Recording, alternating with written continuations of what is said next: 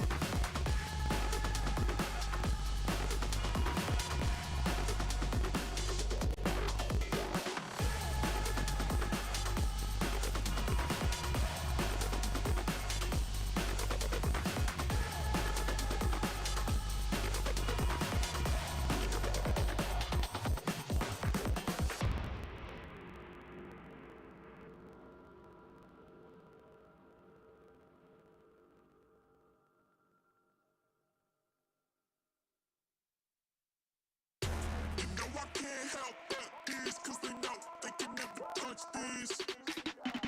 So baby, let me talk my shit, or I might just go another fit. You know I can't help but this, cause they know they can never touch this. So baby, let me talk my shit, or I might just go another fit.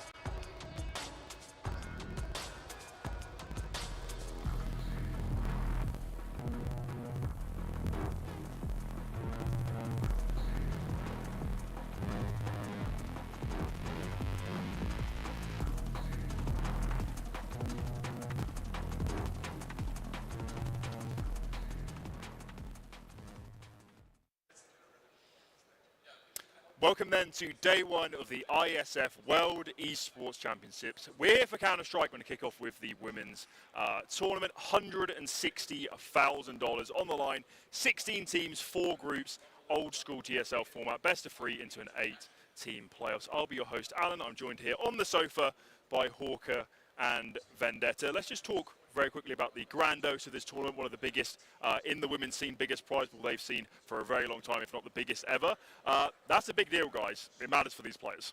It absolutely does. Again, it's a situation where obviously the women's scene is getting more and more exposure, which is a great thing, but we're constantly seeing improvements in that sense, and higher prize pools, better opportunity for a lot of the women's teams to actually, pursue this full time in the same way that we've seen with the open circuit.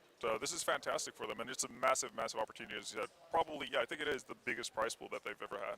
Yeah, and we definitely heard that and saw that with a lot of teams boot camping even for the qualifier. Yeah. So I'm sure they're coming into this very prepared, and I'm excited to see what we get, because I honestly enjoyed a lot of the Counter-Strike I saw in the qualifiers. I thought there was a lot of, I would say it's simple but really effective team play, which I think is normally what you're going to have to do in this sort of scenario, and I think a lot of teams were doing it really well, so I'm excited to see that come through. I think a big talking point over this week with both the tournaments will be the new names. Getting exposure, getting experience playing on LAN in this sort of environment. A lot of these players haven't done that.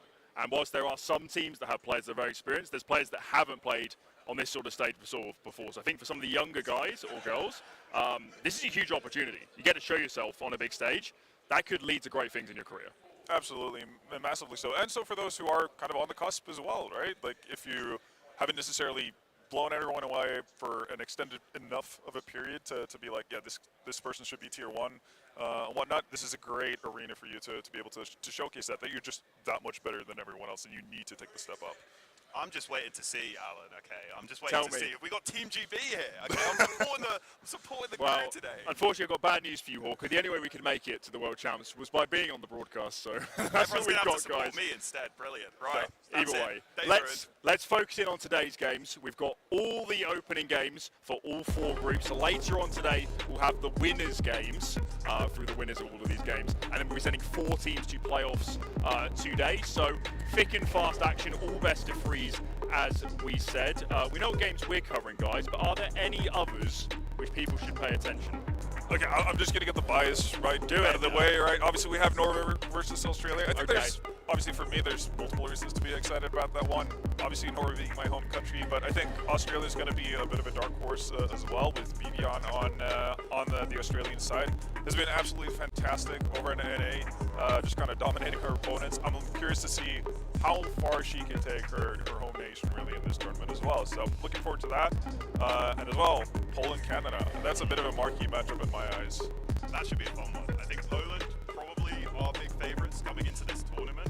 But Canada, I enjoyed watching them in the qualifiers, honestly. I thought that they had a little bit about them. I think Goose called that team really well. So I think they're the sort of team that could maybe cause some upsets as well. I don't think they're one of the favourites, one of the biggest names here, but I'm excited to see what Canada can do. Let's focus in on our games though today. We're going to kick off with the Netherlands versus USA. That's here in Group A. An exciting matchup, plenty of players, especially on the US team that we've seen around the scene. Someone like Emily, who Vendetta, we've seen for a very long time.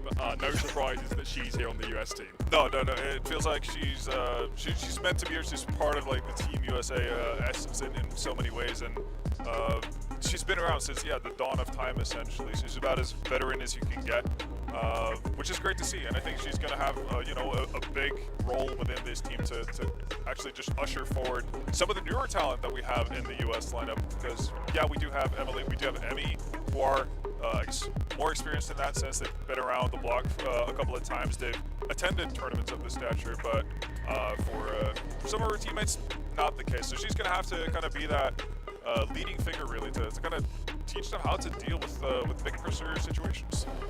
Yeah, absolutely. I also think coming into this, I am definitely looking at Emmy, partly for the experience, but also she can play so aggressive. I just think she's really skilled as a player. And to be honest, this whole USA team, they're a pretty stacked lineup across the board. I expect them to play really aggressive based on what I was seeing. And I actually think that's something Netherlands might struggle to deal with early on. It's a lot of the simple aggression from Team USA, but they were going for a lot of just simple flash plays, keep it simple, flash someone in, and just go for these plays early. And you kind of have to do that in CS2, and I think they've adapted to that really well. So I think they're the sort of team where if they get rolling early, they could absolutely steamroll some teams. And even though, in theory, I think this should be a close match, I actually think Team USA have got a real chance of taking this convincingly. Lay down those early markers, because we see on the top right of the graphic the other 2 teams in this group, Portugal versus Hong Kong. I think for a lot of people, Portugal are in there with the front runners to win this entire tournament. So if we're saying first place might be locked off, getting a win in early, getting into that upper bracket game later on today, for both Netherlands and the USA, this game could be pivotal to their chances of progressing into the playoffs. Oh, absolutely so. And if nothing else, if we do end up having a bit of a rematch potentially for that final spot in the playoffs, and again, getting off to a good start in your tournament, feeling like you have kind of the mental edge on your opponent as well going further, that's going to be huge. So, but again, we're not taking it for given. Obviously, I think Portugal are group favorites, but they could possibly be upset here by both Netherlands and the US, but remains to be seen. Let's show that group graphic so we can see what's going down. As you said, GSL format, for those that don't know, it's standard double elim sort of bracket. Winners will play later today in those winners games, and then the losers will fall down. Losers will be eliminated tomorrow morning, so that's a little bit scary to go out of the tournament after just one day, and then we'll have the decider game a little bit later in a few days. We love this format.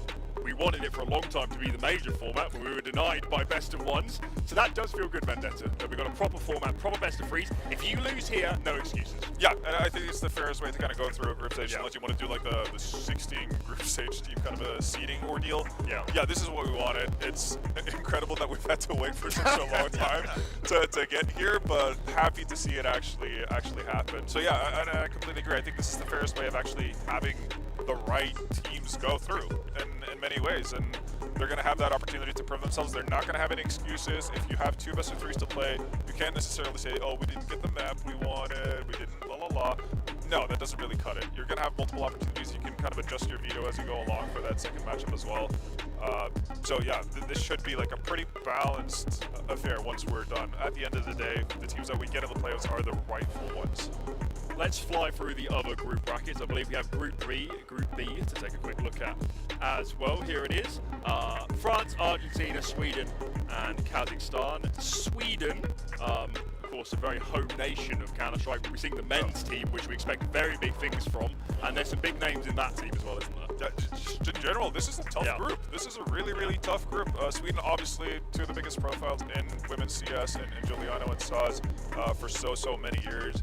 Have a couple of newer names with them, obviously, coming into this tournament, which is going to be fun to see how they get along, etc. But I do think they're not necessarily going to be considered favorites in this group. I think France are fielding a 5 that's probably in contention of being, semifinals or potentially better at this event. And we've seen great things from Argentina just at the previous Iesf as well. Yeah, I think France, for me, pretty clear favorites in this group. Just some of the players they have. Astra is incredible, so I expect her to be doing a lot. She's really good in late rounds as well, so even if they get to late rounds, I think she'll be important for them. But I would agree, I think between Sweden and Argentina, one of those teams is probably going to feel a bit hard done by going out in this group. It's going to happen. It's going to happen. Group C, we have another very stacked group. Poland, Denmark, Iran, and Canada. We're going to see that Poland-Canada game a little bit later today in our second game broadcast is here from the stage. Another group where it feels like one of Poland, Canada, or Denmark is going to get hard done by. One of them will not reach the playoffs. Yeah, and we're saying Canada and Denmark because we have kind of set our eyes on Poland when it comes to the tournament favorite here. Obviously fielding a majority core of Navi javelins. Again, that's a huge benefit. Obviously skilled from position 1 to 5. We're looking at them to basically breeze through the group stages, and it's going to be on Canada and Denmark to kind of duke it out for that second spot. But I couldn't tell you right now who I'm expecting to go through out of those 2. Yeah, that'll be tough. I think Poland, though, there is going to be the pressure on them, right? Especially when you have so much chemistry and you are such a stacked roster. That's the only thing, but I think with this format, there should be no excuses, right? Even if you were to somehow lose against Canada, you've got another best of 3 to come, so no excuses for them. They've got to be doing well there. And our final group, Group D, we have Spain, Norway, Australia, and South Africa. 4 nations that have a pretty tenured history in the space. Of course, some more unknown names on some of these teams, but yet again, we're bound to get some surprises, and I guarantee you, probably from this group, there will be a player that isn't on our radar that by the end of this week will be saying, get her on the top team. She's cracked. Yeah, I think that's fair. I think, obviously, judging from the qualifier results and whatnot that we had in Europe, Spain probably the favorite in this group, I'd say. But again, it's going to be really, really fun to see. Obviously, South Africa, not a team that we get to see or don't get that much exposure to, really, throughout the year. So really excited to see how they get off to their tournament if they have a good start. We've obviously seen some of the teams practicing, warming up, and so on and so forth. So we've seen some interesting prac results, or like potentially good practice results from various teams. I'm excited to see that. Obviously, I'm massively biased when it comes to Norway, expecting them to go all the way, just raising the trophy at the end. But they do have a pretty interesting opponent in the likes of Australia in their first matchup, which I think is going to be really exciting because I think one of the best female players on earth is Australian. Should be exciting. We'll see them. I'm just hopefully trying to figure out who's the closest to Team GP I can support. Okay, I mean, who's the closest? Australia, Commonwealth. Yeah, I'll go Australia. It looks kind of similar, so similar colors and similar vibe. Then we got a rivalry here on the sofa as well. There we go. Boom. Okay. Exactly. We'll get you an Australia jersey, hopefully by later on. Let's focus in, though, on our first match for the day. They're sat behind us over there. Netherlands, USA. Let's talk Netherlands. Hawker, any players we need to look at on this lineup? It's tough because they are the reigning champions of the previous tournament here, but they've lost some big names. They've lost Naomi and Kiara, the sisters, the dynamic duo, who were some of their most important players. They've lost Manashin, who was their highest rated player last time. So it's kind of tough now. I think they've taken some big hits. I think if you're looking at anyone, it's probably Missy, who is also, I believe, probably going to be AWPing on this team, but they are one of the teams. Okay, we have a list of all the rosters, and they listed their roles. They're one of the teams that didn't list an AWPer, which already strikes me as scary. So they're Liquid 2019 is what you're saying? Maybe, yeah, maybe. Might be.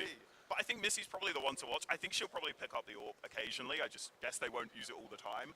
But in general, yeah, they have taken some big hits, and I think that's a shame for Netherlands, because if they were at their full strength, I think they'd be a real contender. But I'm not sure. With some of these new names coming in, honestly, I don't know much about them, and that scares me. Yeah, no, it is a bit of a worrying because, as you mentioned, right, reigning champions, you look to them to defend their title, but it's not the same lineup. They've probably lost 3 of their strongest players coming into this, so a lot of it is going to be on Missy and Gina. Gina, obviously, the most experienced out of the entire bunch, but it's a lot to do. Again, you're going to have 3 rather inexperienced players taking the stage, high pressure situations that they might not be used to. It's going to be tough, really, and I think they're going up against a pretty well-versed USA team. Let's bring up that Netherlands roster so everyone at home can see exactly who we're talking about. We touched on there a lot of changes, Vendetta. Aside from just the individuals, you've got to think about it from a team aspect. How are you playing? What are the roles? How are we running our site executes? It's a lot to get on top of, and you can imagine not the most practice, so they need to make the most of the time they have to get on the same page. Yeah, and I think this is where basically what Hawka was onto, talking about the qualifier results and everything, that we've seen a lot of simplistic Counter-Strike in that sense, but I think you kind of have to go with that. You need to make it not as complicated to the point where it's impossible to actually follow through on. And for Netherlands, I think that kind of has to be their mantra. They have to keep it simple. Oftentimes, if you do simple things in a good way, that's really, really effective. Yeah. Again, as long as you kind of follow through and dot your I's and cross your T's, you're going to get pretty far with it. So that kind of has to be the winning condition for the Netherlands in this situation. Yeah, absolutely. And I think, as you said, Gina, I'm pretty sure should be calling here. She listed herself as IGL, so I hope so.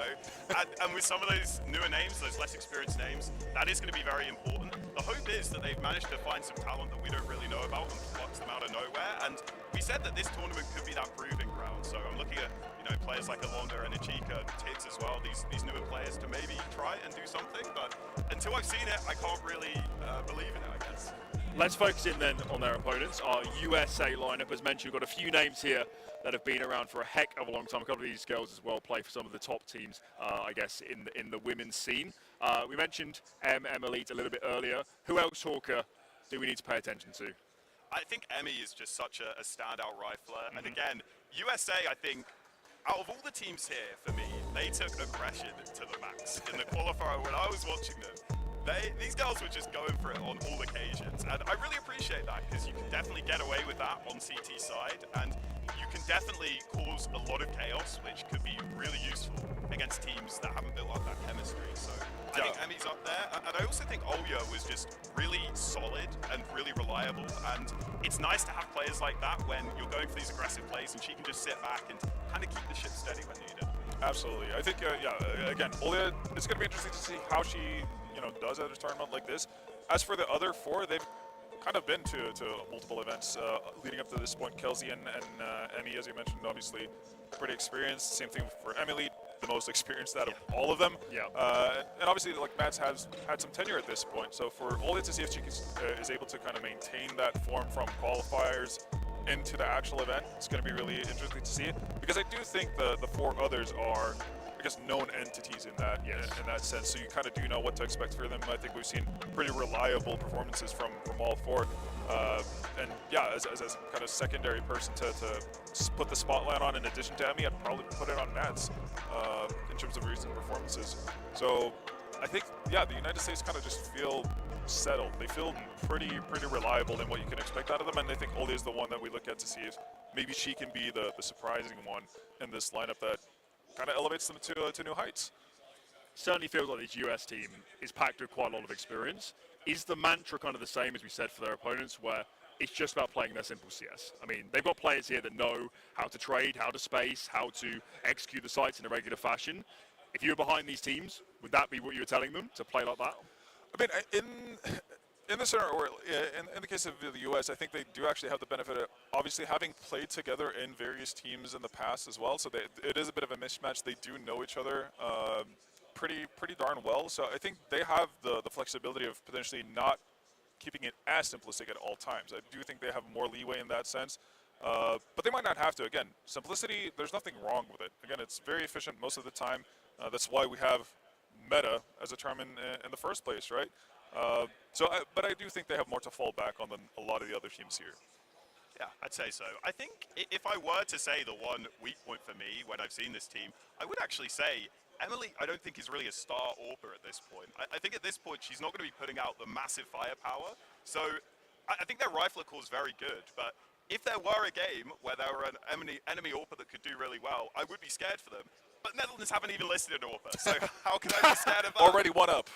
Let's bring up the veto and see where we're going to be ending up for this series. We're going to have our first map picked by the USA, Anubis. Second map will be Inferno, Vendette's favourite for the Netherlands, and Decider is Dust 2. So the second and the third map, huggy maps they'll be very experienced on playing, even as not a traditional 5. But Anubis, man, Anubis CT side, when you haven't had a lot of practice together, rough. That is a frying pan. Good luck, girls.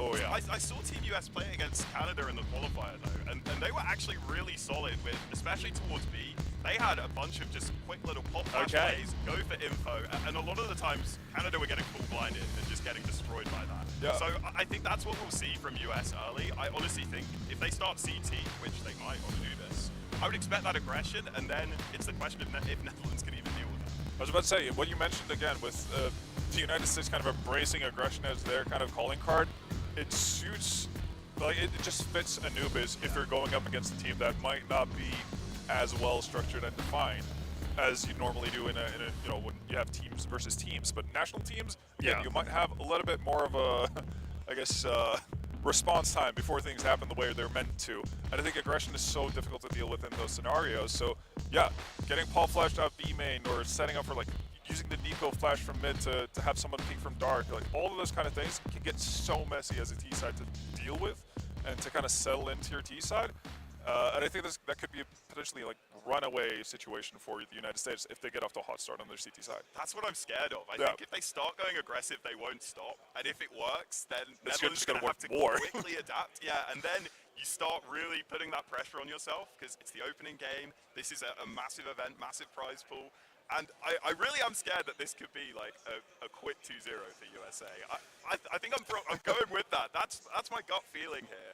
I'm scared. I want a close game, Alan, but I don't know. Has seeing the veto made you lean more in that direction? I mean, I the so. Anubis feels like, first of all, the confidence to pick that in a series like this is pretty massive. But yeah, I mean, it looks good for the USA. We're saying good things about them. It sounds like game is ready to go. Brandon, Lucy, let's get the tournament underway. Over to you. Thank you so much, Alan. Thank you, everyone on the desk. I've got some new friends over there. We've got a bit of hype for Bibian, a bit of hype for Australia. Welcome, Hawker, to the gang. Friendship over with Brandon. Hawker is my new best friend. Very sorry. This is a very exciting game we've got coming up. The desk have hyped it up well. I think the veto, the Anubis pick makes sense. We expected it really well rehearsed during the qualifiers from Team USA. I think aggression, as Hawker was highlighting, is going to be the name of the game. Yeah, absolutely. Especially when you've got Team Netherlands that have got 3 players that are new, 3 players that really don't have that LAN experience as well. You take a look at Team USA and you think you've got Madge, you've got Kelsey, you've got Emmy, you've got these players that have all played together at some point under different American organizations. Like, it wasn't too long ago before Kelsey and Maz were playing on FlyQuest Red together. You've got Olya and Emily that have got that Team Blue Otters Karma synergy now. And so aggression really will shape how this first match looks. Anubis is a really strong map for Blue Otters Karma.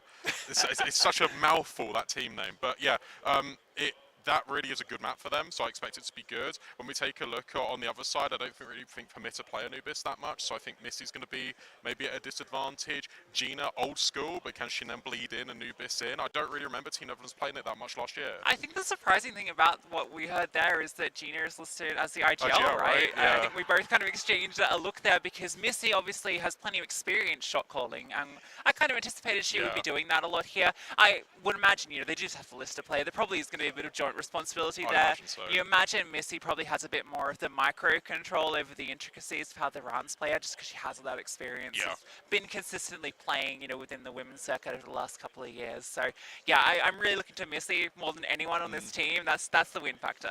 Yeah, I think in terms of new names for Team Netherlands, I've watched Ilonda and I've watched Tiggs play a little bit, and I do think they've got a lot to offer. It's just whether they can sort of rise to the occasion here. That's what I'm looking for, especially when you arrive in Riyadh. It's your first ever game. And obviously you got to have that reputation of defending the title because Team Netherlands did win it last year. And the first game is, go on the stage, enjoy. Like, you don't really even have the creature comforts of being able to play in the back corner. You guys can't see it on camera, but just over from us is the other area where all the other teams are playing, and you had a chance to practice on your PCs. It's not the case there because you got the stage literally just to the left, and immediately they're there. Yeah, exactly. So it's a lot of pressure on these teams to kick things off, but an exciting matchup nonetheless. Team USA versus Team Netherlands, our first game here of the Iesf World Esports Championships. It's Anubis and USA on the CT side. So Netherlands have opted to start T.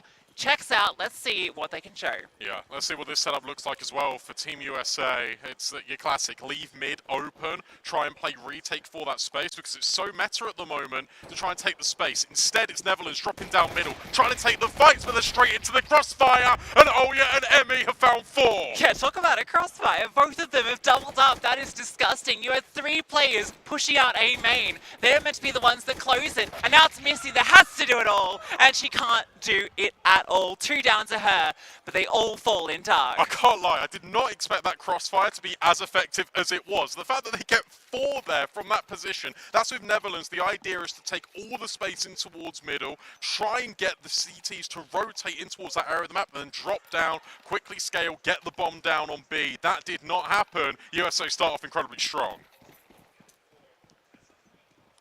It's crazy because that push out from A-Main was meant to be kind of the trump card. Yeah, the for that fail-safe, round, right? right? That was the fail-safe, yeah, exactly. But barely even needed. Great start for Olya, obviously, you know, one of her first big events, you know, international LAN. Has been playing within the USA circuit of ESL Impact for some time now in various rosters, and has been a very solid player there, but we've yet to see her really get the opportunity to play much when it comes to the big stage. Yeah, it'll be an interesting experience just for these players. Obviously, winning rounds early helps an awful lot. And that nade is going to help things as well. Full eco, bomb plant, primary objective here. Flashbang pretty decent, but the MP9s up close should deal with them. Between Olya and Mads, it's another crossfire. It's another success story. Actually, you know, I do recall now, Olya, it's just part of that Saints roster that played at Katowice a year and a half ago. So, well, actually, almost 2 years now. It's quite a minute ago. So it's been a moment, though, since she's been on the stage. Been a minute. It is definitely a huge advantage that the entire Team USA roster has over Team Netherlands. So they're definitely going to come in with a lot of confidence. I think that the real true test for this team, and I think maybe actually, you know what, I'll hold that for now because we're very early on, and I want to see what Team Netherlands has to say. Well, I just feel that, you know, there were some signs during the qualifiers of ways this team could be punished, right? I think they were able to get away with a lot during the qualifiers that they won't be able to get away with here. And the question is, how are they able to adapt when they actually go up against some of these more structured squads? Yeah, and I also think, like, Rest, I think the coach for Netherlands will be a big influence for them in-game. And you've got to bear in mind that Team USA, they don't have a coach behind them. So that'll be interesting to sort of have a look. If you're the coach, watch how this is developing. If it's too over-aggressive, you just take 30 seconds. Hey, guys, let's just slow down a little bit. Let's see if we can retake the space afterwards. Because if Team Netherlands keep running Route 1 into these bomb sites, that's where USA are going to thrive. It's all about Team Netherlands trying to work out this utility and feign this aggression. First gun round, we get the pause coming into it as well. So we'll see what Team Netherlands have out the gate. Just the standing utility to take the control. Molotov into doors. No smoke on red though. But a double nade. Where was Gina? Where is she on the map that she just ate both of those? Just literally outside. I think there was one in towards middle. She has been destroyed. And what's interesting here is that Netherlands actually conceded the space in towards middle for now. USA have completely given it up again. This is now starting to become part of their default. They want extremity plays. They're looking at A main. They're looking at B main. Look, Kelsey's just been flashed out. Yeah, Emmy sort of just a little jiggle peek into Dark as well. So they've got a very good read on this setup, and they won't push A main anymore now. They've got that control out B. They've seen mid is definitely a space that the T's have taken, and I think an A split is very obvious at this point. But can they hold? That's the key thing, that there's no flashbangs. You've got anti-flash. The MP9 is good enough for Maz. You still got Emily holding a well-timed incendiary. That splits off Ilonda from the rest of the pack. We're scaling in towards the site. Emily's now under pressure, but you know A-main is still there. Well, Emily does hold for that swing. Ilonda tries to clear out, but they can't even get the bomb down. 3 players on the site, not anticipating that third. I think that all comes down to the information. USA knew what the play was going to be, and they had players ready for it. That's also scrappy, though, from Team Netherlands to a certain extent, because you expect the mid players to take the contact first and then lead into A main. Instead, it's the other way around, and you get info, okay, well, 2 are here, but then the scaling wasn't good enough. As soon as you see that molly put down by Emily, that's what splits up that offense, and that means that the A main players can then get into a position. There wasn't even any flashes to get on the site. Yeah, it was very much a contact play, but they'd already let them know that they were contacting, and at that point, you don't really need to contact me, so choose your chill to. They already know what's coming. And this one, they know what's coming too. It's a bit fast into the A bomb site. They managed to get that opening kill. All your holds for 2, but the Tech-9s remove her. Look at the flank as well. Yeah, Missy was holding for Emmy, so suddenly we're in this 3 versus 2. Rifles can be picked up, and there is kits available on the site, but if you can't get on the site in the first place, it's not going to matter. And MP9 at Kelsey remains, and she knows exactly where 2 of these players are, but can't get by Ilonda. Team Netherlands win the half by. Yeah, a little bit of pace in towards A, and it worked out quite well. That's one of my favourite strats to run in Pugs. You have that player holding stairs, who throws the smoke and the utility to support getting into the site. And I gotta say, this is the sort of stuff that I kind of hinted at 2 rounds ago. Some of the sloppiness that might come through. Why doesn't Emmy clear stairs there? But why is Emily rotating away? She came back into CT really late. It's one of those things as well. I don't know what the information was like on B, but she's only made that rotation because of the communication. Something's going on at B when there isn't. It was all A. Gotta say, love Mad's headband. Just want to throw that out now. Very cool. And she's the one wielding the ult for the spawn. Doesn't get a chance to use it. Missy has taken down 2 with the recovered MP9. The AWP doesn't get much done, but Ilonda's there to trade, and Team Netherlands are into the bomb site. Okay, maybe that's the answer. You want to be aggressive, USA? We can do it as well. And that is Mads getting caught off guard, the rifle not being there immediately to trade, and suddenly Missy does everything. 2 kills on that MP9. It's enough to breach the bomb site, to take the attention away, and then the B main split can come in. Yeah, slightly messy setup in Dark, right? Because you've got Mads holding a very fine line, so she has no information on the other players. The rifler needs to be wide. The rifler should be wide, right? Exactly. That's the normal setup we see. The AWP holds the fine line onto stairs. The rifle is on the right-hand side so that you can cover that close angle. This save's so important, by the way. We've only really touched on it now in the last 10 seconds. I'm loving the percentage on the bomb timer as well. That is good. You've got to save these weapons. It's so important you hold on to them because it's been, what, 2 rounds and suddenly your economy is battered and bruised. CT side, we know how fragile it is. Netherlands take a timeout. They want to reevaluate things. Look, coach has to get on the headset mic. Missy's now waiting and watching.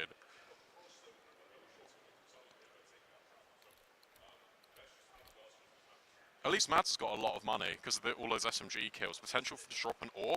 However, to be honest with you, I know Hawker was saying, look, Team Netherlands, they don't really have an AWP listed. It looks like Gina's wielding it for now. But if I'm Team USA, I wouldn't be AWPing. I would just be rifling because that's their playstyle. Okay, yeah, I was about to say, like... Missy makes more sense. Gina's calling, Missy's AWPing. Okay, that's fine. But when Gina's doing that, I'm like, okay, maybe they've missed up the roles. But no, this makes sense. And Emily AWPing. Okay, yeah, I think sense. Mads just took the spawn for it. Yeah. That's all that was. She definitely got Mads on the rifle. We know what she can do, and I think she's the player. I know that the desk hyped up Emmy a lot, but I think purely on the experience. But I think in recent form and experience on the stage, Mads has got to be that player. Got a lot of stock in Mads. she'll be the catalyst. She'll be the one, obviously, getting loud. If you ever hear a scream, it's probably from Mads as well. Gina looking to try and work an opening at B main, but everyone's playing very tucked. Kelsey, normally a very dependable anchor, just moves away, but is now back on the angle, and Emily will get the opening kill. Yeah, unlucky timing for Gina there, but the space has been taken in middle. Emily will start to move back. A smoke will block off vision, so now they can start to split through onto the site. Juggling the utility is Mad, swings from the stairway and takes down both. That's the bomb delivered as well. Plus, Oldia has dealt with Tiggs. This one has fallen apart from Netherlands. The slower defaults, not quite able to break past USA's defenses. You've hit the nail on the head. It's the slow defaults, but it's also like you're anticipating the utility to come in, but then you're respecting the utility. As soon as you've got mid there, you put the smoke on Temple, you go. You don't care what's in front of you. And Mads had time to put down a smoke, put down a flash as well. And they were ahead of the flashbang. It wouldn't have affected them. Might have affected the third player, but the first two should be going in there and trading. Yeah, I think that's definitely where we're going to see Team Netherlands struggle, just because of all what the devs put together. I mean, this isn't the same Team Netherlands that we've seen in the past. No. At the last event that was Champions, and that was even in the qualifiers, right? It's some last-minute changes, and that's a lot to have to adapt to, no matter the individual skill. Getting that team synergy, and particularly when it comes to things like those timings and following those calls immediately, that's tough to do when you've not been playing in that team environment together. What worked for Team Netherlands before, it was these B splits. They're thinking about setting another one up. You've got USA with the block smoke over at stairs. That does scare them off. It's going to slow things down a little bit. It's looking to get mid control first and then B second. Yeah, I think getting mid control just makes sense to do this almost every round now, just because they've been getting it so consistently. And if you've got that control, it is going to put that worry in the heads of Team USA, and Missy was ready for that peak. Emily showed that she was happy to take those dry peaks out B main. The AWP holds for it, and Gina swings. There is a trade back from Emmy. In fact, she's doubled up from Dark. It will be Missy that eventually trades. Brought down low. It is the advantage for the moment. A player pushing up Dark. Missy is here with the AWP, but I think she might have got past. Olya, is she ready for the AWP holding this line? She's so low though. What one bullet, that would do. The thing is, you've got to have contact in from CT first. Missy is going searching back turn. Now's your chance for the Dark player to come in. The issue is no util. Olya will arrive. Player in from jail spotted. But where's that final one? It's been dealt with by Mads, and between the two of them, it's Team USA with another successful retake. That's so well played from Olya. Massive praise to the way that she played that. She didn't just rush in, right? They've got the player disadvantage. She waits for a teammate to get closer in CT to start clearing some of those closer angles, and then that worry when Missy doesn't see anything in Dark, it gives her that timing. Yeah, but at the same time, you've got a player that's in jail that I suppose can watch for Dark, but if you've got Missy in there, she just needs to hold it. You've got the player at jail that can hold for B main, even got the player at Temple that could hold for that peak. It just feels bizarre that she's turned around there in that instance. It feels like the Alpha plant was set up for success, and then they broke all of these positions and allowed Team USA the way in. I worry that Missy's going to feel that she needs to take on a lot of responsibility and do everything herself. I think it's something we do see with some of these teams that have like that one bit of star power, but then, you know, there is some inexperienced players, and I do feel that she is going to have that a little bit. 12 and 2. Oh yeah, Gary says. Yeah, I worry about that as well, actually, because I think that will come from Gina and Missy quite a lot. Trying for the fast play again. That's a team kill, but it's okay because they have been able to trade out. A bomb site, Emily now under pressure, will hit the shot, needs to live, needs to buy time for the rotates. Yeah, been able to get in, the utility is good. Resmoke's landing, so the bomb can be planted. It's a late hold outside from Missy, so it's going to be these two players inside that need to do the bulk of the work. Smoke's littering the backside, spam goes through, and Alonda's feeling the pressure. Manages to disengage just about, low HP. Missy will come into support now. The CTs have to wait for these smokes to dissipate. Flash over the top, Emily will set up her teammates. All three Ts are stuck in main right now. I don't think there's enough smoke though, so it might not be a problem. The bomb is a little bit shallow. And I think with the line they've got, this is really hard to stop the defuse, but a whiff shot will allow it. Emily can't take down Missy, and Missy removes Kelsey, which is going to prevent that bomb being defused, and Netherlands take their third. Yeah, that's so brutal. That's so brutal, because if you're the USA, you funneled all of Netherlands into A main. If they had another smoke, that would have been the round win. Most definitely. Instead, it is Emily. It comes down to that important moment, and she fluffs her lines. That's unfortunate for Team USA. But for Team Netherlands, that's necessary. And that was even with a team kill in the mix as well. Yeah, that was great trade spacing actually coming through, bursting that smoke. That was looking a lot better from Team Netherlands. Sure, there's a team kill, but I think she was really low anyway. She'd been dinked by the M4, so fairly forgivable in that case.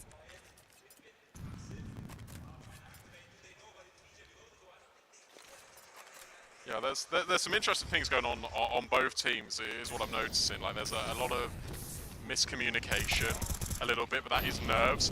Great molly to push Mads forward, straight into the spam. That's another player advantage here for Team Netherlands. The USA are going searching, they're pushing forward in towards B main, but that's also being held by Alonda. Yeah, I think Alonda's one definitely to be keeping an eye on here when it comes to this team. Obviously, haven't seen her kind of playing at the top level, but I've definitely seen her playing some pretty good games. And Missy gets the follow-up kill onto the side. Surely you have to start disengaging. Emily will get one exit frag, but she's already running away. It's going to be a one-round game momentarily. I think what's interesting is Team Netherlands, when they go together, when they've got good trade space, and just as the desk was saying, it looks perfect. And Team USA, it feels like they're really keen, because they've got the confidence of these early rounds, just to keep fighting. It feels like Team USA never really know when to disengage effectively. The only one doing that properly, in my opinion, has been Emily. That B bomb site is vulnerable. Kelsey's having a little bit of a strugglesome start. Holding on to these rifles would be brilliant here for Team USA. Oh yeah, we'll find Alonda. At the same time, you can't really overextend and fight this too much if you're Netherlands, because your money hasn't really been building up just yet. No, definitely not. So both teams survive with 2. And for Team USA, they've now got a decision to make. You've saved this AWP in the M4. I don't think the lost bonus is there to support a buy here. So most likely we'll try and see this AWP set up. You've got a smoke you can maybe throw to, say, stairs. Potentially set up the rifle with the pistols leading, a flashbang play, something to that sort of ilk. We'll see what they opt to do. It'll be Emily and Olya that will deliver anything for Team USA in this round. I'm surprised as well that Emmy's not been the player that's being aggressive, especially on these B main hunts. It's always been That's a lot Kelsey. of info, those nades. True. Where are the riflers? So the AWP's were rotating in from Temple. At least you've got this dark push, which means that the rifle could come in through A main quite quickly. Thing is, you managed to walk through mid for free here for Team Netherlands, so you know that space has been taken outside of A main. It does feel a little suffocating, but the problem is it's 4 players coming from one choke point, and then the AWP can't really get involved. The AWP's a really late game component here. And she's got the smoke, and there's only one flash. There's that flash going forward. Chica at the back of the site, teaming in with Missy. As expected, there's that clean up, and MLH is going to go and save. Yeah. Simple stuff from Team Netherlands. First time we've seen them kind of group up as a unit and move like that outside of the half-buy round, and they pick a good opportunity to do it. They don't spread out and are in a default and get called off by any of these aggressive plays that come out. I think they were anticipating maybe definitely a mid start there with that nade stack, but when you don't see any contact mid, you just walk straight into A, and they do exactly that. And that's good as well. Like, even in one of these low buy rounds, the fact that they don't hesitate, they don't mess about in towards middle. They get the space, they don't see anything, it's a smoke, it's just a clean push. That we need more of that in mid rounds for Netherlands. Because don't get me wrong, 5-5, you feel like it's a good scoreline, but this is Anubis. That's what we've got to comment on as well. CT side Anubis, Team USA already have 5 rounds. We'll talk about them as being the team that is the most aggressive, potentially here at the whole tournament. They're going to have a field day. I think for Team Netherlands, genuinely, they need the last 2 rounds. It seems to be 7-5 in their favour. Yeah, very curious to see what the CT setup looks like from Team Netherlands. Yeah, I'm a little bit worried about it. You imagine they've definitely done their homework on the way that the USA approaches this, particularly with the coach support, so I wouldn't be surprised if they do show up a little bit. That's a little messy. The smoke lands in Alonda's face, and she can't quite convert, and this flash play is brilliant. We traded after one. Now re-smoke lands, so they can't aggress further. See, they really want to. Look how much damage has been done to Kelsey. You see the scale on her, you can see the splits coming. Missy will get that kill. Now it's on to Emily, backside behind Obelisk. She gets dinked. It's very low with the AWP, but it doesn't matter. Still hits the shot. And they know Missy was last in dark. A drop out from middle. Missy looks to isolate this frag, and she will run down Mads. Look at the HP of these CTs. This is definitely doable. Trying to fake out that she's running away. Needs to try and get the bomb as well. That's in the middle of B site. That's the difficult thing. But you're right. Low HP. If she's able to isolate any of these kills, she should be in with a chance here. 35 seconds left. Time's ticking. Emily's just holding the angle. This is going to be so difficult for Missy to get past. And then you've got that support from Olya tucked in. That's the failsafe. Can Emily hold? Missy jiggles her out, forces that shot out, but there comes the swing. Missy adjusts. Just needs that last shot. Low HP on both. The pistol swapped out, and it's Emily to close. A phenomenal hold on B. Yeah, I tell you what, really good rotation by Olya. And sure, she didn't get the final kill there, but she bails out Team USA. Because the flashbang initially to push B main was shallow. That's why Kelsey and Emmy wanted to go at the same time, but only Emmy could push. If both of them could go, suddenly that is the entire round wiped out, and you don't even have that conversation piece. Nice try from Missy, but Emily, under all of the pressure, will survive. And that's with her getting that kill from behind Obelisk, right? When she got dinked initially as they entered, she re-swings, kills the player on jail, and that's probably the round-winning kill, to be honest. Let alone the final frag. The 1v1 with the pistol. Cheeks gets the opener onto Emmy as well. Now they just look to split again. They know that B has been weak, but Kelsey this time able to deliver with one and almost a follow-up. And Emily has been incredibly consistent with this AWP. The equalizing frag comes through. Bomb yet to be planted, but they have cleared pretty well. Flashbang play. Missy spray from Messi. Mads will get the double to end it, and so USA will end with 2. Olya was not aiming at the player that she killed. Yeah, that was all over the place. 17-6 is ridiculous from Olya, announcing herself here for Team USA. This was a really good recovery in the middle portion of the first half by Team Netherlands. You feel like as soon as they figured out to go a little bit more together, have a little bit more jointed, then it was going to be a lot more successful. However, Team USA, it was these site holds that strengthened towards the very end. I don't know if the mics picked that up, but we had a couple of the Canadians walk past and give their cheers for their, I guess, regional friends, even if they are foes when it comes to local competition. 7 on the CT feels great for Team USA. Netherlands know that they could have had 2 of those at the end. Still a chance they can take this pistol. A wrap through from Kelsey and Mads, so this is that aggression, and they are not slowing down. They're coming through CT spawn. Okay, Back this into A. This is actually really nice, because typically, if you don't see anything in camera, you're going to expect them to go tempo. Which is why the B players who had already pushed through Dark and B main froze. Because they're thinking, wait, they've gone through mid, they're going to come back B. No, they're not at all. Gina does find Olya, but it's 3 versus 2. Gina's found another one, and another one. How is this happening? Mads has suddenly put this into a 1 versus 1. Gina with the fake defuse. But it's Mads to swing. Knows, confirms that she's not on it. Gina pushing time. Starting to become an issue, but Mads hits the headshot. That gets really out of hand. Another really close round from Team Netherlands. Gina, in a massive moment, almost pulls that back. What's that, a 2-on-4 at that stage? What? We're just looking at the feed. It's like, oh, Gina's killed one. Okay. It's Gina, and then Gina. suddenly...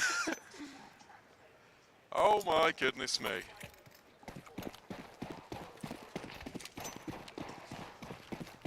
That's both pistols now. They're going for Team USA.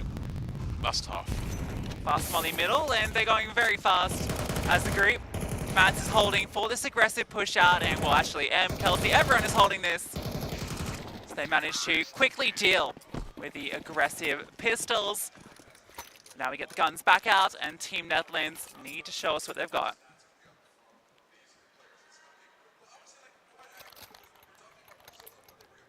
Let's give this a look, because look, it's still going to be the bonus for Team USA. Netherlands taking a timeout because they know how much this means, because it isn't just rifles, it's rifles with utility. What's interesting is, look, sure, it's just been a pistol round, it's just been an eco, but they have been looking to get aggressive, especially over towards B main. So I wonder what the go is for Team Netherlands. Do you want to take that risk, even though potentially this could be one of your last gun rounds in this map? Do you want to take that risk? Do you want to try and fight for map control very aggressively? The round distribution at the top is flipped. If you're wondering at home, I think the first half is the wrong way around. Yeah, you are right. Just if you were wondering. There's both pistols that went Team USA's way. The gun rounds were fairly even. If this is what Team USA are going to bring in sort of every series, I'm actually quite excited. Okay. Because I was a little bit concerned, I'm going to be honest. I didn't, after Yash, I had kind of like mixed opinions about where I kind of lay my hat with Team USA. But if this is going to be aggression and just overwhelmed with good trades, then I'm excited. The thing with this is they're just taking a main control. This was never going to be the commitment because the bomb's in towards middle. So they're just trying to push and pull these rotates, but look at Missy. Yeah, look at this timing she's caught. No one was holding... Oh. Unlucky. Well. Yeah, you can't pull a fast one on Olya. She's been phenomenal. Olya and Mads, you know, expected that from Mads, but it's good to see Olya alongside her. What? And Emmy just Emmy. walks through. Alunda's gone. Gina is here close by, but a molly landing in her face, so she can't really get involved. Save, please. Tiggs has been dinked. Please save. Time to disengage. Oh, no. The reason why I'm screaming save so much is because it's a 3 versus 5. You've literally just invested into this. You had a little bit of utility in your pockets. You gotta give yourself something, a little bit more of a buffer moving forward. This is double digits now for Team USA, and I know it's their map pick, but they've been looking very strong on it. From individuals that, to be honest, I didn't expect to shine this brightly this early. Olya in particular, and it's good to see Emmy is finally starting to arrive. On T's side, we should expect more out of Emmy. Yeah, absolutely. That's where she does her best work, for sure. But I think Olya, just because she's, you know, taking on those anchor roles on the A side, I guess that's where Team Netherlands went, you know, quite a lot the first stages, and she was able to shine, but that's really good signs from her. Oh, this is now really awkward, isn't it? You feel like you have to force. You got to keep forcing until the Yeah. game's over, it feels like. This many rounds of deficit.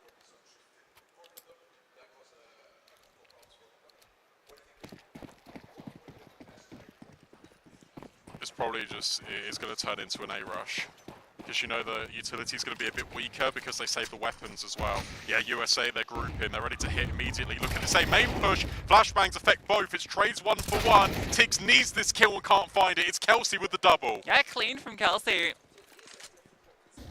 Slides out, finds the double header. Now she's just looking to take the bomb site. Bomb on her back as well. She go with the MP9, could potentially slide out, but no, she disengages, waits for a teammate, and there is this lurk in middle as well. You can see Mads is tucked in, ready to catch off these rotations. Gina's aware of it, but can't quite clear her. That dig very misleading. Alunda will get the trade back, and they do have a kit, so it's certainly doable. Yeah, it is doable, but there is utility this time for Team USA, and they're not peeking. They know the pressure is on the Netherlands to get into this site. MP9 fired off. That's not a worry at all, and it's just one player jiggling in from Pillar. You're going to get by Kelsey, who's on site, and once that's achieved, you've also got to get by a main. Suddenly, this is turned on its head again, but it is Olya. There is a kit, the spam, good enough, and 1 HP remains on Ilonda. She can't do it. Olya again for Team USA. Kelsey with the opener, Olya with the close. She hits 20 kills, almost a 3.0 KD. This is what you were saying though, these issues that are arriving for Team USA, and sure, it's not being punished by Team Netherlands, but some other teams in the tournament can definitely punish these mistakes that are being made. Yeah, how does an MP9 and an M4 manage to pull off that retake down to the 2-on-1 in that stage, right? It's because you've got half the players peeking, half the players tucked, and you haven't got a clear identity of what you want to do in that afterplant. Sure, it works, but that is troubling. And he tries to go quickly. Will go down. There is an immediate trade from Olya, and now Missy needs to stand tall. She loses Gina by her side, so it's only Missy on the side. Allows one to scale, and she goes undetected, but it's messy. Can't quite connect. Olya looking for the trade with the pillar providing protection. Ichika will swing through, but both of them fall. That's tough. Tiggs has arrived in Temple, but at this stage, this looks like a 12th for Team USA.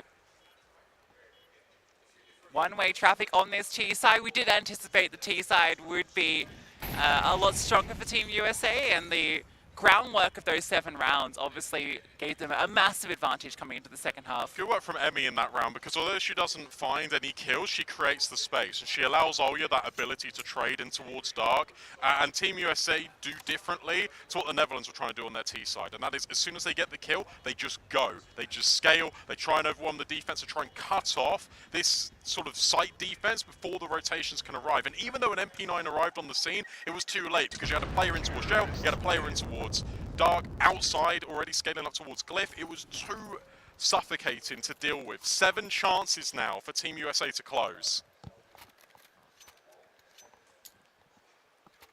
And this is probably the best chance they're going to have, because look at this buy. Couple of Famises, 1 M4. This is rough. This is really rough for Team Netherlands. And Emmy's got a P90. Yeah, so this is... We don't love it. We don't love it. No. I'm gonna be real, but it is Emmy. She is that type of character. Expect Kriegs, expect P90s, and expect it to not work, because it's just not what you should be doing. But Emmy's gonna do it anyway. She will. She'll do it every game.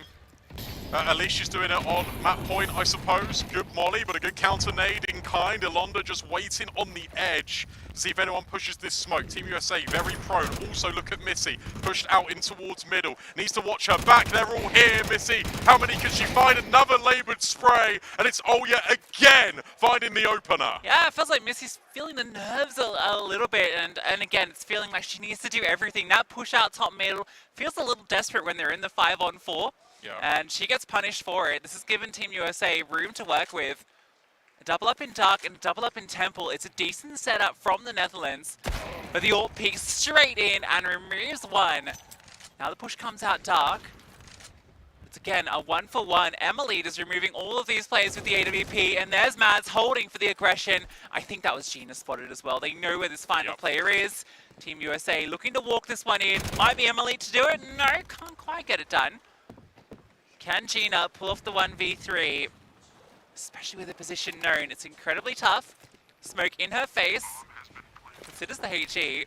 Actually, play her own smoke for a bit of space to work with. The flash behind, trying to scale out around the side. Third lurks Kelsey, and it's Team USA that take map 1. Yeah, well played by Team USA, because they looked really good all throughout map 1. It was a little bit shaky, touch and go on that CT side of Anubis, but that's to be expected, especially on that map. You get to T side, it is one-way traffic.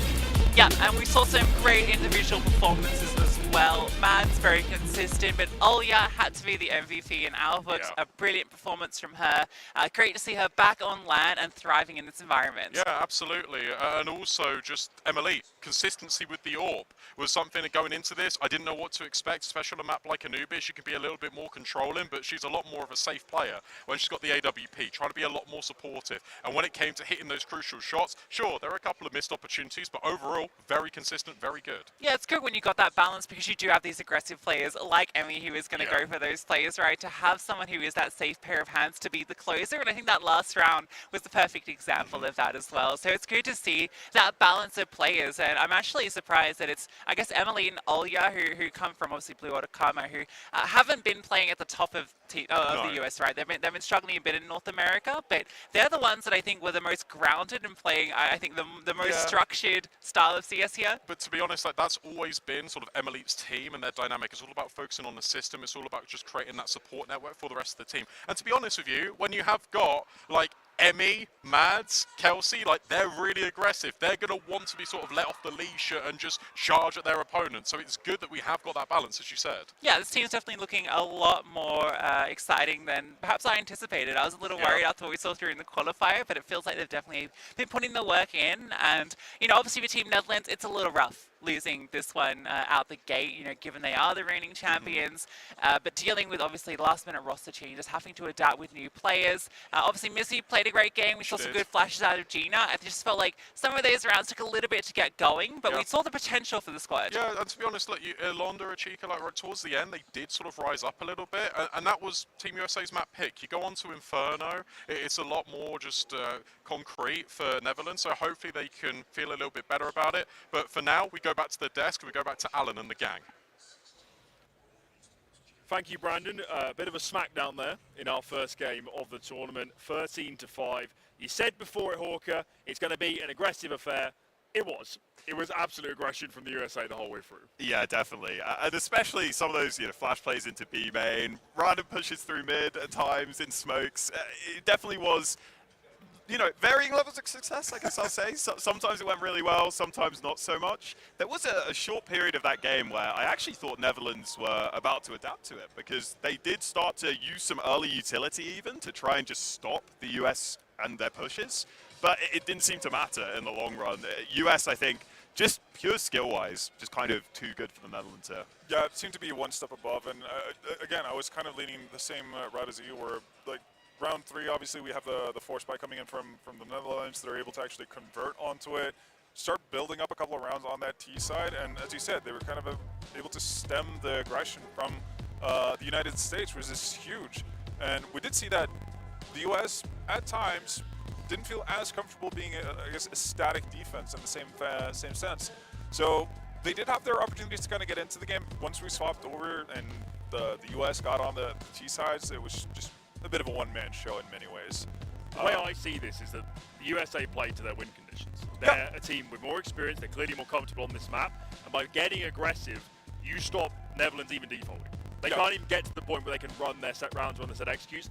You have to imagine the depth of the rounds they could go through. I mean, they can't have spoken through how to play a 3-on-3 or 4-on-4 nearly as much as a USA. So I like the aggression. It might have cost them a few rounds in that first half, but they played to win, and you can't deny it. They smashed their opponents. Yeah, no, they really did. And again, like, one of the bigger question marks for me going into the match was Olya. I think Lucy and Brandon kind of touched on it as well. She hasn't played at the very top tier in NA either. Yeah.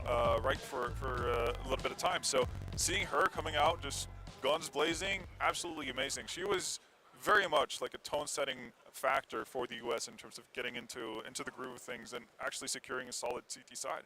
Yeah, I was really impressed with her in the qualifier for that reason. She's just really stable on that A site, and I think, especially on this team, it's a really important thing to have. As the casters were pointing out, it's really nice to have that little bit of stability behind, because yeah, she was locking it down in some of those rounds, and maybe when the game felt like there was a chance it could turn, I think she came up with some important moments. And then you see some of the other players like Mads in that pistol in the second half, just swinging randomly, just you almost don't expect it, but it's going to catch some teams off guard, that's for sure. And I also just love how American Mads is with the bandana and everything going on. Like, I respect it. Okay, we got the Nations tournament.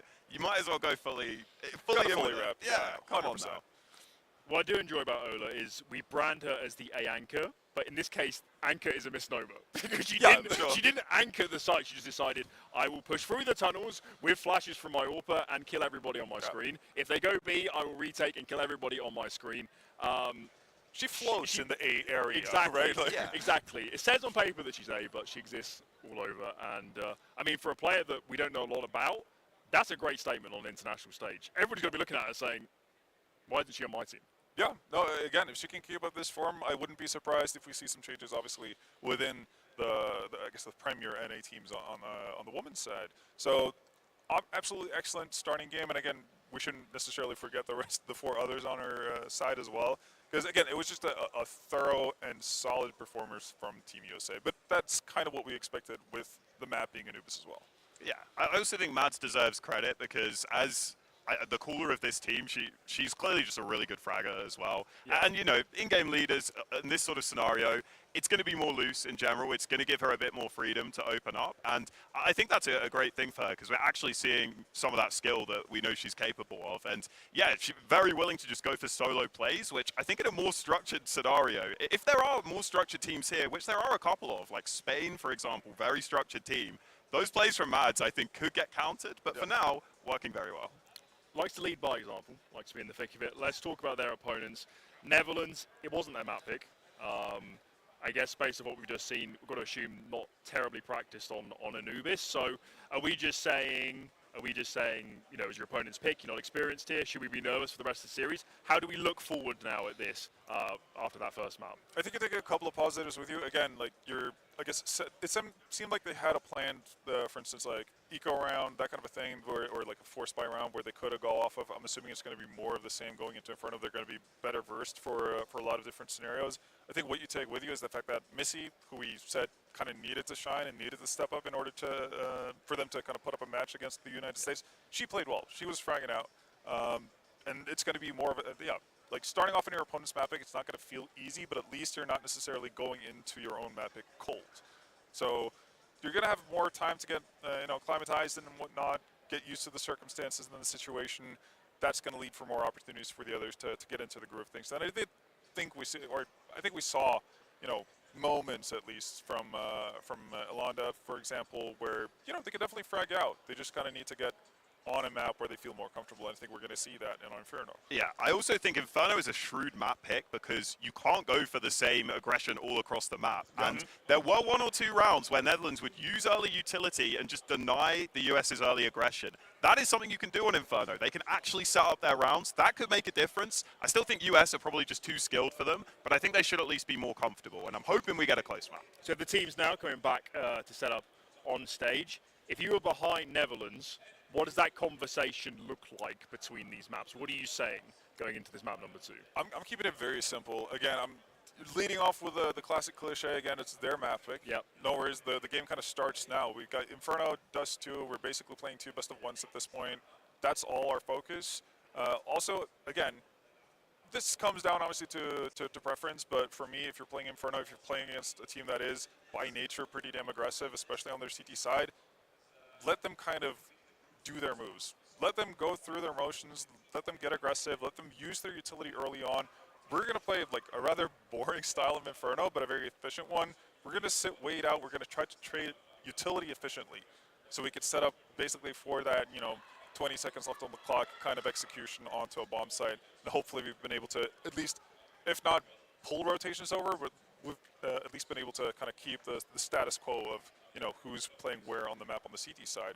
So for the Netherlands, I think they just need to, implore patience. Patience is key in this kind of a matchup. I also think the nice thing about this question is, if you're the coach of a team, I can say things very differently to how I would say it on the desk. So low-key, if I was the coach of this team, I would almost be saying, look guys, they're doing a lot of dumb moves in my opinion. They're doing a lot of things that are very risky solo plays. Just be ready for those constantly and know, if we hold back, we can absolutely punish these guys for that. Don't let them get away with stuff like that. Yeah. Don't fall into the trap of playing their game. Like, don't think that you can counter their aggression with more aggression, or that you're gonna put an end to it early. Allow yourself to actually use the time allotted to you on the T side and make the most out of it. Well, the best thing about outside a bit Hawker is that they can hear you. So maybe between these maps, they're saying this Hawker guy, he knows what he's talking about. Might be onto something. But I mean, let's stay on that note. There is a reason the best teams in the world don't play hyper aggressive all the time. It's because if you know it's coming, you set up your defaults back in the day. Good old Furia. Yeah, well, everybody knew what happened to them, Hawker? Where is Art now? What's happened to Art? Well, if you know it's coming, you default with more util, you play a bit more passive, you maybe even, see their aggressive moves and you get ready to face them. So there's a reason top teams can counter it, but if you had to put your money where your mouth is, Hawker, right now, in the here and now, can Netherlands stave off the aggression of the USA? Yeah, probably not. I think, again, the skill difference is quite clear between the teams here. And, yeah, we saw Missy have moments, but we need a bit more support if we're going to have many opportunities here. And I think it's also the fact that, Emmy, for example, I think she had a good map, but she didn't have a great map. And by her standard, she's capable of great maps all the time. And she does just play quite aggressive, so it is going to be a higher variant style in general. But if she has one of those maps where she's feeling it, she could absolutely dominate the server. Yeah, and again, it comes back to what we saw and what you mentioned, Alan, from the first map as well. The fact that, Netherlands are not going to be that well practiced. If they're not allowed to kind of just go through the motions and set up their standards, they're going to have a tough time. It's difficult to play Counter-Strike when you're not allowed to get room.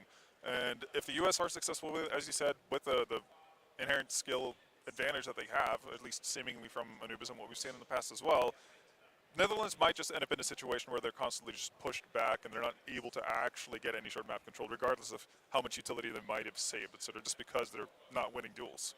Yeah, it is tough. It is tough. I wish I could be more positive for Team Netherlands. I wish I could, but I don't know, Alan. I've got to be realistic here.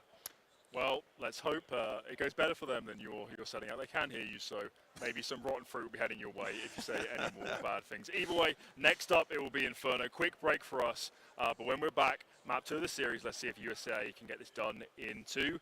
Don't go anywhere.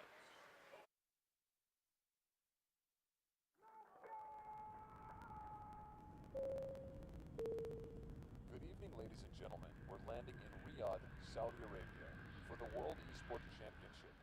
In a world where victories can be measured in gold and silver, some things are priceless. Dozens of records.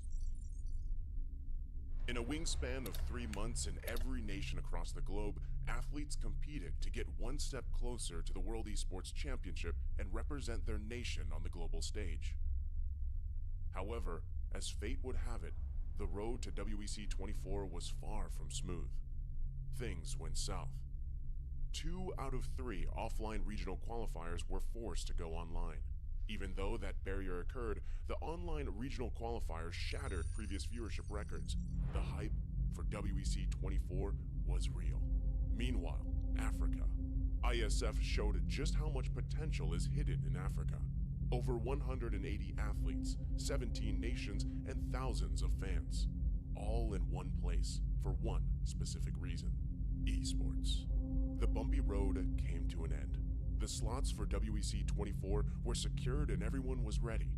The much anticipated 16th World Esports Championship set sails.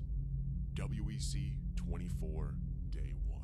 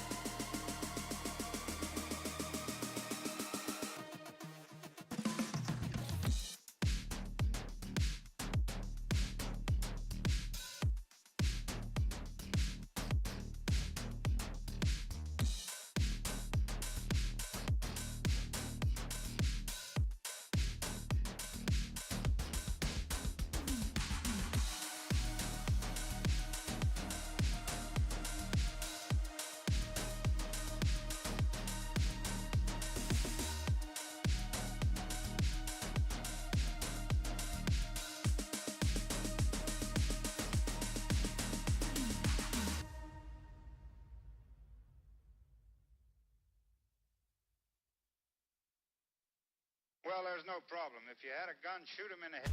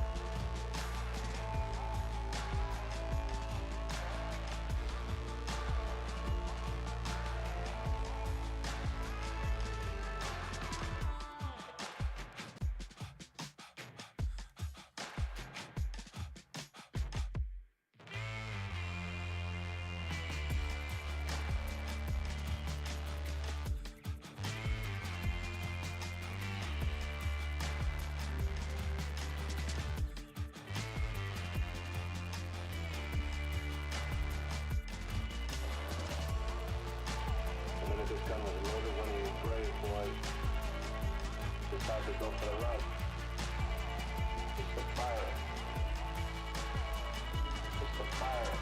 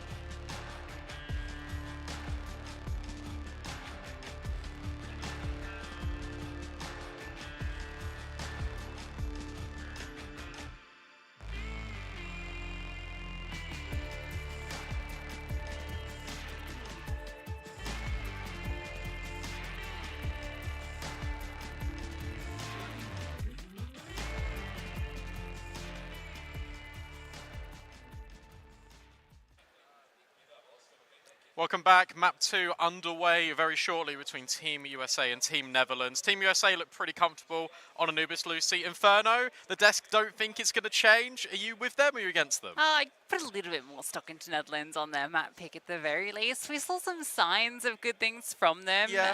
I think, you know, they're going to have a very weak map pool, just straight up, because of the lack of pack rate and the latest edition. So you imagine at least that they're going to have really honed their map pick, that they're going to be picking a lot. So I'm expecting a little bit more. Do I expect them to take it? Probably not. Given what we saw from Team USA, the individuals all felt on point. To be honest, like it's like more like Ancient, Anubis, like even Vertigo, like they're really good maps for just NA in general. So I think Inferno, you probably got a little bit more structure on it compared to what you would have had on Anubis. I just think it gets really tricky because the individuals were outclassing. Like Oya was playing magnificently, and she was more often than not just solo A anchor, and she was getting multi-kill sort of every round. And that is the mistakes that you can't really afford to make. And when you look at Oya, like full credit to her for getting that like scoreline, but it's not the player I expect on that team to be popping off that much. No, exactly. And, you know, we saw ways they could be punished. We know they're going to be super aggressive. Emmy was getting called out a lot doing that, in fact. And we could see towards the end, you know, some of the ways that this team can lose. We saw those retakes that were almost successful a couple of times. It came down to fine margins. You know, there was at least 3 to 4 rounds that I think were on the edge of going the way of Team Netherlands. And I think, you know, if the team had had a little bit more prep, you know, they probably would be able to convert a few of those clutch moments. So I think Team USA are relying a little bit too much on that aggressive individualistic style in that sense, and it is definitely punishable. I really hope that they went there and they said in the break, like whilst they had sort of like 10-15 minutes, they've gone, do you know what? We did really well to put ourselves in these off-plant positions if you're Team USA, and then you just kind of gave up. It was almost like, oh, we've won the round. No, you haven't actually. Like, so I would like them to be a little bit more stricter. I like them to be a little bit more focused in, especially on Inferno, where your rotations on CT side are so important, and especially when you're going to start on CT side as Team USA, you need to make sure that communication is flowing. You need to make sure that you're not going complacent. Otherwise, Team Netherlands will punish you. Yeah, absolutely. I guess the one thing that's definitely a big advantage for Team USA just in this matchup overall is the AWP head. Yeah. I think, you know, even though Hawker rightfully, I think, said that Emily isn't necessarily a star AWPer right in her current situation, but it definitely feels like she is hands down the strongest AWPer in the server. Absolutely. We didn't get to see it out from Missy a great deal, and when we did, it wasn't the hugest amount of impact. Obviously, the economy definitely affected how much they could get it out overall. Well, the thing is, I feel like you need Missy to be rifling though. I don't think she's good enough as an AWPer to try and carry the game and take over. If I'm Team Netherlands, you haven't listed an AWPer, I wouldn't play one. I'd keep Missy on the rifle, keep Gina on the rifle. You can do that. And you can do that on Inferno. So I'd absolutely stay away from the AWP if you can. But you know that when Emily has got the the AWP in her control, she can be playing a lot more safe, she can be playing a lot more passive. Like, there's going to be a lot of room to maneuver here for Team Netherlands if they start getting aggressive. And we saw that right towards the very end, in that first half, when they were grouping together, when they were moving as a unit. It has to be from round one. It has to be from the word go. Otherwise, they're going to get eaten alive. Yeah, I wonder what their T-side's going to look like here on Inferno for Team Netherlands, given I actually didn't think it was that bad on Anubis. They got 5 rounds, right? Yeah, okay, you're going to say it's not great. Yeah. I don't want to praise it as if it's like the best T-side ever, but considering all the context of this team, yeah, it was okay. I didn't think it was that bad against Team USA getting 5 rounds, considering no pistol, no follow-up, right? So you're already on the back foot from the beginning, and 2 of those rounds come down to a 1v1. They should have actually won out that T-side pretty handedly. So yeah, I actually think that Inferno is going to hinge more on their T side than their CT side. Yeah, especially because I think Inferno is more T-sided in general at the moment, especially with the change to the mollies, like taking bananas now easier than ever. So I'd expect them to sort of take that control. It's just whether they can match the aggression. That's actually what I'm worried about on Inferno, because we know what Team USA are going to do. They're going to push down mid, they're going to take space in towards balcony, they're going to try and overwhelm banana. And it's up to Netherlands to react to that, but it isn't just reacting in one area of the map, it's reacting in every single area of the map. And I think that's where that breakdown will come through, and I think that's where it starts to get really tricky. This is going to be a really interesting map to watch for Team USA, because during the qualifiers, we didn't actually get to see a very deep map pool from them. It was a lot of Anubis. I think we saw D2 a bit as well, but, you know, and Mirage, I think that came through a couple of times. Very puggy style maps. We didn't really get to see Inferno at all, I don't think. In fact, a lot of the tactical maps. So a lot of questions to be answered for this team, considering how strong that first map overall was and what it's going to look like going deeper into the tournament. Oh, we got the pictures now. Nice.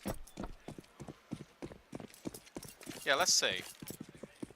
I'm interested to kind of see what takes shape. Again, for Team USA, 3 players, they're on short, already a boost up immediately, but it's an apps pop, and potentially this could be overwhelmed. Immediately, Kelsey finds the first on Missy. At least Team Netherlands are on site. Yeah, really cool setup there just to hear the utility being thrown, so Kelsey can just push forward, get that frag, and it's all by design. They leave the bomb site open to play retake. Elonda will catch off Olya on that lurk through the apartment, so this now actually is a little tough for Team USA. There is a kit and a smoke in the hands of Emily.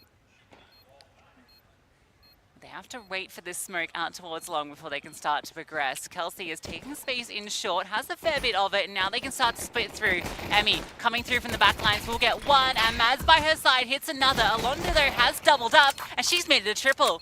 A massive round from Alonda, and Gina standing in the open. Not needed, it's all Alonda. A quad kill, and Netherlands get their first pistol. Yeah, well played there, especially just in that crossfire. It needs to make sure that it wasn't broken, and Gina was trying her best to take as much distraction away from Alonda as possible. And Team USA, it looked really methodical until they got into the site. And as soon as they get into that site, they're so worried about Pit, they're so worried about apps, they need to pick a target, and they can't find any of them. Alonda with a 4K, that's more like it, and it's a rarity so far in this series. It's Netherlands taking a pistol. That's one. We get the nade stacked down middle. This is a classic on Inferno, but big help for the MAC-10. Only get one. I will say, I kind of noticed it throughout the Anubis and a little bit here as well, that I think there's been some, I guess, nerves showing for Missy, I think, in a few of these little engagements. She's been a bit flustered when it comes to the firefights, and that's not really what you expect from her. I do think it goes and ties into what we were saying about Anubis, though, where she feels like she has to be the one doing everything for this team, has to be the one sort of getting these opening kills, driving the team forward to her very best. That's a lot of pressure. And she, of course, was part of that team that won last year, alongside Gina. So they're going to be having a lot of expectations on their shoulders, and it's up to them to sort of realise that this is just, as silly as it sounds, just another game of Counter-Strike. You just got to treat it as that, and as such, hopefully, they can get into a little bit more of a rhythm. What's really useful, though, is if they are sort of stepping down a little bit, we need Alonda, Chica to step up a little bit, and they are doing. Terrorists win. Ned wins the round. Good old Ned.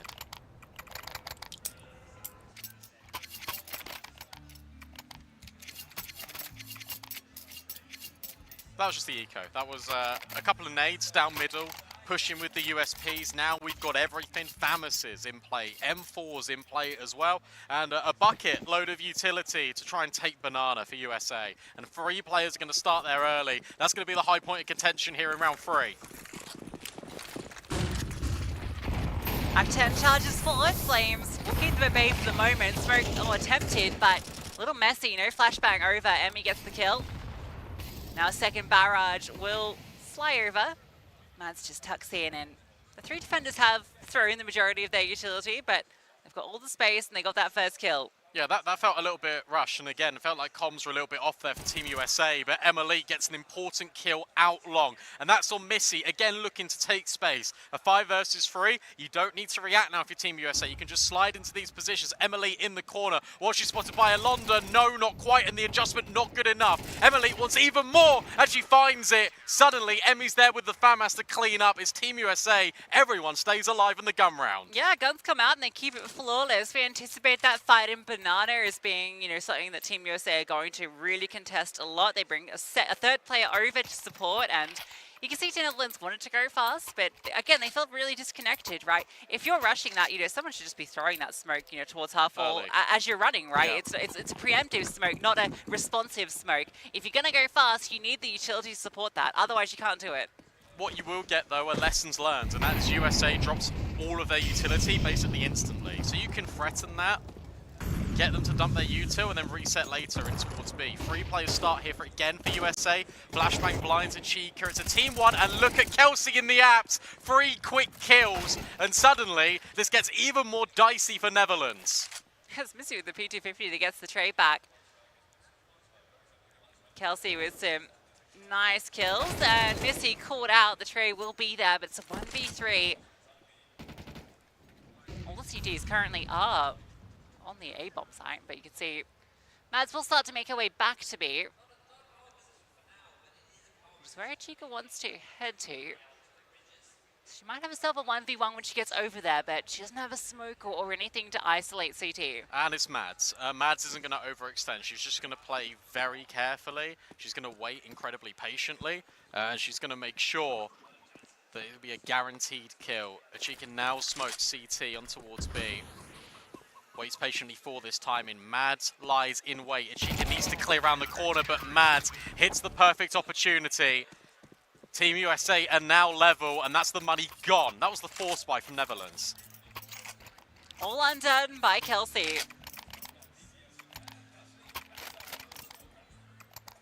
Beautiful little distraction play. The contact comes through long. She just slides out in that narrow angle to clean up house. That's good for her. A bit of confidence building after a pretty rough showing on Anubis, where they were dominating, but she was definitely struggling on that B site hold. Notoriously one of the hardest bomb sites in the game to hold, but still feels good to get that multi early.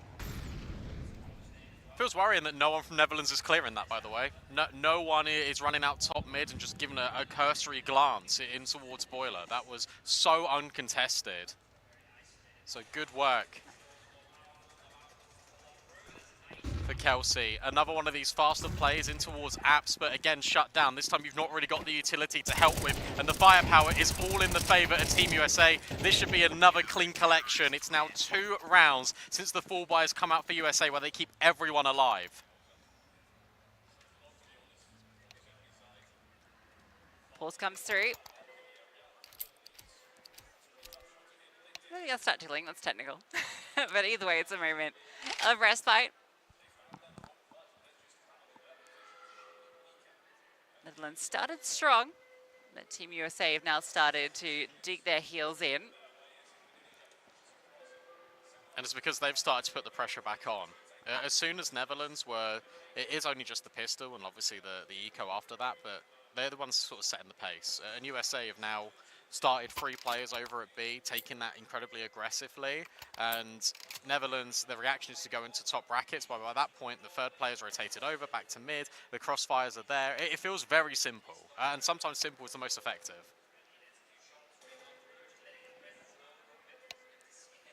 I'm very curious to see what these B takes look like from the T side, because the one that we got to saw obviously, point out the reasons why that one fell short, and that's obviously going to be a very important part of your T side. It's how you approach Banana. So I hope we get to see some variations to that approach. Because as mentioned, this is their map pick, and we kind of have, even with all of the, changes to the team coming into this event, so some expectations that they'll have put a bit of work into their map pick. You'd hope so. Yeah. Okay, this is a bit better. So now you got Gina scaling, but waiting. And now they've also got this smoke that lands towards the top of half wall to extinguish any mollies. USA are going to back up. They're going to allow the space. Don't hear anything else on the follow-up. There was no flashes to get Netherlands over half wall. Yeah, taking their time with this clear. But they've got good space into apartments as well. And in fact, we saw this on Anubis where Team USA were actually fairly happy to concede a lot of control and just had a lot of faith in their side holds. There will be a reflash in. Mads doesn't see anything, so we'll drop her own smoke onto top half wall. Well timed. I think Netherlands are just lacking a little bit of confidence now, because I think if that was Team USA, they would have just flashed and pushed through the smoke. Netherlands, instead, they're going to back off and they're going to reevaluate their options. 50 seconds left. That's -20 with that smoke wall. Thing is, Team USA don't have any information. They're going to get it now. Emily will peek out from long. I don't know if she peeked wide enough to get full info that Archers was clear, so she's actually going to fall back. And then Reese flash, it's all misdirection. I think they've got the wrong read on this. Yeah, they do.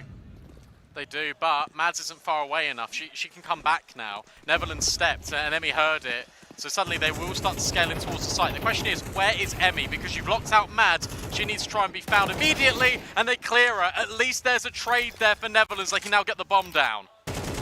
And there is the alert coming through. This is much better from Team Netherlands. The log will be found, so it is a 3-on-3. 2 players low on either side. A resmoke on CT makes it tricky. There are kits in play, and Kelsey has utility to set up her team. Looks like they want to give this one a go. Kelsey has the flashbang, so they're just going to go dry. Jiggle on the angle. Tiggs is spotted, but she just falls back, forces them to scale in, sets up her teammate Alonda in the pit, able to find success. A double up, and that's a nice round from Team Netherlands. Yeah, played that really well. USA, I think, wanted to find the contact and then set up the flashbangs from CT, but it just didn't quite work out. And also, they didn't have a smoke for that retake, so it wasn't even like they could cordon off Banana, fight in towards the site, couldn't even put a smoke on the bomb, for example, so that just gets incredibly tricky. It was nice that there was a lurk out as well for Team Netherlands. It just delayed that rotate, and it just meant that they could then get set up into beneficial after plants. The crossfires were really good, and Team USA were just really slow to react. I'm really glad that for Team Netherlands that they went 1-for-1 against Emmy.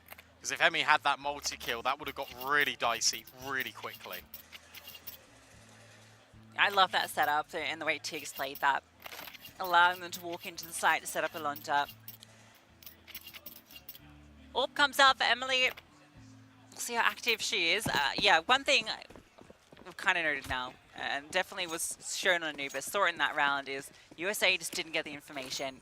So I hope they're a little bit more proactive in at least peeking top middle, getting the idea of what this setup looks like on the T side, because Netherlands, if that round is anything to go by, they're not giving clues. It really surprised me that they just didn't look for anything. Kelsey this time searching. That timing is amazing for Missy, but terrible for Team USA. Mads is down Banana. That's different. If Alonda walks through this smoke, Emily takes the first contact. She's trying to sell the rifle in even more, and there it is. That's great. She can just rotate now, to be honest. Yeah, drop her smoke and leave. Especially with Missy finding that kill on Kelsey. They start to scale out. The flashbang comes through. It's actually a slight team flash, but Missy does spot her before she fires. So now it's on to Emmy. A miss smoke. And Emmy tucked in behind Cold. Not quite clear, so she's able to get one. Any more? No. But good damage. There's still a chance here. Emily not smoked up. The bomb. And the bomb. Oh, the bomb gets caught. Mads has found Gina. The CTs are separated. But how do you recover this? The thing is, Mads can go anywhere. Emily is still being a menace in towards long. But Mads has even found the shot. And Emily, how does she hit that one on a Chica? I cannot believe Team USA have won that round. And it is all from Emily hitting the shot, dropping the smoke, rotating. You never know about Mads. But the fact that the bomb is so late to arrive on A is staggering. Especially when Team USA were overextended and gave Missy that double opener. Yeah, I think they didn't anticipate that's where the round was going to go, right? They were kind of testing different areas, and the bomb was still quite far back. So Gina has to disengage from ramp and run all the way around. She does go the long way, right, to try and play it safer. But Mads, because she was so far progressed, so quick. And speaking of, we're going fast up Banana. Missy sees a lot, and with a max 10, she just takes them down. Charges in. They're not ready for Emily, but with the AWP, that's not a great position to be in. The MAC-10s this time looking a lot better on the pacey play. Yeah, I can't believe the riflers weren't ready for that. It was telegraphed with a flashbang and everyone's just caught with nades out. No one's got their gun ready to react.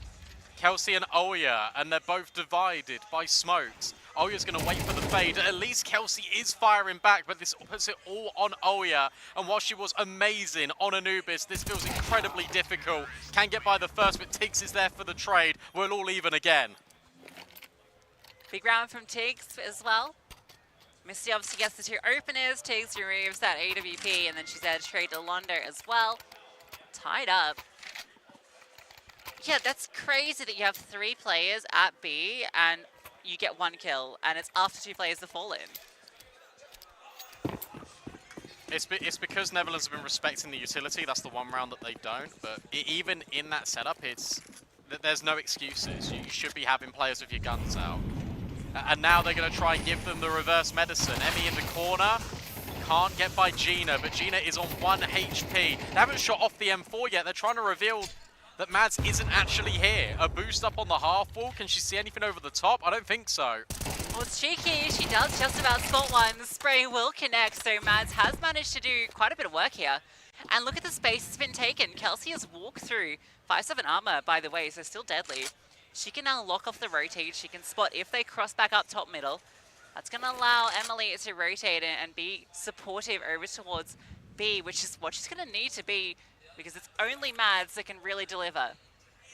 Team USA keep playing in dark because it's really difficult to molly off from banana. And by the point you're in the site, you never really want to have your nades out. So this position could pay off. It actually all depends if Kelsey starts walking. So I think if Kelsey starts walking and shuts off banana, that means she can be there a little bit faster. Mads can't swing. It needs to be on Emily. Maybe she breaks the smoke.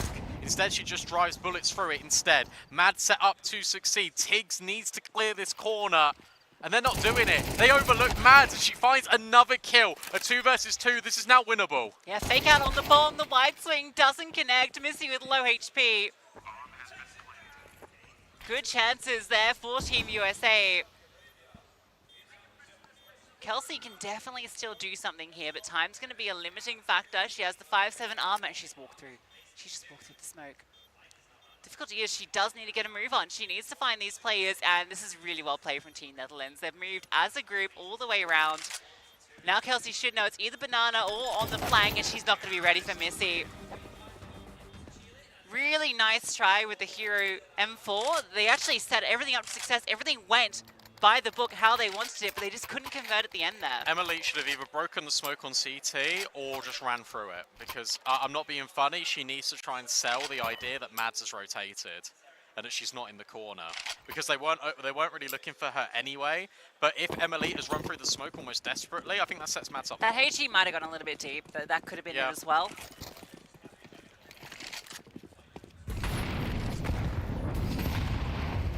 Look at Emmy. This is trademark Emmy. She is right behind them in banana, flashed off. They now know she's here, and she gets dealt with by Alonda immediately. It feels like she needs at least one there. She gets nothing.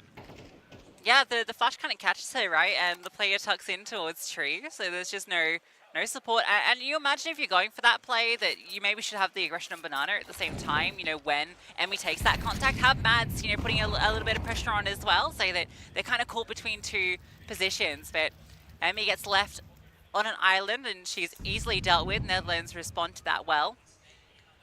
Yeah, it's interesting that there wasn't a second player on banana, and it felt like they had 4 players there to try and get Emmy down middle. Because then Mads can never really push banana, as you're saying, and that should have been the correct reaction with that play down mid. Missy, who's been really good in top brackets, now looking for another opportunity. Oh yeah, playing anti-flash, but needs to be careful. The jump will actually set them up, and Kelsey again in boiler will disengage. So Netherlands take the site, but they know that there's a dweller in abs.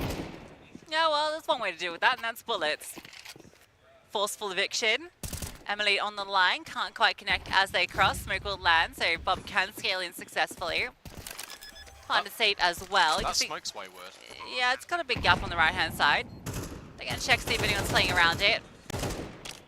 Mads is pushing up through short, so she's the key factor here. And around the edge of that smoke, Emily will take full advantage of that gap given over.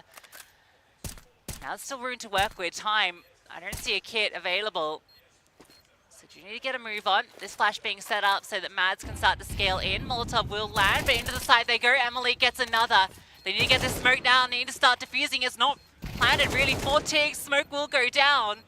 And Emily, she's just sticking it. She's just sticking it. It's the full 10 seconds, but Tiggs can't find her. Off to the side. This smoke has been her undoing. And there's just enough time. I can't believe it. And she knifes her. And she knifes Tiggs.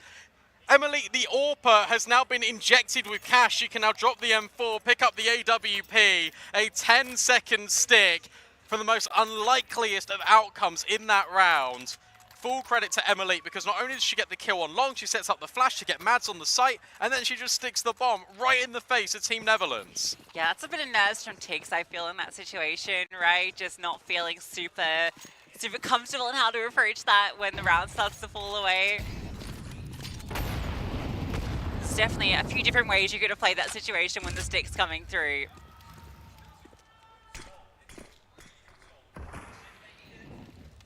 So now we've got this funky half fight. We have 3 AKs out, we have some Tech 9s, but we managed to find the first kill, and in fact, a second. This B defense, it is looking like it is able to be broken through. Good scaling, there's no smoke down, so at least Emily will get the trade kill onto Alonda. I don't think they're expecting this cross, they didn't see Gina. That's tough, and now Chica can rotate over and drop that smoke, so now there is safe passage for Team Netherlands.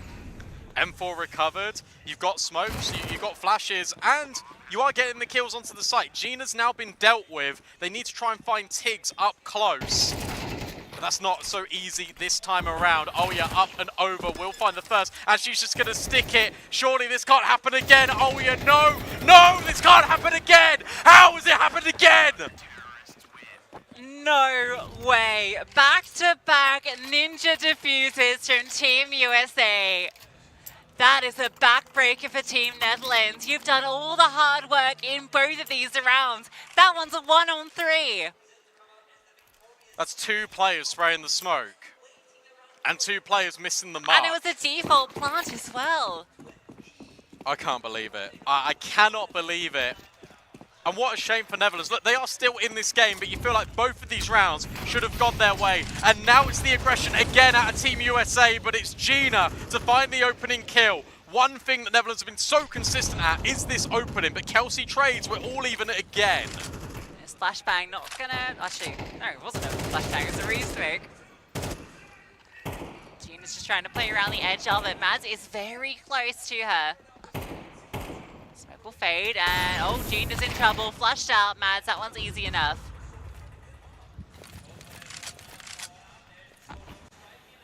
This is tough, because how do you get into top brackets here? Because the smokes are up. Maybe you can come through the apartments, but it's being held for by Kelsey.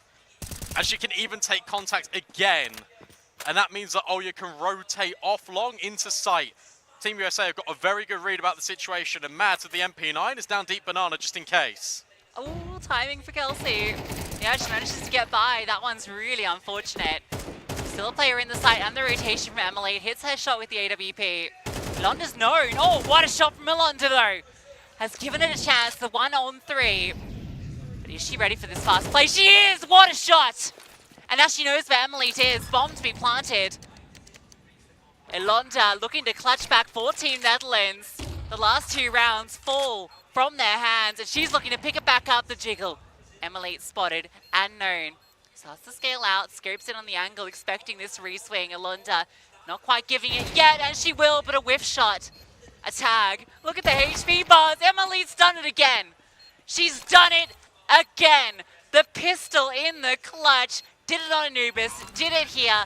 3 1vXs in a row. Team USA clutching out. That's heartbreaking. That's so heartbreaking, because in every single one of these, the most unlikely one coming from Ilonda, insane shots in that 1v3 to put it in the 1v1. She even then goes for the 1-tap to seal the round, and it's not enough. I think as soon as she gets the dink there, just needs to swing, because you are against the AWPer. That's unfortunate, but that is confidence now going through the roof for Team USA, and expectations begin to plummet now for Team Netherlands. It's so rough for Team Netherlands. The smokes they're undoing. You know, we talk about the ninja diffusers, but even that first ninja diffuse, it was set up by a Miss Long Smoke as well, right? And that gap that Emily, again, was able to use. She's been so clutch for this team. I love, obviously she's LARPing, but 2 of her 1v1s have come when she's had to swap to the pistol. Yeah, I can't believe this, because Netherlands should be walking away with 3 more rounds than the USA should have right now. The scoreline should be reversed. Instead it isn't.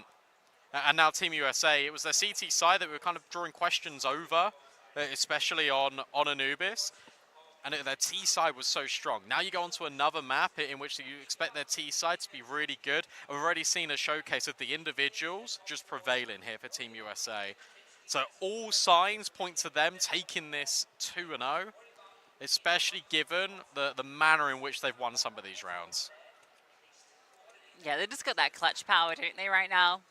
Even the rounds, you know, when Mads had the hero M4, that was almost set up for success too. So yeah, you can never really count them out, even when, you know, the Netherlands had the advantage. Team USA have been really good at worming their way back into these. If it was the other way, it'd be 8-4. I know.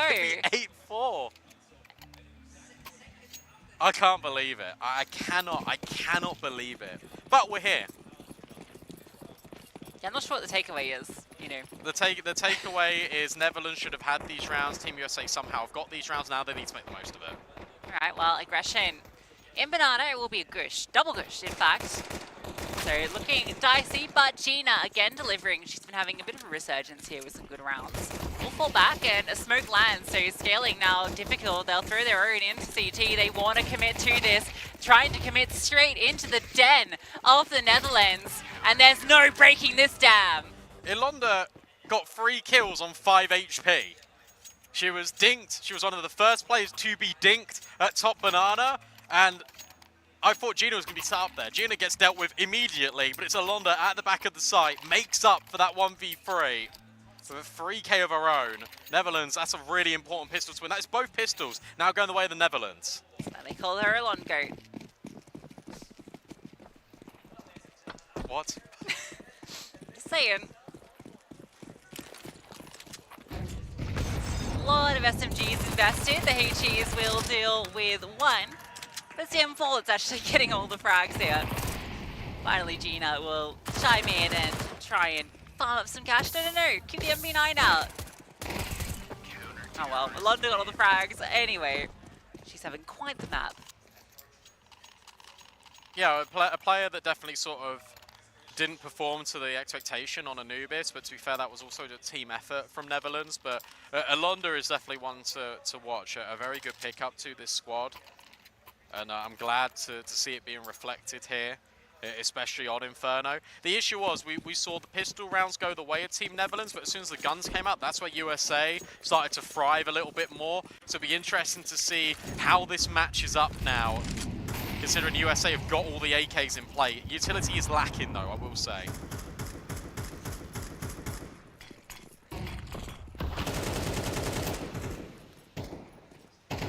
Banana control established. Doesn't take too much utility to really do so. Netherlands use a lot of their blocking smokes early just to secure this space. Cheeky little set of nades and then a resmoke as well. So they really want to deny info early. But they've actually rotated a 4th player to A. This is good. This is good so far at the defense. They just need to hold on and just ensure that they don't really overextend themselves. Deep molly, flashbangs, retaken over towards top brackets. Another counter incendiary thrown. But Kelsey finds the opening on Missy out of balcony. And for the USA, they disengage. They want to reset B, but Tiggs is ahead of it. Oh, she was. London's going to get this information. She has to fall back. She's the only one over here. They left her on a utility. Yes, a smoke. And in fact, with the clock ticking down, this is going to be a really powerful bit of delaying utility. Netherlands aren't going to be able to respect this. And I think there's going to need to be a rotation very soon. Yeah, why have they not rotated yet? Ilonda just saw 3 players at Banana. Emmy is just going to walk through this. You know Emmy is going to walk through this smoke. USA are going to come through immediately. Need to look at top oranges. They do. Emmy adjusts in time, and the bomb site, because of the lack of rotation, belongs to the US. Yeah, you can feel London wanted to really deliver there. Had to play an active position because she was so alone on the bomb site. but can't quite get it done, and in a 3-on-5, you have to save this. I'm just so confused why it didn't rotate. Yeah, it seems weird, right, when you're in the 4-on-5, and I guess, you know, you're kind of leveraging your bets a bit because you do have the player disadvantage. You want to keep the majority of players at one bomb site, but the thing is, the information most recently was this spot down banana. I guess they didn't know if there was a commitment off the back of that because Alonda didn't see any follow-up utility to scale up banana, and so they take the gamble. It maybe looks a little silly, but you can kind of understand why they went for it. I suppose so. If Alonda had more smokes, I'd be like, okay. I guess you didn't hear anything in banana. It doesn't matter anyway. It doesn't matter. As foretold, as soon as the guns come in, USA do deliver. That was quite a simple finish in the end. Another timeout being taken. Coach can just jump on the mic for 30 seconds. Because they're still in this game. That's the important thing. Team Netherlands are still very much in this game, in this series. They just need to make sure that their economy doesn't get completely decimated here. They need to keep making these rounds competitive. They need to put Team USA under pressure.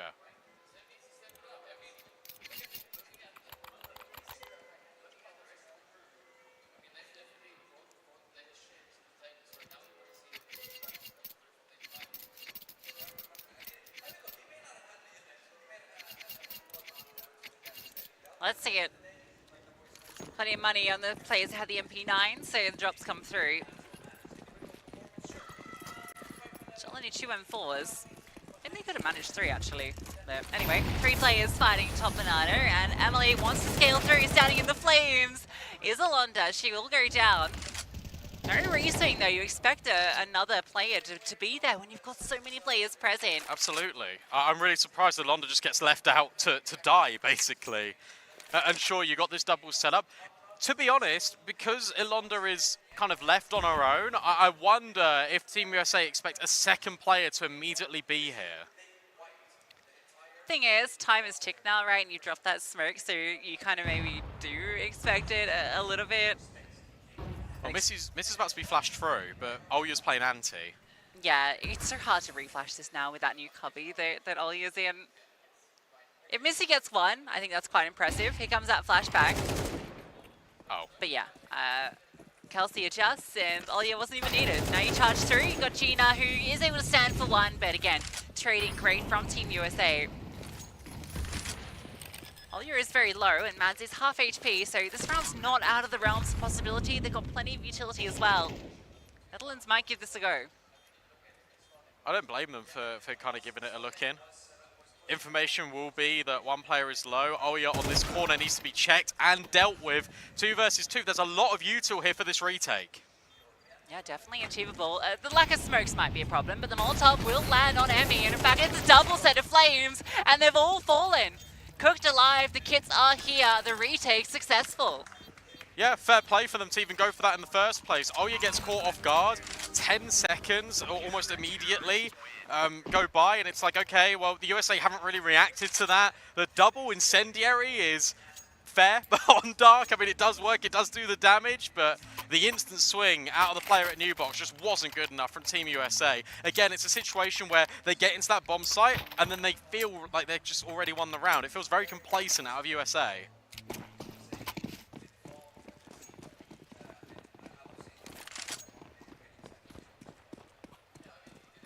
That has been an issue that we've already noticed. We saw it on Anubis a lot, is these post plans have been a little rough for Team USA. And if Team Netherlands is punishing you with the stand-in situation, doesn't make you worried the deeper this event goes on. Team Netherlands are now in a position to take the lead. Oh dear. Attempting to do it. Kelsey looking for this head, but it's all the set up Missy. But Missy doesn't get away. Olya controls the spray as she jumps around the corner. Great frag. Somehow Tiggs catches that one through the smoke, but now you know you've got the full A side. Yeah, you've even smoked off Moto, right? So as soon as Tiggs comes to looking towards Library, all she can do is spray at the bare minimum. Ilonda comes over to rotate over at long, but Crossfire's already established. Mads is just lurking, in essence, in top middle, and she might be rewarded. Ilonda needs to clear and doesn't. Gina, can she follow up? No. It's Mads with a double kill, and it's Tiggs left to save. Yeah, that's the round done. Huge kill, a double kill from Madsen. Nice little position to tuck into. That's a better post plant. You got an active player that is holding for those rotates and is aware for it. I feel like many of these setups have been very passive in allowing Netherlands to get in positions to make the retakes doable. It's that, but it's also just surprising how good they've been at trading to get into the bomb site in the first place, and then in the afterplant where you feel like, yes, trades are essential, you're just not doing it. So yeah. It's a little bit interesting.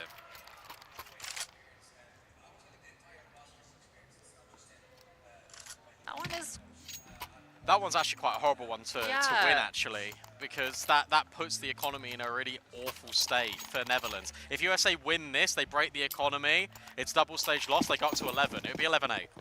And then that feels like the distance is becoming bigger and bigger. And psychologically, that's hard. Team Netherlands need to win this round.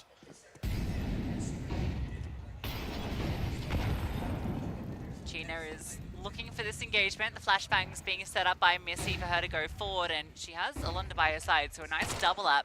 They both go into sandbags. HE is fantastic onto Emmy. She swings out wide. They're actually going to force her off, so they do gain control of Banana. But that's a lot of info. You've seen a lot of utility fly over from Banana. So if you're USA, you just try and smash it towards top brackets now. That's exactly what they're doing. Tiggs full blind, about to be hunted and hounded by this MAC-10. Emmy waits for Emily. In fact, it's the whole squad out long. But look at Archers. Gina, with that quick rotate, will at least find one back. This site defense needs to hold. Yeah, Gina's in a great position. She'll swing out ahead of the flames. And she's the one that takes them down. Olya will get the kill back. There's still a player inside that you got to deal with. Tiggs up on cold. Well, at least get one before she's traded, and it falls to Emily, who's been so cold in the clutch. She's looking for this low HP player, catches Gina. Is she ready for Alonda on this fast push-up short? This feels like the timing will favor Alonda. Bomb goes down, but yeah, she just swings on through. This clutch goes the way of Netherlands. Yeah, I'm actually really surprised that Emily wasn't ready for that, because Alonda's the B player normally. So you think that her natural rotation is going to be top mid and she'll come short, especially where Gina turns away and starts looking towards long.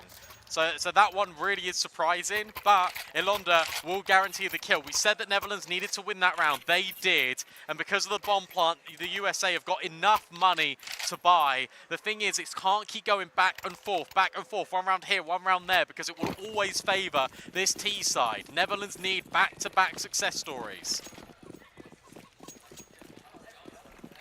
They have no money in the coffers. They lose this one. They don't save players. It's going to start falling apart, and it's fast, but doesn't quite work out. Kelsey looks to scale, but she gets removed. Alonda is held well with Gina. Emily and Mads now try and step in. Alonda slides down, and Missy's here to a cleanup on ILB. Netherlands take the lead. That's so sloppy. That's so sloppy from USA, because the MAC-10 sure it gets a kill, but they're trying to hunt continuously these players in Banana, and they don't need to. You've got the space. That was your primary objective. You don't need to force these fights. You can see right at the end, Mads is a little bit frustrated. He's probably thinking, how I've been left in a position where I'm completely alone. It doesn't make sense.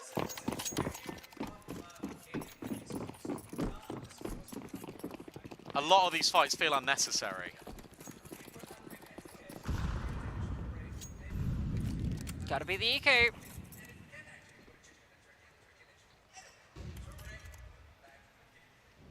Netherlands keeping that one so clean feels great too. A pop out long. Missy. Oh dear. Oh my god. Emmy is always mid-air, it feels. Ichigo at long range has a great angle, but Olya with the recovered M4 gets the frag, but you're not expecting this double up. Yeah, Tiggs is tucked in. Oh, it's revealed, and oh my god. No way. The Tech 9 wins out that engagement. That's a smoke grenade picked up, redistributed. Emily picks up the M4. Netherlands need to pull off a tricky retake. Yeah, oh dear, timing goes both ways now, and Emily knows that Gina's in short, but vice versa. So Gina tries to scale and look over the top. Is Emily just spamming on the reload? Just waits. Time an issue now. The kit needs to be picked up, but they can't do it. Again, it's the Tech 9s. The Tech 9s win that round for Team USA. It feels like consistently back and forth, we get these rounds that should not be won by either team, and then it gets converted. What a brutal one. I can't believe that. Emmy just flies around the corner long. Missy gets caught off guard, and yeah, Ichigo gets the double, but As soon as she goes down, you expect Tix to be in the perfect position to close the round. She's been baited so well in pit. But again, these pistols catch them off guard. Mads gets 2 with the Tech 9. What a way to get the equalizing round. And you put yourself in a really good position again. Because again, we're at this point where money is consistently at breaking point for Team Netherlands. Both these teams have basically no loss bonus because of how this has played out so far. But that should have been the lock-in. That should have been Netherlands winning that round, going up to 11, creating a little bit of separation between the two, and finally being rewarded with a clean round of CS. Now we've got Missy on the AWP, something we've not seen for quite a while. And maybe this is something that Team USA aren't really expecting. Yeah, nice little gap that she can work with on the side. She spots 2 on the cross and can't quite connect the shot. She is the solo player over here. Using that smoke to her advantage to stay fairly active allows the rest of the team to stay defending on this A bomb site. And that's exactly where Team USA look to go. The spray out long, the double up from the 2 of them does so much damage. Yeah, Chica's low, but they're staying alive, and Alonda's rotated as well. Look at the damage that's been inflicted. Finally, a kill goes the way of the T's, but it's only Olya, and she needs to double up in towards mini pit. Can't convert. Netherlands take back the lead. I don't understand what Team USA are doing in these mid-rounds, I'm going to be completely honest, because yes, you've seen the AWP fire off, but you put no utility on Banana. Again, you've taken top brackets, and you're just going. Why? It doesn't make any sense why they're doing this. It feels like because they've had success before over towards A, they think, okay, well, as soon as we take the top brackets, it'll be okay. No, it's not. You need to put pressure on Banana. Otherwise, Missy's just going to be staring down Banana saying, guys, it's not here, keep 4A. Yeah, especially when that AWP is fired off. You know that means that she's the only one there, most likely. It's really confusing.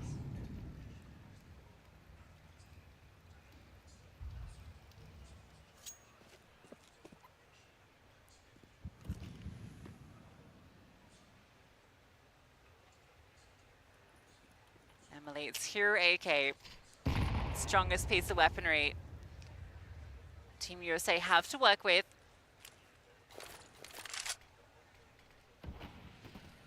You want to see these pistols setting her up. We saw Team USA find success with this half-eye last time.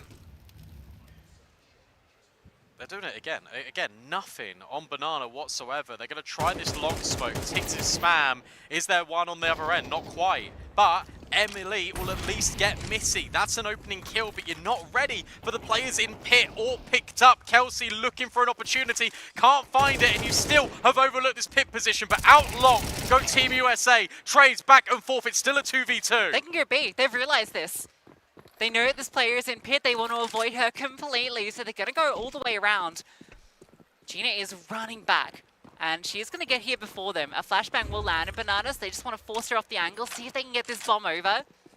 And they're going to be allowed it. It's thrown over for Emily. Emmy hasn't seen this cross. Oh, Gina has just walked straight through. Oh, misses the opportunity. No way. Emmy hits the headshot, and now 10 seconds left. Where is this final player? Emmy falls off while the bomb's being planted, but it's okay. It's okay, but again, this player has gotten through the same blind spot that was revealed before. Emily Chiggles gets the information. Goes both ways, and now you know this player was over towards Coffins, but that is a shot from Emily, and that's an incredible round for Team USA. How do they do it? How do they do it again? This time, I can tell you, because it is Emily putting more pressure on towards the apartments, which creates that space out long. They always wanted to go through that smoke. That's what they were aiming for in that last 20 seconds. Finally, it breaks through. The pistols overwhelm, and they make the decision. They take a pause. They take a breather for 5 seconds. Guys, we now know where these last 2 players are. We can make the adjustment. Yes, it gets dicey as hell at the end, but they are able to get it over the line. 11 rounds each. What a crazy round to pull through. Yolanda has 27 kills, by the way.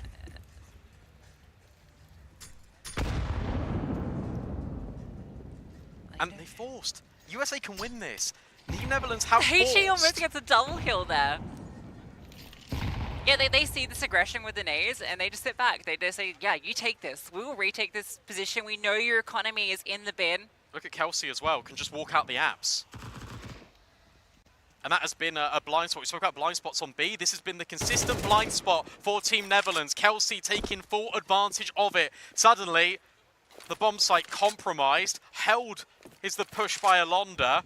This is going to be a lock-in. This should be a 12, unless Tiggs can find anything spectacular with this FAMAS. Oh, there's a player down bottom ramp. Yeah, there's Mads. USA, despite all odds, looking to secure a series point. I can't believe it. It's shocking, isn't it? 2 half buys. I mean, there's a hero AK, right? A lot of praise has to be given to Emily this map. Yeah. Mads has come up clutch in a number of these rounds as well, just taking pressure, being able to grab the kill where it matters the most in the mid-round here, just playing defensive, making sure that these pushes can't upset them on their adventure to A. And as mentioned, that was the force. And again, Netherlands are going to be forcing. Round 24, and you walk into it with 2 MP9s and pistols. Team USA should know. Almost taste their series victory. And they'll see a lack of congestion on Banana. They can get all this space for free. A forward position in apartments is decent for Netherlands. It's been a space they haven't taken a lot of times, and with the lesser weaponry, can be pretty decent. What's really surprising to me is this entire T half from USA, we've not even just seen like one execute. We've seen them be explosive in towards the top areas of control, being top brackets and like car and half or Banana, but we've not seen them just go for like a 5-player exec in towards B, or you smoke Moto, you then just pour out towards short together as a unit with util. It's been very much taking the contact with the guns. Okay, we've done that, let's just hold W. I think this is the perfect round to do it because they haven't got utility here, Netherlands. If you just walk into Banana, full exec on B, this should be Team USA taking the series. I thought Missy was going to maybe look for a bit of information there, but she just pushes down the T stairs, doesn't go around that corner. You can see they are worried about this B hit. Tiggs is rotating quickly. They want to keep the players in forward positions and apartments still present. And now they start to show their cards. Going straight into the side. Gina hits a double dig. Elonda gets one as well. Emily will find back 2 frags. But a 2-on-3, there isn't a kit in play. Re-smoke available. USA fall back to the post plant. At least it is Emily and Oya in this position. Blue Otakama teammates now trying to set USA on their way. An opening day victory, trying to avoid overtime. The potential for a third map. Molly goes deep, Missy ticked by it. Now looks to take the pressure. It's the hardest crossfire to break in the game. And Oya and Emily aren't doing it. It's Oya in the 1v1, and she locks it in. No overtime today. USA do win the series 2-0. Team USA draw first blood here in the World Esports Championships. They win out over the reigning champions of the Netherlands. They've pulled through their paces on map 2. Anubis, a bit more one-way traffic, but Netherlands certainly came to play today, and they're going to feel like Inferno should have been theirs. Yeah, absolutely, especially the way that first half ended. 2 back-to-back ninja defuses, another round that fell by the wayside that you think there's no way Team USA should be taking them down. Team Netherlands will feel hard done by, but at the end of the day, that should give them confidence for the rest of the tournament, because we didn't know what to expect coming in. Anubis, they were wiped out. Inferno felt a lot better. Yeah, absolutely. And, you know, I know a few of those clutches didn't go their way, but I was really impressed by some of those retakes that came through. Just felt like overall, this team is performing, I think, better than I expected. Absolutely. Which is really good considering all the changes they went through coming into this. The last-minute roster modifications, that's a lot to have to deal with coming in as the reigning champions. The pressure could not be higher, and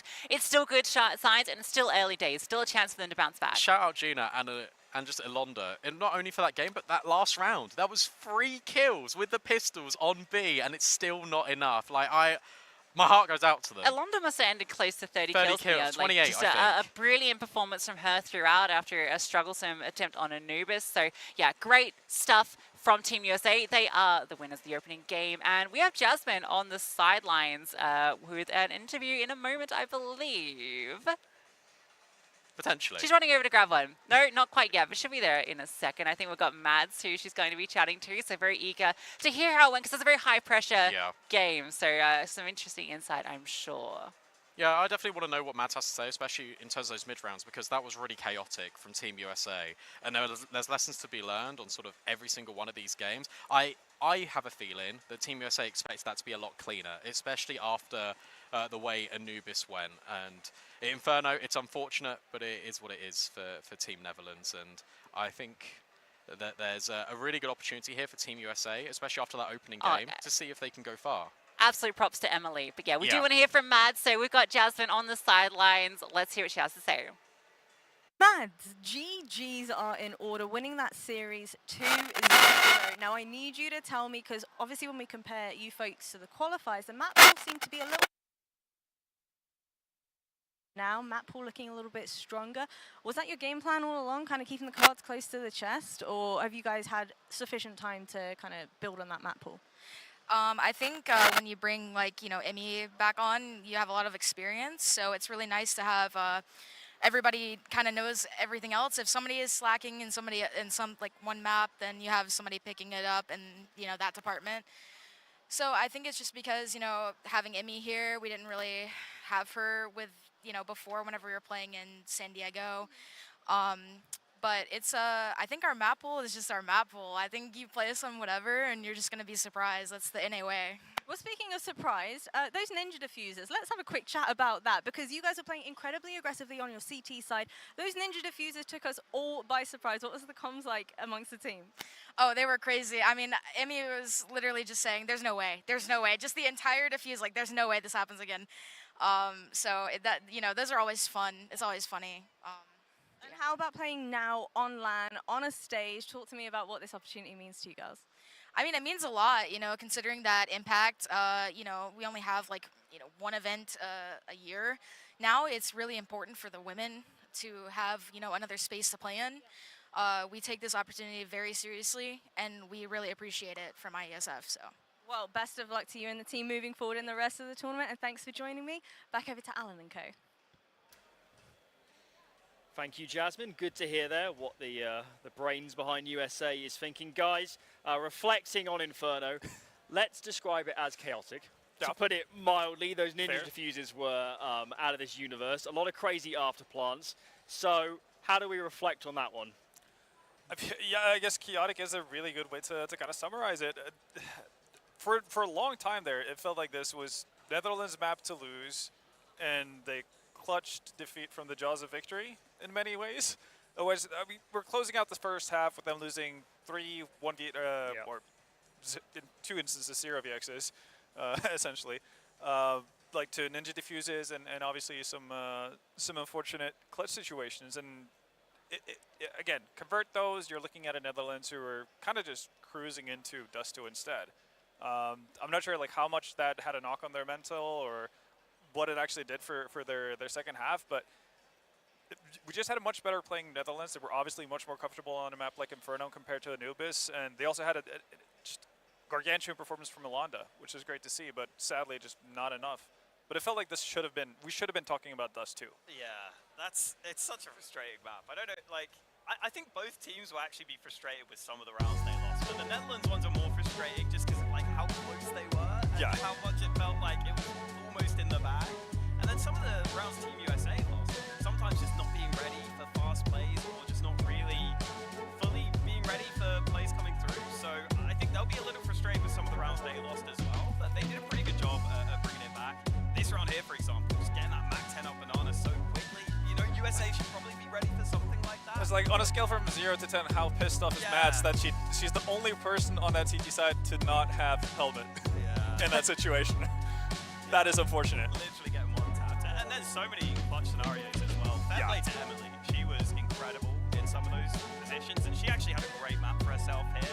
I think her experience shined through, and she was probably the reason Team USA get this over the line, because she was doing a lot of rifling there and doing a really good job, and then of course pulling out the AWP as well. So I think Netherlands will be coming away from this wondering how the hell we lost. But after that happens, I'm hoping they take the positives, because as you said, Yolanda's aim was so sharp here, and she was one of the players that was not playing last year for Team Netherlands. So if she can replace some of the firepower they're missing, that's what I'm excited for, because it's that really snappy aim that's just so fun to watch, so crisp and so clean when those headshots just quickly land. And there are a couple couple of rounds where it looked like she really made the difference and even came close to some crazy clutches. Yeah, and it does feel like you go away from this series after, obviously, if it would have been a repeat of Anubis, you would have gone away from this thinking, Netherlands are less likely now to have a shot at actually making it to playoffs, regardless of, if they would have made it to a potential deciders game or not. But with Inferno playing out the way it did, you're feeling like, okay, they could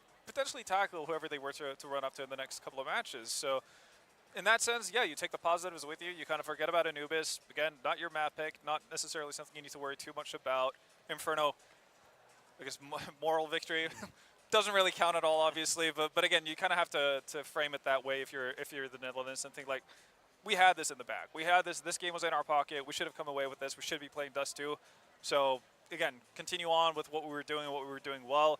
Maybe try to patch up some of the holes. We saw it. I think Brandon mentioned it as well during the cast. The fact that AAPS, for instance, at times just kind of went, or AAPS and Short really, ended up being two areas on the CT side where things just kind of slipped through the cracks more often than you'd like to see, and that's something you could shore up rather quickly at the very least.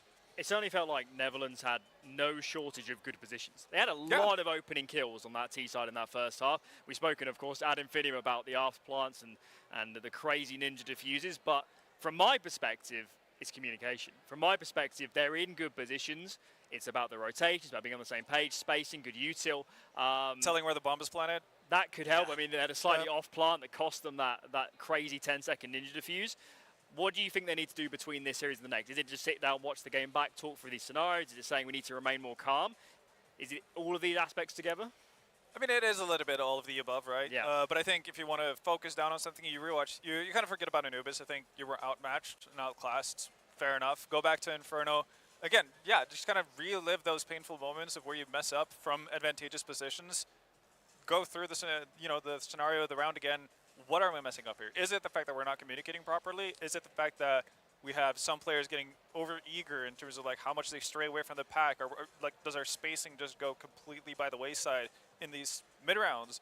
Like, what's the deal? Like we had a scenario right where they're able to find two openings up middle, but bomb is left down in pit. Again, not an uncommon scenario for Inferno, but again, like should you then hold back and then I guess regroup before you take more space? Like, kind of have those things in play before you actually go into the next series. Yeah, I also think coming into this, like looking from Team Netherlands, I think the communication, you're right. To me, that's the thing that looked most missing, and I think that's the thing you can most try and quickly sort out, because it did seem like there were just rounds where either, I don't know how to explain it, just like maybe even instinctually, it felt like they didn't exactly know what the timings were going to be like between them, which is tough, but I think that was a big problem for them throughout, because there were one or two rounds actually where they go for a fast play that would work, or even when a round got really slowed down and USA didn't pressure them, there were one or two rounds where they had a fake towards A and they were able to go towards B with like 30 seconds left, and it was really well coordinated. But then as soon as any chaos started happening, that's when the comms start to become really key, and I think that's where it breaks down. I mean, the easiest thing in CS is the set stuff. I mean, anybody can have a round where, they pop for a smoke or whatever, they have a default. It's when it gets chaotic and crazy, you need someone to be super decisive. And I certainly don't envy these teams in this position, trying to get on the same page and make it work. Let's, final point before we throw it, talk a little bit about USA, because although Anubis was obviously a smackdown, Inferno, I think if I was the USA after Inferno, I'd be asking questions of myself saying, we should have made that a lot cleaner. We had scope there to clean this up easily 2-0, and we let a lot of rounds slip in the way we didn't want to. I think one of the things that you highlighted, obviously, in the pregame of the entire series, the fact that the US are just notoriously aggressive. I think they kind of need to look themselves in the mirror to a certain extent for at least certain maps. Inferno doesn't necessarily lend itself to just constant aggression over and over again, and I think we saw them getting punished from it. Like, starting 3 banana and like trying to get banana control and maintain it, etc. can work. Doing it, 8 out of 12 rounds on your CT side, probably not going to be as efficient. And you alluded to that, right? Like, it's not like a constant thing. That's why you're seeing the very top echelon of CS not go back to that well on repeat. So I kind of think they need to revise a little bit as to what they're doing, when they need to pull out these aggressive moves, because a lot of the times they are putting Netherlands in good, solid positions. So, Netherlands on T side, happy to play 5v4 if they're allowed to. And USA shouldn't be able to, or shouldn't allow other teams to have that opportunity as often as they did. Yeah, I think that is a warning shot for Team USA, and I hope they take it, because if you are not only committing so many resources, but dumping all the nades into Banana as well, if there's a team here that's willing to play until late on the clock, they're going to be very benefited by that. They're going to be able to go for these late round executes and punish you big time. Yeah, just do this cheeky thing, right? Like, do a couple of rounds where you open up with aggressive or like deep util, and then you just check your utility damage after a couple of rounds. Have you done nothing at all? Well, then you're more than likely, you know, able to hold on to your utility, or at the very least use it differently than what you're currently doing, because people are not biting. Like, they're sitting in pit, they're not getting affected by this, so you're essentially just throwing money out the window in many ways. Either way, that wraps us up for our first series of the day. USA victorious. Next up will be Poland versus Canada. Poland heavy favourites, and we'll see if they can cut the mustard when they're on the server. A little bit of a break, about an hour or so, and then we'll be back with that game. We'll see you then.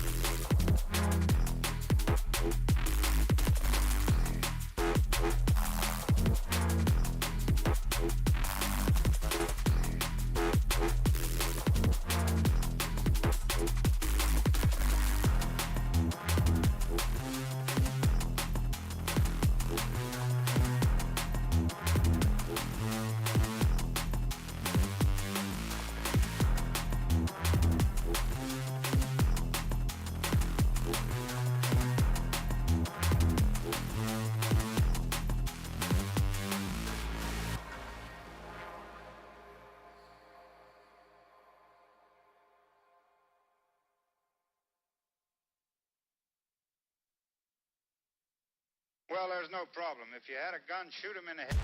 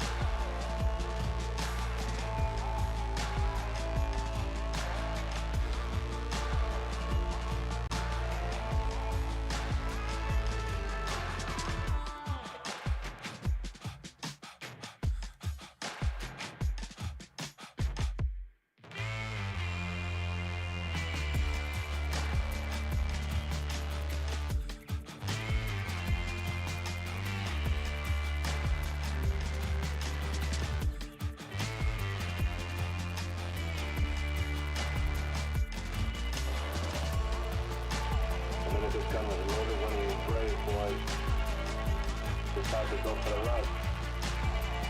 It's the fire. It's the fire.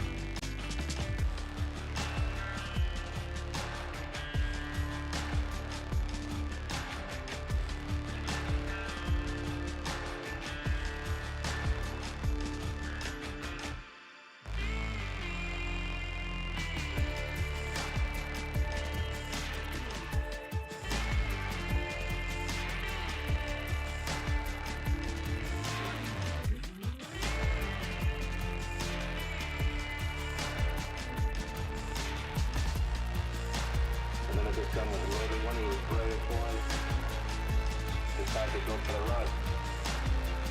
It's the fire. It's the fire.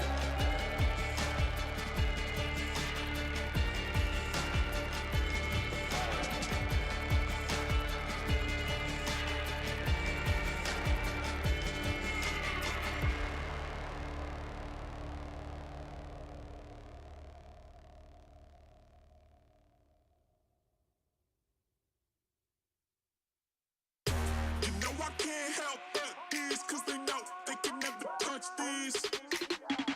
So baby, let me talk my shit, or I might just throw another fit. You know I can't help but these, cause they know they can never touch these.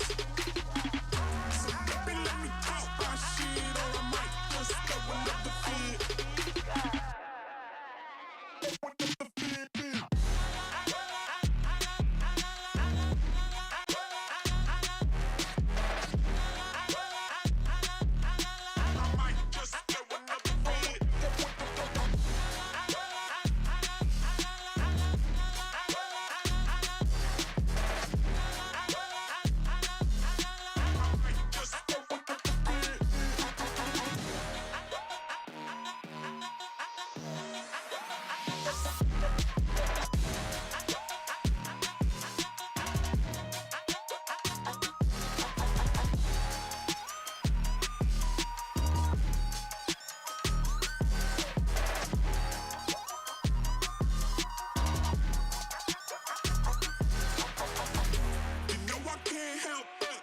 Cause they know they can never touch these. So baby, let me talk my my shit, or I might just throw another fit. You know I can't help but this, cause they know they can never touch this. So baby, let me talk my shit, or I might just throw another fit.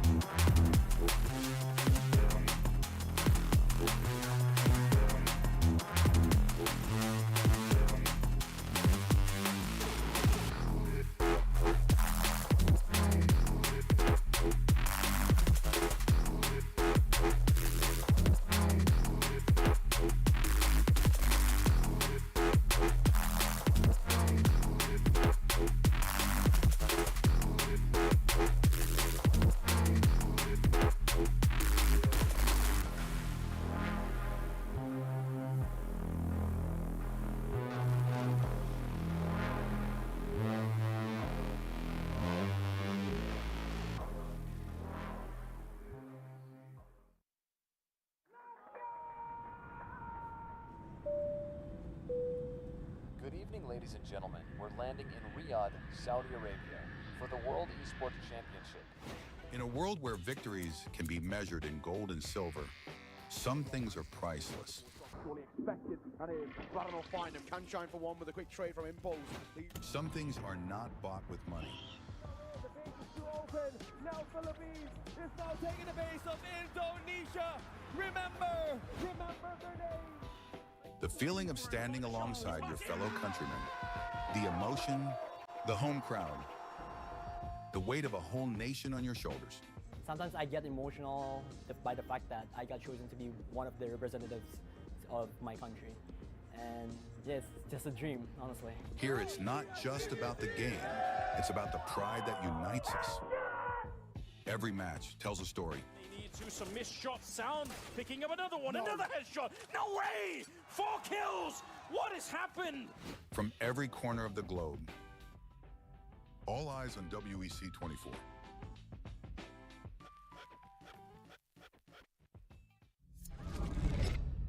Early 1970s. The world was discovering the boundless possibilities of esports. While esports offered endless enjoyment and addictive allure, it lacked a certain depth and a sense of purpose. It needed something more, something larger than a trophy, something beyond individual gratification. That's when a vision emerged. A vision of uniting the world through esports. The International Esports Federation and the World Esports Championship were born. Its mission was clear: to create a stage where nations could unite and compete for the ultimate title, World Esports Champion. For these athletes and nations, the World Esports Championship was more than just a competition, more than just a game. A chance to make history, to leave a lasting legacy, to inspire a generation, and to represent their nation. Over the years, Iesf started achieving greatness, year by year. Korea, Indonesia, Israel, Romania, worldwide. The World Esports capital changed, each year expanding significantly, getting bigger and bigger. Fast forward 15 years, Iesf was determined to show the world the most valuable World Esports Championship. 140 nations gathered in Riyadh, Saudi Arabia. The WEC 24 story. 2024. Saudi Arabia prepares to host the 16th World Esports Championship after a spectacle made in Iesf, Romania by Iesf for WEC 23. New president, new challenges, and quite a bumpy road ahead. As the calendar turned to January, the national qualifiers took place, breaking dozens of records. In a wingspan of 3 months in every nation across the globe, athletes competed to get one step closer to the World Esports Championship and represent their nation on the global stage. However, as fate would have it, the road to WEC 24 was far from smooth. Things went south. 2 out of 3 offline regional qualifiers were forced to go online. Even though that barrier occurred, the online regional qualifiers shattered previous viewership records. The hype for WEC 24 was real. Meanwhile, Africa. Iesf showed just how much potential is hidden in Africa. Over 180 athletes, 17 nations, and thousands of fans. All in one place for one specific reason: esports. The bumpy road came to an end. The slots for WEC 24 were secured and everyone was ready. The much anticipated 16th World Esports Championship set sails. WEC 24 Day 1.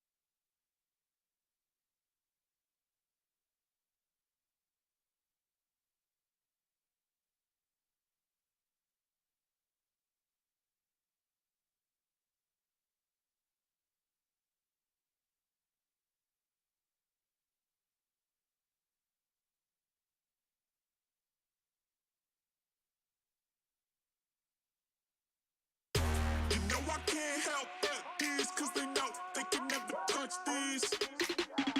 So baby, let me talk my shit, or I might just throw another fit. You know I can't help but this, cause they know they can never touch this. So baby, let me talk my shit, or I might just throw another fit.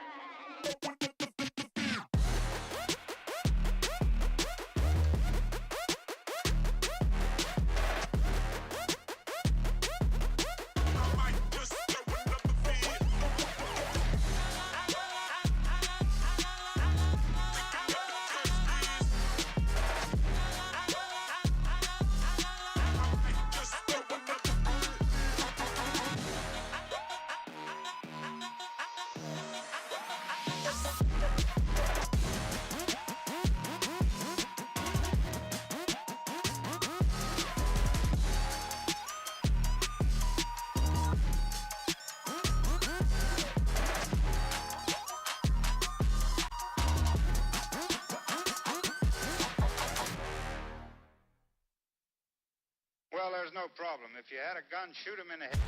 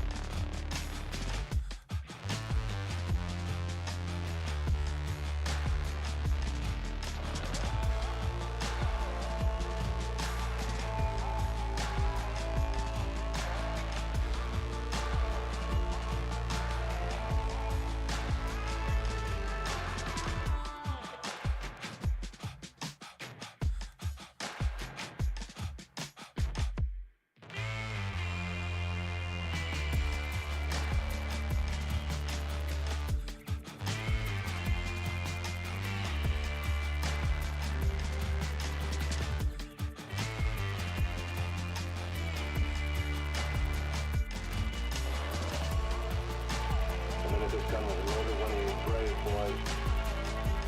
Decided to go for the run. It's the fire. It's the fire.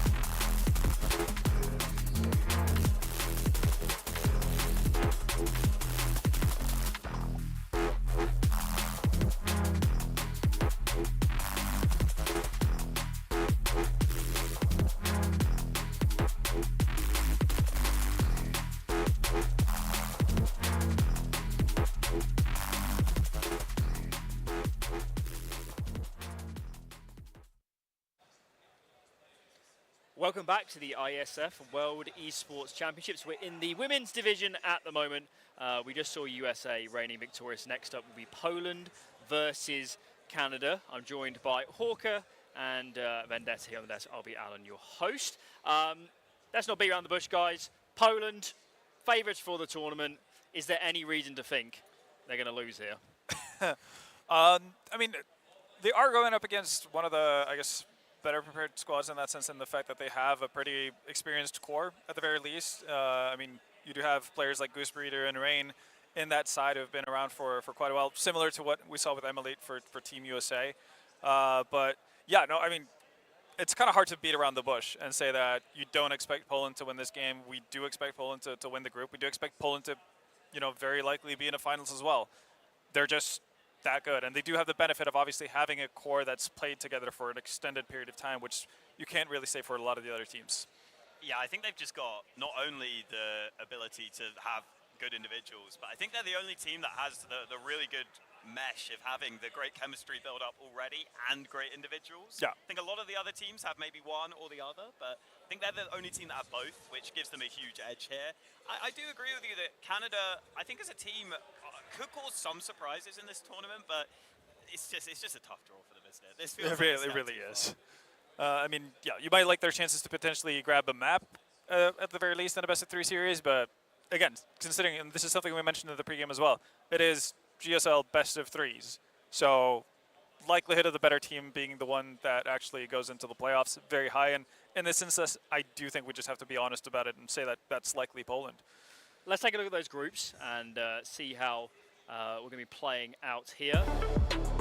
Here we have Group A. Of course, we saw one of those games earlier today. Portugal, I don't think any real surprise, reigned victorious over Hong Kong. So it'll be a US-Portugal game later on. That's one to watch, isn't it? That could be spicy. Yeah. Yeah, I think that could be a good game. Portugal, also a team that have a lot of experience playing together, so I think I'm excited to see if US can go up against a team like that and still get away with some of their shenanigans. Also, in general, just the way they won that second map was completely wild. So it'd be nice to see maybe something slightly cleaner, but that should be a really good match. Absolutely. So I think Portugal are probably one of those sides that you don't necessarily consider all that much. But again, we know that they have at the very least 3 players who are very experienced and also very, very good and still playing at the top level of women's CS to this very day. And that's going to take them a long way. And again, apparently they're one of those teams that are a little bit more structured or do have a little bit more depth to them. So yeah, I think it's going to be needed from the side of the US to not necessarily only have one play style and one page in your playbook being aggression, because I think they might get punished by that. Let's move on to Group B. A couple other heavy hitters over on that side of things. We've got France, Sweden, Kazakhstan, and Argentina. So let's get those results up when we can and see how that group played out. But needless to say, there must have been some shockers in the first round of this tournament. Surely Group B could have had some too. Let's have a look. Yeah, and I think this is immediately just by the looks of it. Yeah, and like just off rip, this kind of looks like the group of death in my eyes. I know to many Kazakhstan is probably like a bit of an unknown entity as well, but it wouldn't be the first time we've been surprised by players or teams from that region just popping out of nowhere and being extremely good. So I don't think Sweden can take lightly on that matchup by any means. And yeah, for France and Argentina, the 2 teams that we do actually expect to go pretty far here. Again, you mentioned it. One of the teams, likely Argentina or Sweden, are going to feel hard done by if they don't make it through to the playoffs, but it's just a really, really tough group. Yeah, I still back France to have the most just firepower in the group, but yeah, right, Sweden or Argentina fighting for that second spot. That's rough. It's going to be hard. So correction, this group is going live concurrent with the group we're covering now. So that's why the games haven't started just yet. Let's take a look at Group C, which is indeed the group we're focusing on for this particular matchup. Some heavier hitters in here. Of course, Poland is the standout. Canada and Denmark, though, plenty of experienced players. It's going to be an absolute brawl between those 2, you'd think, for that second spot into playoffs. Yeah, you'd imagine so. And again, barring any sort of surprises, obviously, like Counter-Strike isn't playing on paper. We've seen that on numerous occasions, but we do expect Poland to be able to grab the first spot in this group. Canada-Denmark, that feels like a bit of a toss-up for me. Again, I think Denmark are one of the teams that do have the benefit, again, of having a larger amount of their core playing in the same team, so that is going to be beneficial for them. but it remains to be seen. And as for Iran, just again, tough group to get drawn into. Yeah, tough. I think I'm pretty sure Denmark were playing the qualifier with Rams in, and I don't think Yeah. he's here. So they've had maybe 1 or 2 changes. We'll see how that affects them. But Canada, I think are a pretty solid roster overall. I still slightly back Canada, but I feel like I'm biased here. I just really like the Canadian team, which we'll get into. Let's take a look at the results in Group D. That one did start earlier today. So we should have some games through Spain, 2-0 over South Africa. But Norway, Australia, Vendetta, your boys, duking it out. they're still going. They're still going, yeah. From what I saw, Australia had a pretty dominant win on Norway's first map, which was Norway's map pick as well. I think they lost 13-4 or something like that. So the fact that they were able to bounce back, super nice to see from the Norwegian women. Obviously, Spain, I'd have to say, probably the favorites of this group. So them being able to beat South Africa 2-0 doesn't come as a massive surprise. But again, I'm again, positively surprised by Norway being able to bounce back after that start. Yeah, that's a real I wouldn't be surprised if there's a chance we see that one later on again in the lower bracket. Could very well be, yeah. So maybe a little feel-out process early, but yeah, that's a good game, I think. I would like to see that. If we get that again, I'd like to see that again. Hopefully we can make that work. Either way, let's focus in on our matchup for this one. We've got Poland and Canada setting up behind us. Kind of touched on it already, but just for all the viewers at home, 4 of these 5 Poland team players come from a team. What team is that?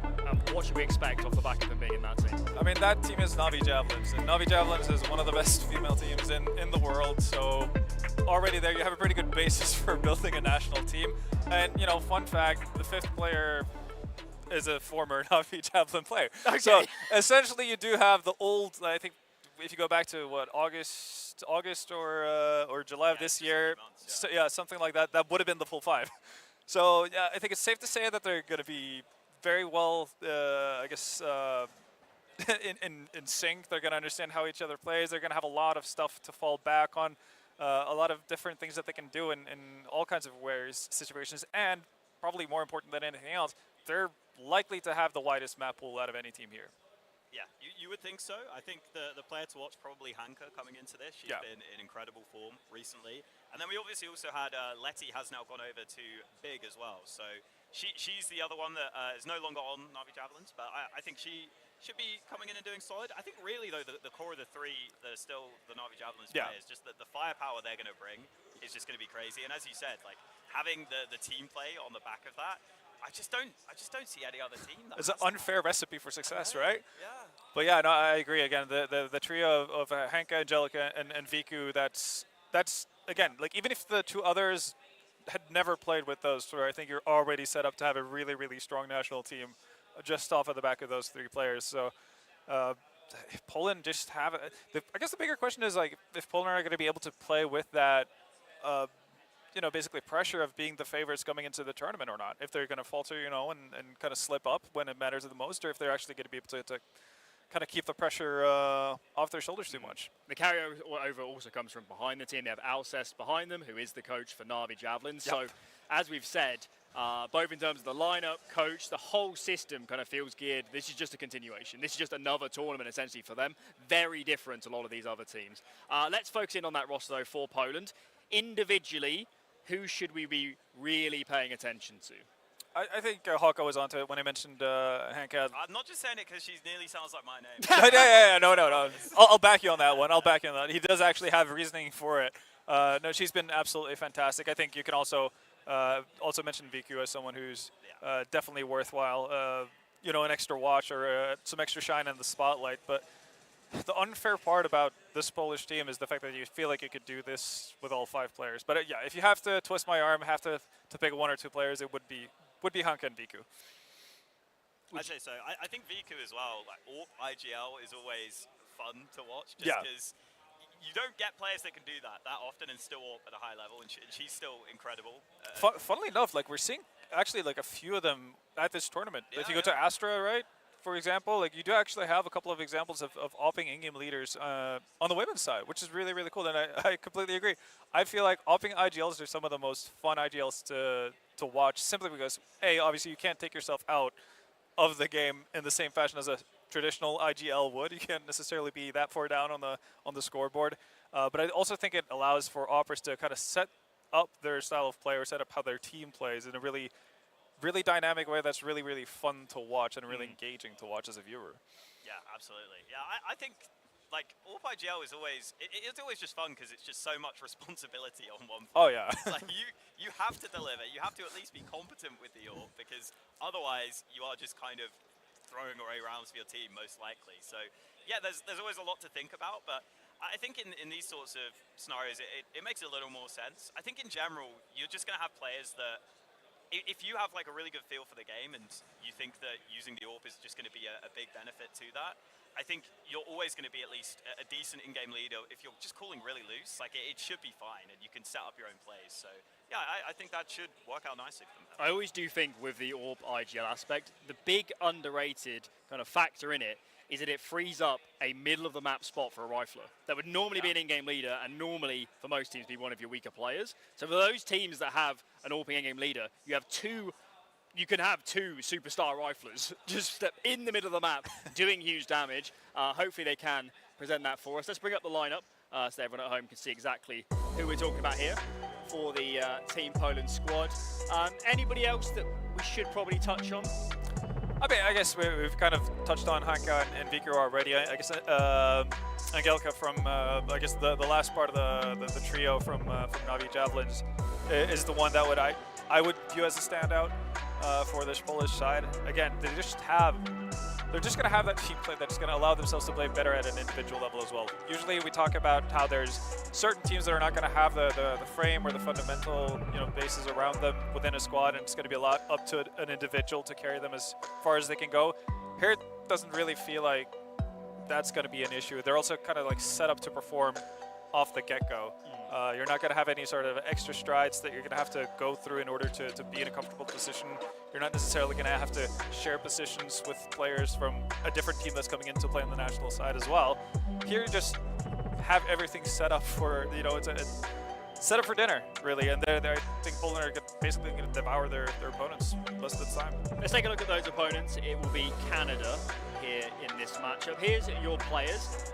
Goose Breeder, Rain, and Jess Cassidy are three players that we have seen in and about the female scene for a while in some of their top teams. So it's not like we're complete unknowns. It's not like we have no opportunities here, but is it still hard to look past that differential in terms of the team play? I think so. Yeah, I mean, so obviously Goose Breeder and Rain still playing actively, even though they've been playing for quite some time. I think for Bouchard, it's an instance of her not having played actively since the end of last year. She's kind of making a bit of a mini comeback for the national team and whatnot. So they're not obviously in the kind of same situation as Poland are, where everyone is just in a team playing constantly, preparing for tournaments and whatnot.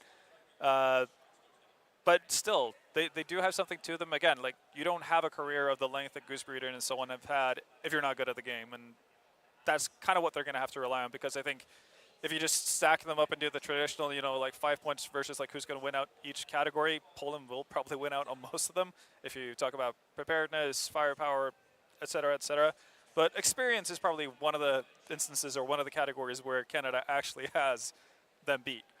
That's true. And I think when I was watching these qualifiers, they played against Team US, for example, and Goose Breeder, you can tell, she feels like she's got to do like a lot for this team. Yeah. She's normally like calling for the team, but also she was doing a lot of entrying as well, and I think she's probably the best player on this team. So I'd say that's fair. I wouldn't mind seeing her set herself up a little bit more, in all honesty. It kind of felt like she was almost a little too selfless at times, feeling like if I make the call, I've got to commit to it first and show the team what to do.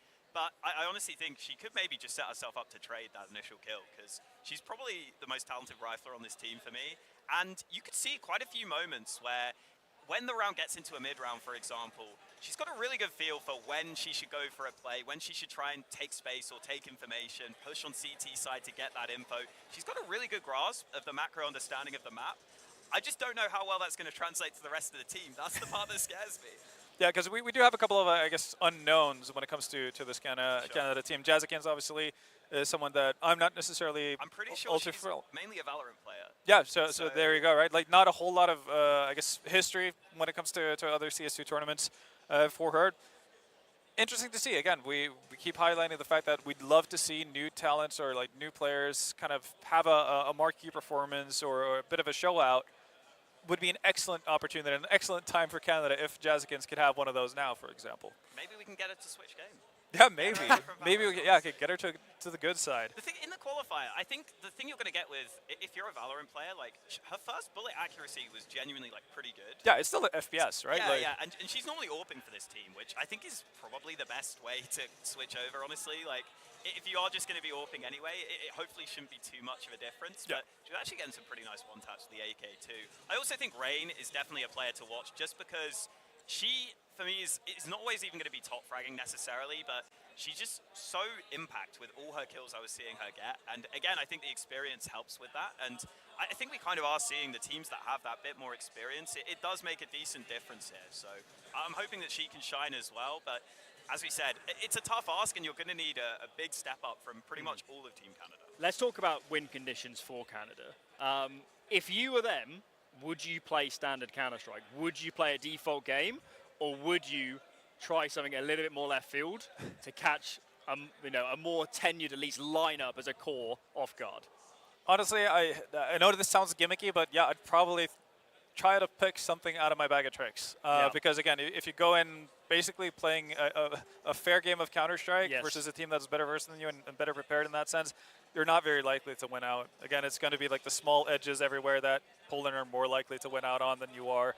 So yeah, like get a little bit crazy, get a little bit kooky, borrow from your neighbor in the US, like get a little bit aggressive here and there, make some, what on the outside would look like a stupid play every now and again, just to kind of like mix things up, make things awkward for Poland. Because if you play stock standard Counter-Strike, that's going to be like a welcome addition, and Poland are just going to be sitting there taking that all day.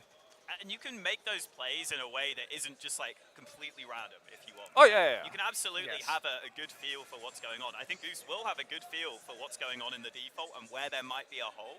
And we've seen how far that can take teams. Think of like Into the Breach or whatever, like having their major run. Like it's not impossible because they were just playing off their instincts, go for an opening move and see where you go from there. It's not impossible. And I think generally the teams that I back to do that are teams who've got a solid IGL who can at least say, this is the spot we should target, let's just try and get an advantage there. Yeah, I think it's also going to help if Gooseberry can be that uniting voice in many ways for Canada. Basically, whatever her word is law in many ways. That actually goes a long way. We saw that in the Netherlands game. In any scenario where things got chaotic, it felt like you might not have every player on the same page or understanding what to do, but if you have basically a loud voice within the team to kind of just tell you, do this, or this is happening, and everybody kind of just follows along, you do actually see some positive positive effects as a result of it. Let's bring up those maps and see where this veto is heading for this series. We're going to have Poland picking Nuke, Mirage picked by Canada, and the decider will be Dust 2. Nuke, surely a map that's going to favour a structured team. I was about in to talk series. about like unfair map. Yeah, exactly. We love to talk about teams, obviously, like having structure and how that suits a map like Nuke. You kind of need to have your stuff in order in many ways. Like playing a CT side Nuke without having proper rotations, that's going to be a hot mess. Playing T side Nuke without having proper procedures, that's going to be a hot mess. So yeah, coming in as a essentially like a mixed team, you're going to have a bad time. Like there's no other way of phrasing it. Nuke is such a hard map to play, but I think that's fully obviously like within the understanding of Poland as well. They know they're coming in here as the better prepared team. Obviously they want to play a map like Nuke, even if they have to start on the C side. Yeah, I'm pretty sure we saw like barely any Nuke in the qualifiers. So I saw Lucy celebrating over there. She's excited about it. Such a good map. It is. And listen, when you've got a lot of best of ones in the qualifier as well once you got into the seeding game, so that's probably part of it. Yeah. I'm sure a lot of the teams don't want to let it through as like a decider. But I think it makes a lot of sense. It's good to see that hopefully that structure will come through. And then you can see obviously the Mirage pick for Canada. So they are complete opposite. Saying, that is the map though. That is the map where if you want to just make the most of instinctual play, that's the map to do it. So I absolutely understand the decision there. Yeah. As we're saying though, it does feel like a tough hill to climb for them. I like earlier, by the way, you said Goose Breeder's law of word should be law. Like Goose Breeder's law, out of context, just sounds like some old UK law or something. Something from the 1800s. The Queen does not allow you to breed geese or something. Yep. Yeah. We have a bunch of those, don't we? Where you still can actually get sent to prison for the most ridiculous stuff. I've got a video of you, Alan, messing with a swan, right? If you're not careful. Let's not put that on broadcast. Let's focus on Dust 2. Let's stay focused on the Counter-Strike, at least for now. We'll save that one for the after show, Walker. Yeah, I am a little bit surprised actually, but to see Dust 2 come out as a decider. Obviously, it plays a little bit different ever since it's returned into the map pool and whatnot. It's not the same kind of, I guess, wonky pick. I've always been a big, I guess, proponent of never picking Dust 2 as your own map. In most cases, I feel like that's where you saw like a ton of the upsets. Like when you saw the Astralis downfall begin, for instance, is when they started toying around with picking Dust 2 for themselves for whatever reason. Third maps are always interesting, etc. But if you are like Poland, I kind of would have put my bet on like, yeah, something like an Anubis or something like that, where you could feel a little bit more certain as to what goes on. Dust 2 feels very very impact-driven and very kind of momentum-based in so many ways. So again, if we do get to a third, that means that we likely have a Canadian team that's just one Mirage, which probably feels good. Again, you talk about instinctual Counter-Strike, right? You've just gotten off of a Mirage win versus an assumed favorite. Now you're going into Dust 2. You're likely to be able to play like quite similar in the sense of having a lot of options and playing off of instinct on a map like that could play to your benefit. Yeah, definitely. I think Dust 2 especially, now on CT side, you at least have some options as well, whereas in the past, kind of felt like you were at the whim of whatever the Ts were doing, like, can we fight for long? Okay, we the later spawn timings is so huge, actually. Yeah, now we've got to go back. It just feels like you're just suffocated the whole time, whereas, yeah, you can normally at least have a good chance of getting long control. You can go for pushes up mid into lower tunnels. You can even go all the way up mid. The self boost on Cat, obviously, that's huge for CTs as well. So, no, I like it. Honestly, I think Dust has become more of an enjoyable map. Obviously, a lot of people do feel like it's stagnant because it's been around for 20 years, etc. But just having that, I guess, ability to jump up the catwalk yourself, not having to dedicate a person to boost people up anymore, already throws some spice into it that I've been liking. You know, I've been enjoying watching Dust 2. Even with all that said, though, Poland is still going to win 2-0. Yeah, no. Confidence here on the desk. First map, though, will be Nuke. Are Poland poised for victory? Brandon, Lucy, it's time to find out. I'm excited for this one, Brandon. You know, I'm a big Na'Vi fan. I know you are. It's like the Na'Vi reunion tour. We get the whole squad back together again in the server. And then the veto run, and we get Nuke. It's been so long. We haven't seen Na'Vi, the new Na'Vi, play Nuke this entire season. True. This was their bread and butter for 2 years. I'm so excited to see it back and being played here. Look, it makes a lot of sense for them to go this direction. Na'Vi Javelins historically always had a 7-map pool. So the fact that you can lean into Nuke, the fact that you can lean into anything that isn't Ancient and Anubis is going to be incredibly punishing for a lot of teams here at the event, because we saw throughout the qualifiers, everyone loves Ancient. That was the meme when we were casting like all of the European games. It was like, oh my god, it's Ancient. That's incredible. So the fact that you don't have that, the fact that you go onto Nuke, the desk set up perfectly, right? The fact that you've got, it is all of the ex-Na'Vi Javelins players. 3 of them still remain in Na'Vi. You've got the coach. They've all worked together. We don't know who the IGL is because Viku did IGL in the most recent iteration. That's what it says on the sheet, so we can imagine it probably will be her. But at the same time, I know Letty's got some good ideas. And everyone in this team, it feels like, has IGL'd at some point. So the floor will be open. Everyone will be open to ideas. Yeah, you've got 3 players that have called for this team in basically the last year, so let's see it. T-side for Poland. Canada, definitely a team not to be underestimated. But it's going to be a tough shot. Okay. Viku setting the tone early. The PT-50 sent outside to go searching. Goose doesn't even get a chance to fight back. And that's on your best player. It's just been one tap. Now a dink, now ramp control being established by, nearly called them Na'Vi, Team Poland. That is going to be fun throughout the rest of this event. They are straight down in towards B. They can plant. They've already got half the plant set up. There's one player remaining, sort of tucking in towards vents, but Jessica's has been loud about rotating away. Poland are in such a good position now. Jazzykins has got a kit, but there's no smoke. Yeah, they have to go all the way around towards ramp. The vent got locked off because Viku just rotated down secret. This is perfectly executed. Flashbang out to allow the scaling. Viku hits another from long distance, and she's just tapping away. Viku showing no nerves on the stage. It's another for Viku. The full house, perhaps. maybe a chance for it, but everyone from Na'Vi wants a piece of the pie. Na'Vi, I said it right there. Yeah, you did it. You did it. Yeah, Team Poland, Team dominant. Poland. VQ outside one tap and then immediately straight in towards ramp, and you look at the scaling, it is brilliant. You get a dink off, you're then obviously clearing these close angles and you're immediately running away. And they were set up in after plants. Here's the key difference. They were set up in after plants where the bomb had even gone down. They had space in towards control. They had space in towards vent. They had everything under lock and key, and expect this from Team Poland because we're going to be seeing it all the damn time. I don't think we're live. No, I'd say not. This would be certainly an unconventional Look at the shine on the knife. strategy. Yeah, that was dazzling. Just like VQ's pistol shots. See Alcest at the back there, and that's going to be a big advantage for this team just throughout the competition. But you know, special shout out on the other side. We can see Parks in the background there. A big shout out to Parks. We love Parks here in the women's scene. He's done so much for the scene in North America, and now he's backing the Canadian girls, his national team. He's come over to be the team manager and I suppose moral support. Yeah, I'm not sure how much tactically he's going to offer. To be honest, Parks, mate. Yeah, no offense. But he'll be there. He'll be there. Giving them the morale. He'll be there. Hopefully Canada will be more than just there on Nuke. We'll have to see. This is going to be tough. For all the talk about Dust 2, whilst I do agree with the desk in some aspects, I think Team Poland are very good on Dust 2. They're a very good Dust 2 team in their new iteration. They were a decent Dust 2 team in their old iteration. So, not that it will get there, to be honest, but if it does... To be fair, they don't have their best Dust 2 player. True. Astra, who's on the French team. Oh, she's over there. Yeah, she's playing on a different map right now. Yeah, all of Na'Vi Javelins are here in some capacity at Iesf. Shows you the firepower of this squad.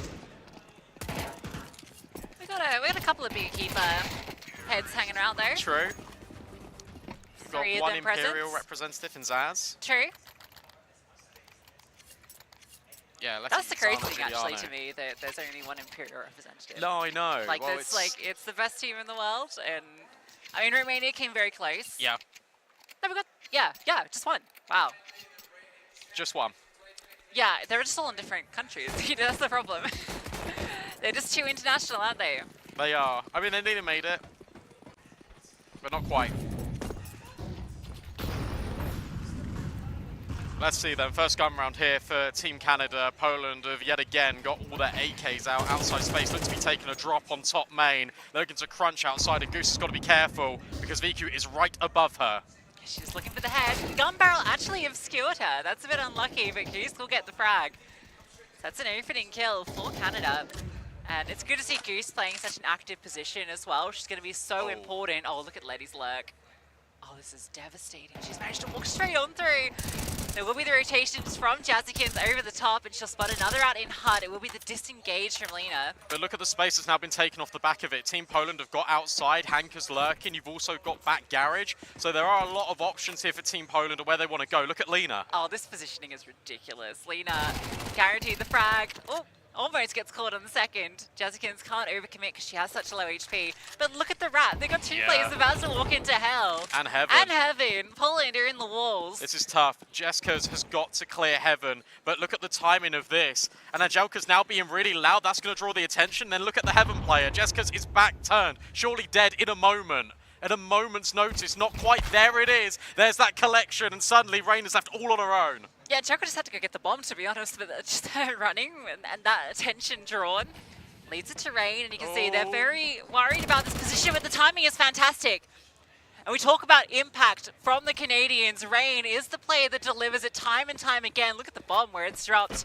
Lena will just about pick it up. Molly forward onto Hut. Rain's fighting forward. Lena does get behind, and she actually commits to it. So Rain's able to get very close.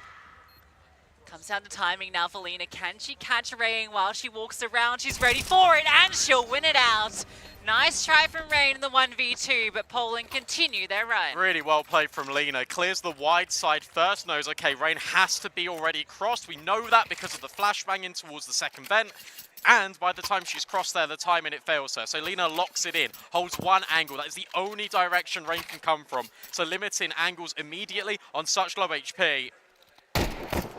Lena locks it in. It's nice to see Lena back in competition as well, because obviously her leaving Na'Vi Javelins at the start of this season means we haven't seen her for a few months. True. Had a lot of impact in that round. In this round, she'll go down after one, but it's just the eco push. Oh, Miku gets around the corner. All right, getting a little too eager there. Winnable. No armor though, surely not. Never count out Goose. Well, you got to count entirely on Goose right now. And she reveals herself, so almost runs down Lena to grab that AWP. No, yes, no. Oh no, Angelica got it. Never mind. 4 kills to Lena again. She's now 8-0. Let's go. Love that. No, I think that's 6-0. Oh, I can't read. Something O. She got kills. Yeah, absolutely. Jessica brings out the AWP. Yeah, so Hawker was right. She is a Valorant player predominantly, plays a lot of Jet, and in that horrible game Valorant, Jet's like the AWP character, yeah. So makes sense for her to be on the sniper.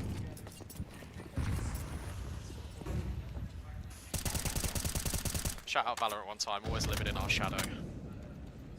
Well, we're the ones that had to get a Valorant player to get the roster here, so I don't know, who's Shadow? Fast. Oh my gosh. Almost caught in rotation. Angelica She's gonna speed it, just yeah. speeding, yeah, just chasing down. Look at all these rotates as well, just because of one player, and that lets VQ get the opening. Angelica trying to be thorough with the clears, now the gun's rained off, and Rain's been dealt with. Angelica finds another one, that's the B-bomb site for Team Poland. I love seeing this team back on Nuke. I hope we get to see Na'Vi play it. Obviously, it's very different with a new IGL, having to adjust to this map, but there's just such a history with this roster on this map. NIP didn't really play Nuke though, did they? Let Her Cook didn't. No, I don't really think it was in their wheelhouse that much. No, it wasn't. So I think that's why we probably won't see it. Sad. Well, you got to play one of it or Vertigo. Yeah, true. I mean, Na'Vi used to play Vertigo as well. Lena is destroying. Like, yeah. Lena is having a great game. Jessica's just left to try and save. Did an interview with Hanka yesterday. Yes. And she was saying how, it's actually so great to be back with all the girls again on LAN, and to be reunited with the past teammates. The vibes have been brilliant in the team, and they're really enjoying their time back together. Yeah, so. I wondered how that would be, because obviously... It's a little rough, right? Yeah. When some of you stay on and then there's changes, a decision to go international, it never feels good to get dropped. But I think, especially for Lena, like this is a really good opportunity to put yourself back in the spotlight. Absolutely. Especially when you've not been part of the ESL Impact outfit for this season to potentially get picked up in the future. I think that'd be really nice. An advanced push outside this time for Team Canada. We'll get the opening kill. That's a rifle that can now be picked up and scavenged off Hanka's body. But as soon as Team Poland see the plays outside, they go ramp. Yeah, what's the response going to be? Chop down the vent. Rain was very loud about that, but not going to be a problem. Goose goes back in to recover that position. But yeah, bomb site's taken. Plenty of utility down. Rain is close to the stairs. You can see it's being covered by Angelica, who's jiggling the line, and yeah, she wins those fights. Goose can't deny the bomb going down. Now the pistol players arrive. Where's Jessica's with that M4? It looks like she's coming late ramp. Yeah, it's tricky though because the pistol players need to survive. They need to try and trade and they can't do it. Again, this crossfire from Lena and Angelica holds strong. Jazkin's hoping to find something back on the Deagle and will collect and does a lot of damage onto Angelica. The rifle needs to get involved, but it can't. It's Letty locking out Jessica's and suddenly Team Canada again from a position where you think they might have a chance, they let it slip by. Team Poland are strong in the afterplants. Oh, they're chasing. Nearly. I can hear them laughing. Yeah, you see Letty. Not expecting to be run down there at the end. Yeah, very strong start. Lena does face their first death. VQ's 10 for 2. Also in the interview that you did with Hanka, you did mention that technically they're also champions because they didn't attend Yash last year. So for IESF avid watchers, you'll know this, but for people that are tuning in... Shout out to the ISF OGs. True. In Bali 2022, Team Poland won, and they didn't attend Yash. So technically, they're still champions. We've got 2 champions here today. Another opening kill, by the way. Team Canada have been doing good at finding these openings. It's just about sticking the landing. Yeah, Lena tries to get down vent early and punished for it. I think Poland are really just testing what they can get away with at this stage. I think so. Look at the U2 as well. It's so weak from Team Canada. They haven't really got much left to work with. Rain drops the smoke very early down lows.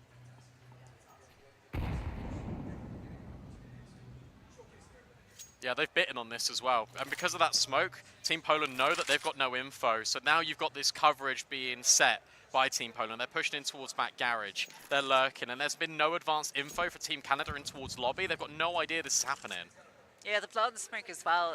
Nothing was spotted behind it. They were just checking to see if anyone was close. But for Canada, that is going to keep them kind of interested. That This maybe is an Poland will interesting commit. push here. This is all on the timing of Angelika. She comes back and looks round, can't adjust. So that's an important kill. That'll probably speed up Poland to go ramp. That's a double push though. You saw Rain and Goose there. So now you know you got 2 players isolated. And Secret VQ just comes through main by herself with the AWP. Doesn't overextend either. They know this player is in CT vent, and VQ hears the vent come up.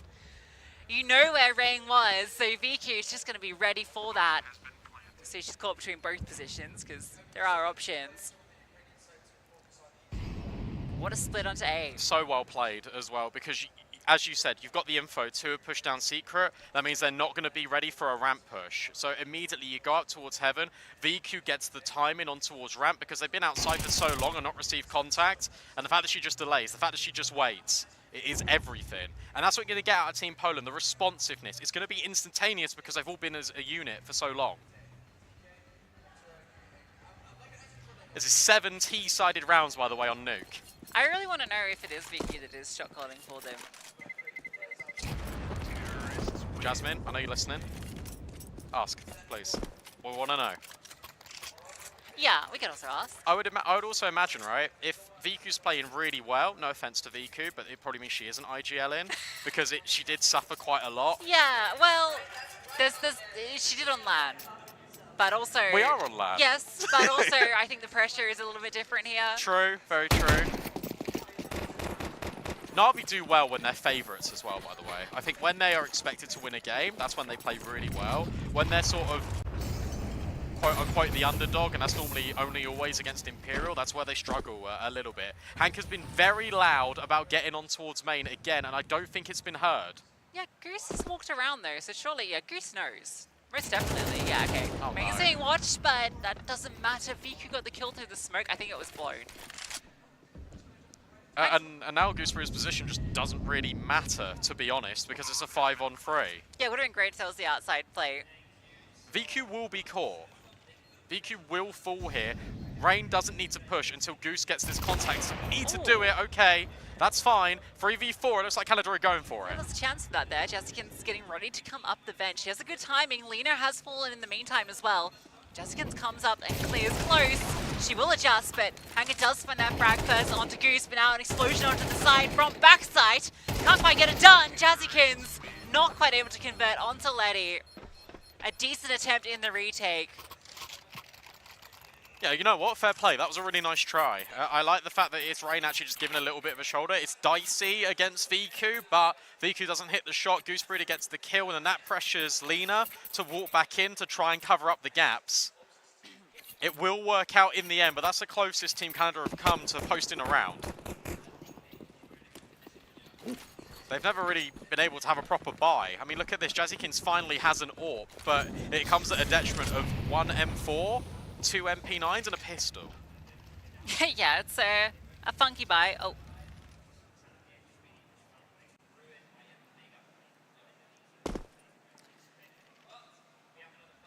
What I like is because we're on LAN, because the environment is a little bit louder, it means you can get away with stuff like this. Yeah. Like Hanker isn't trying to walk everywhere, she's just trying to take risks, because you can't hit absolutely everything. Here comes this lobby crunch, by the way. Rain gets a kill, the swing though from Lena is good enough. Another multi-kill from Lena, another round for Team Poland. Yeah, just not the weaponry for the job, is it? The MP9s. It's a shame. If you have the M4s there, I think they definitely find success on that crunch. I like that they're using the little land tricks, though. Yeah, absolutely. Definitely a team that's no stranger to this environment. They are close enough to each other as well, where like you can scream as like you're breaking windows and stuff. That's an epic LAN classic. You just scream profanities at your opponents whilst running down secret. Yeah, I don't know. I don't think that would happen here. Yeah, I feel like UK LAN environment is slightly different. Maybe. Okay, we've got Jazzy gets the MP7. Creeping forward, Lena kind of watching it. There's a smoke at the moment. Everyone is here. Spam. How does that miss? How Not does a that single miss? bullet, That's you crazy. joking. Jazzykins has got such a good time in here, but does she know? Does she have that intuition to go? She does not know. She's going to clear, and she's missed it. She's missed the timing. They're all down no. secret. She is following. Okay, so she does suspect that someone could have got down here, but they have no idea the entire team is here. And it's being held for now. Good kill. Letty dealt with. That's an upgrade, but unprepared for Lena to look back. That was the bomb as well. Yeah, now you know, but what can It's you too do late. about it? Because Ram's already completely locked off. This is a really good point that Hawker made before we went live, and I think this round's a really clear example of it, because we saw before, you know, when Goose went outside, but it was Hanker that went in towards main instead. If that was Goose again that was outside, she would have had that timing. She would have known to go through those smokes and potentially catch off Team Poland before they'd even made it down secret. Instead, the timing's just slightly off. You feel like you want to go for this. 4 on 4. You need the rounds. Got no kit. Oh no, you have one kit. There's no smoke though. Yeah, utility's lacking as is time. The flames and the smoke making this difficult. You're just going to have to commit through this. It's not going to get any easier. Flashes forward. They start to scale in. The orb on the line. Misses the shot. Hanker will get hers. Vicky on second time will collect. And she keeps going. Nobody is stopping Vicky right now. Even Goose. Oh. Able to remove her, but the trade is there. Wouldn't have mattered even if she got that double. And it's double digits. NT though, like the NT. 180, like Yeah. if there was a few more bullets, that would have been the collection, and that would have been potentially a really nice moment, but instead it is just, again, cruise control. Absolute domination from Team Poland. And if you're tuning in and you thought, Desk did say that Poland were favourites, they absolutely are. They are the favourites to win the whole event Yeah, absolutely. by a mile. Like, no, in my opinion, no one comes close. No, I don't think so. Yeah. Oh, okay, then the Nays get the kill. VQ scales very quickly. Goose, you're crazy. Like, Don't fight VQ straight outside. up. However, Lena gets caught on her little leg. Oh, yeah, get out of the way. That's a little bit brave from Letty. She's done that a few times, actually. She has overextended. I think it's letting the occasion get to her. It's just a VQ, like, kill feed. Yeah, I don't mean, even, why not? observers, don't even look at anyone else. Let's just... Let's just watch VQ. VQ is just killing everybody. Her teammates keep dying in peculiar ways, and she's just there. The worst bit is, like, with all respect, like, this round doesn't even matter. Like, even if they drop it, like, it'll be 10-1, and VQ's just trying to go for the clean sweep. Not only for the game, but also in this round. She's going to clear second vent in a sec. See you later. It's going to be the ace. It's going to be the ace. But I love that VQ and Angelica haven't even, like, changed guns here, right? Angelica's down to 20 HP. No, of course. She got the new off. It's really nice. You always want VQ AWP in. It doesn't matter. Even if Angelica's on 1 HP and VQ's alive, VQ has the AWP. Yeah, I think VQ, we're having a discussion kind of in the green room about, like, who are the kind of standout players to watch. Vedetta is obviously a big Bouvian fan, as am I, but I think in my books, VQ is the best player here. 20-4. Yeah. Yeah. 20-4. Like, I know Hanker has been in incredible form lately in the current system and structure of Na'Vi, Yeah. but I think in the context of this tournament and what these players are going to be able to get away with, I think yeah, VQ is I going to have agree. free reign. I agree. What I would really love, and I don't know if we're going to get it because I know Poland are going to play quite structured, right? But I'd love this to be a confidence builder tournament for Angelica. I would really love it if they sent her in and she was able just to get these kills, wrap them up, because we have seen a little bit of a dip from Angelica when it comes to confidence, in my opinion, on the server. And yes, they made it to Stockholm. I think this would be a really good tournament for Angelica to sort of warm up into, get that LAN experience back, like get the feeling back. I don't know. I feel like the spotlight will be taken by Hanker and VQ, but I really want some good Angelica moments. Yeah, absolutely. Back on VQ feed. it's just instant. Okay, she is punished. And there's another follow-up kill. And another one. Rain's found a double. This could be the first round. Rain is trying to make mincemeat out of Team Poland. That's Angelka finally to stop her. And I asked for it, and we might get it, an Angelka moment. Yeah, talk about a thunderstorm there. Angelka, oh, she's gone past. Oh, I think the railing might have blocked her a little bit there. That's awkward. Those things are impenetrable. Canada, a bit of a cheer, a bit of relief as they get their first round. It's the last of the half, but hey, it's better than none. True, it is. The issue is that it's CT side nuke, and you walk away with just one. This pistol means absolutely everything, and it doesn't take anyone else to sort of say anything let's less. not beat around the bush. Yeah, let's Canada not beat around aren't the winning bush. this. Okay. No. But sorry, Canada. Every round they get here is a bit feel good, and I'm glad that they're keeping the vibes positive during this. Yeah. That's the Parks effect. Manager, coach, sports psychologist, and all around good bloke. That's our Parks.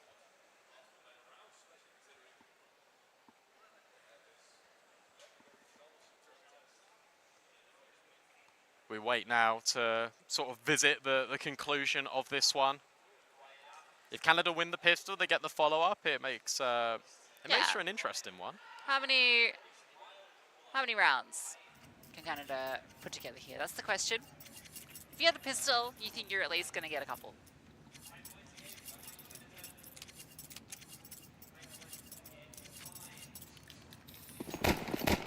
Let's see. I'm surprised that they've even got, like, it looks like they've been a raid boss. Letty's been given dualies. I think Angelka, Letty are on dualies. Hanka's got the flashbang. Oh no, they're getting stuck. Letty has now seen everyone out lobby. Jessica's has made it down secret at least, but here comes the ramp crunch. Oh, Angelka gets deleted. Reina's been looking pretty damn good, actually. So is Lena. Yeah, okay, Rain's got to do everything, and the railing continues to be a problem for everybody in the server. Jazzykins, oh no, it's Lena with a quick double up, in fact a quad kill in the round. And that is map point. That's probably map over, to be brutally honest, because it will have to be the force fight. It will have to be, what, Mag-10's Tech 9's going up against all But you win this one, all the you util. reset them financially, they force fight back, you win that force fight against them. Suddenly, you've got 4 rounds. And then you need 8 more. Great. In a row, without a single one dropped. Yeah? Yeah. Well, when you put it like that, it sounds It's all easy. in the Parks master plan. No, it's not. That man rocked up with a binder full of strats. He didn't. He rocked up with like a bag full of jerseys though. He jump scared me earlier as well. They have great jerseys. They do. Shout out Canada. Poland also very drippy. Here we go. Jazzykins on the jiggle with that Mag-10, looking for the kill on the Letty, not expecting the off angle. Rain will get that trade, but a lot of damage done, and Angelka at door, able to deliver, look for the multi, and she will get it.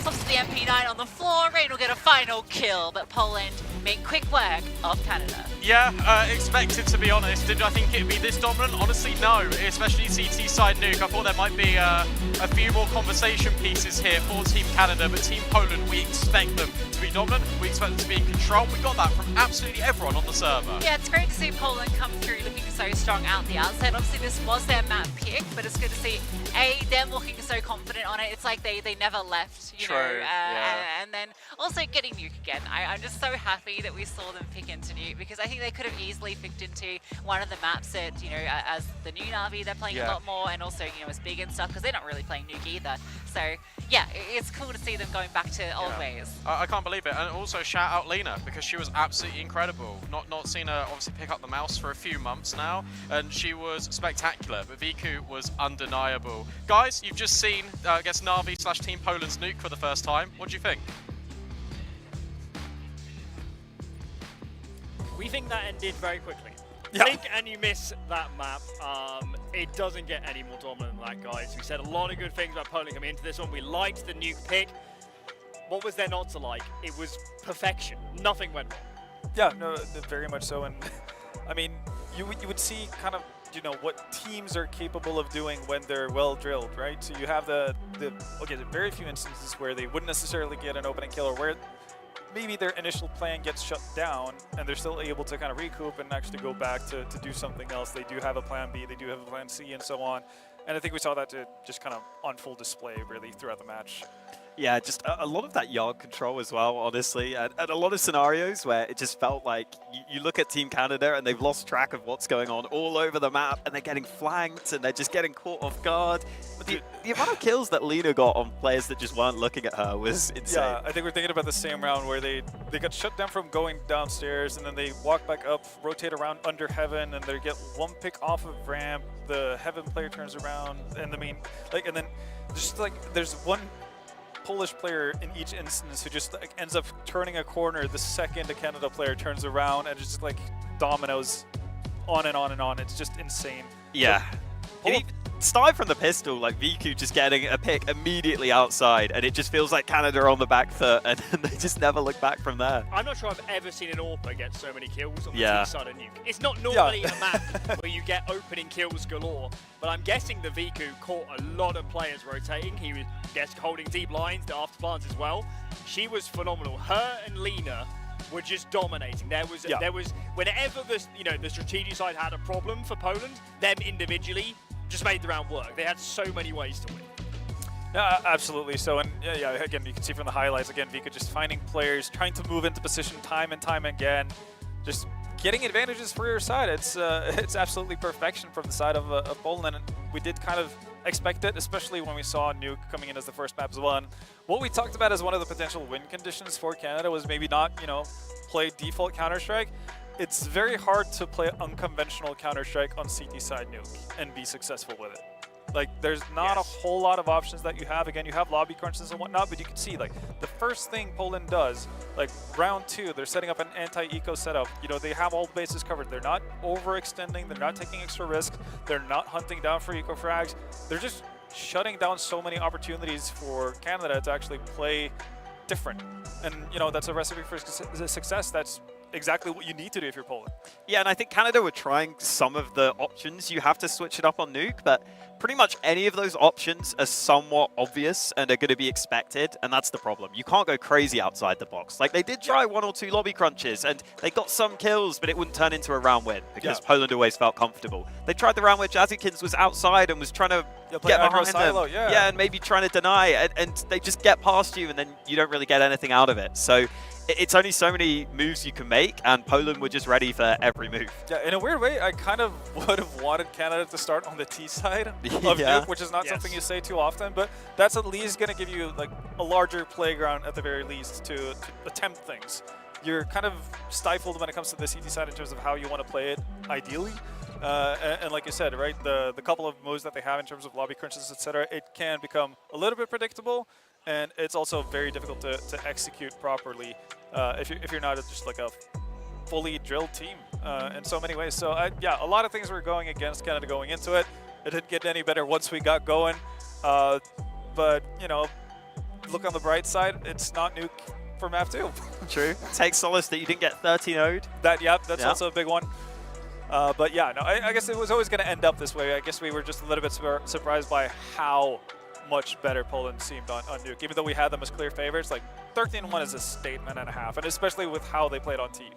I also think we got to a point where like the Team Canada buys even got all mishmashed, and you had Jazzy on the AWP, and then the other players didn't even have a full buy. Some of them were saving some money, so I kind of think they just lost track of things a bit as the game went on. And I think by the end they were kind of aware this one's just throw this one away, forget about it, move on to the next, and hopefully they can do that because that's the mindset they're going to have. Because if I were them, I think it would be better for them if they could go Men in Black style, wipe that map from their brain going into the second. Let's talk positives of Poland, because of course we came into this one, we're saying they're the team with the most structure, they're the team with the most bleed over from their traditional lineup.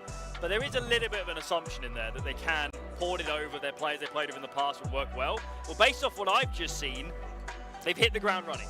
Yeah. It looks perfect. It looks like the team is communicating well. They look like a much more solid lineup than anyone we've seen yet. Yeah, and I think that's a completely fair assessment. So whatever questions we had in terms of, obviously, okay, we've only seen one map, right? It might be a very different story on Mirage, but just the baseline of what we saw, and that's not necessarily down to them being necessarily a good Nuke team or a bad Nuke team or whatever. That was just like fundamentally how you want to approach Counter-Strike as a team.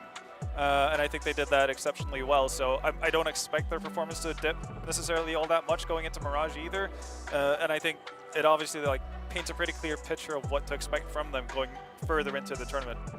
Yeah, we talked about the high fraggers, and I think, you know, they were definitely doing well, but even Angelica, when I saw her going in some of these early rounds, her aim looked very crisp. You know, she'd often get traded in the end, but it's definitely a good sign. She was normally just getting the one kill you need. Yeah. And then a couple of the other players like Hanka, I feel like we didn't even need to see her, and she's meant to be the main standout for this team. So, again, goes to show if you have that many players that can just carry maps for you because of the structure and because of the overall work together as the team, like, you're in great shape. Let's talk Mirage. That'll be the next map in this series. It's not quite as strategic heavy. I mean, what we're talking about there on Nuke is we're saying that if your rotates are off on the CD side, it can fall apart. Mirage, we expect much more experience from a plugging background, much more experience out of fought as individuals for Canada. So I'm not going to say they're going to win this map, but are we looking at a more competitive affair?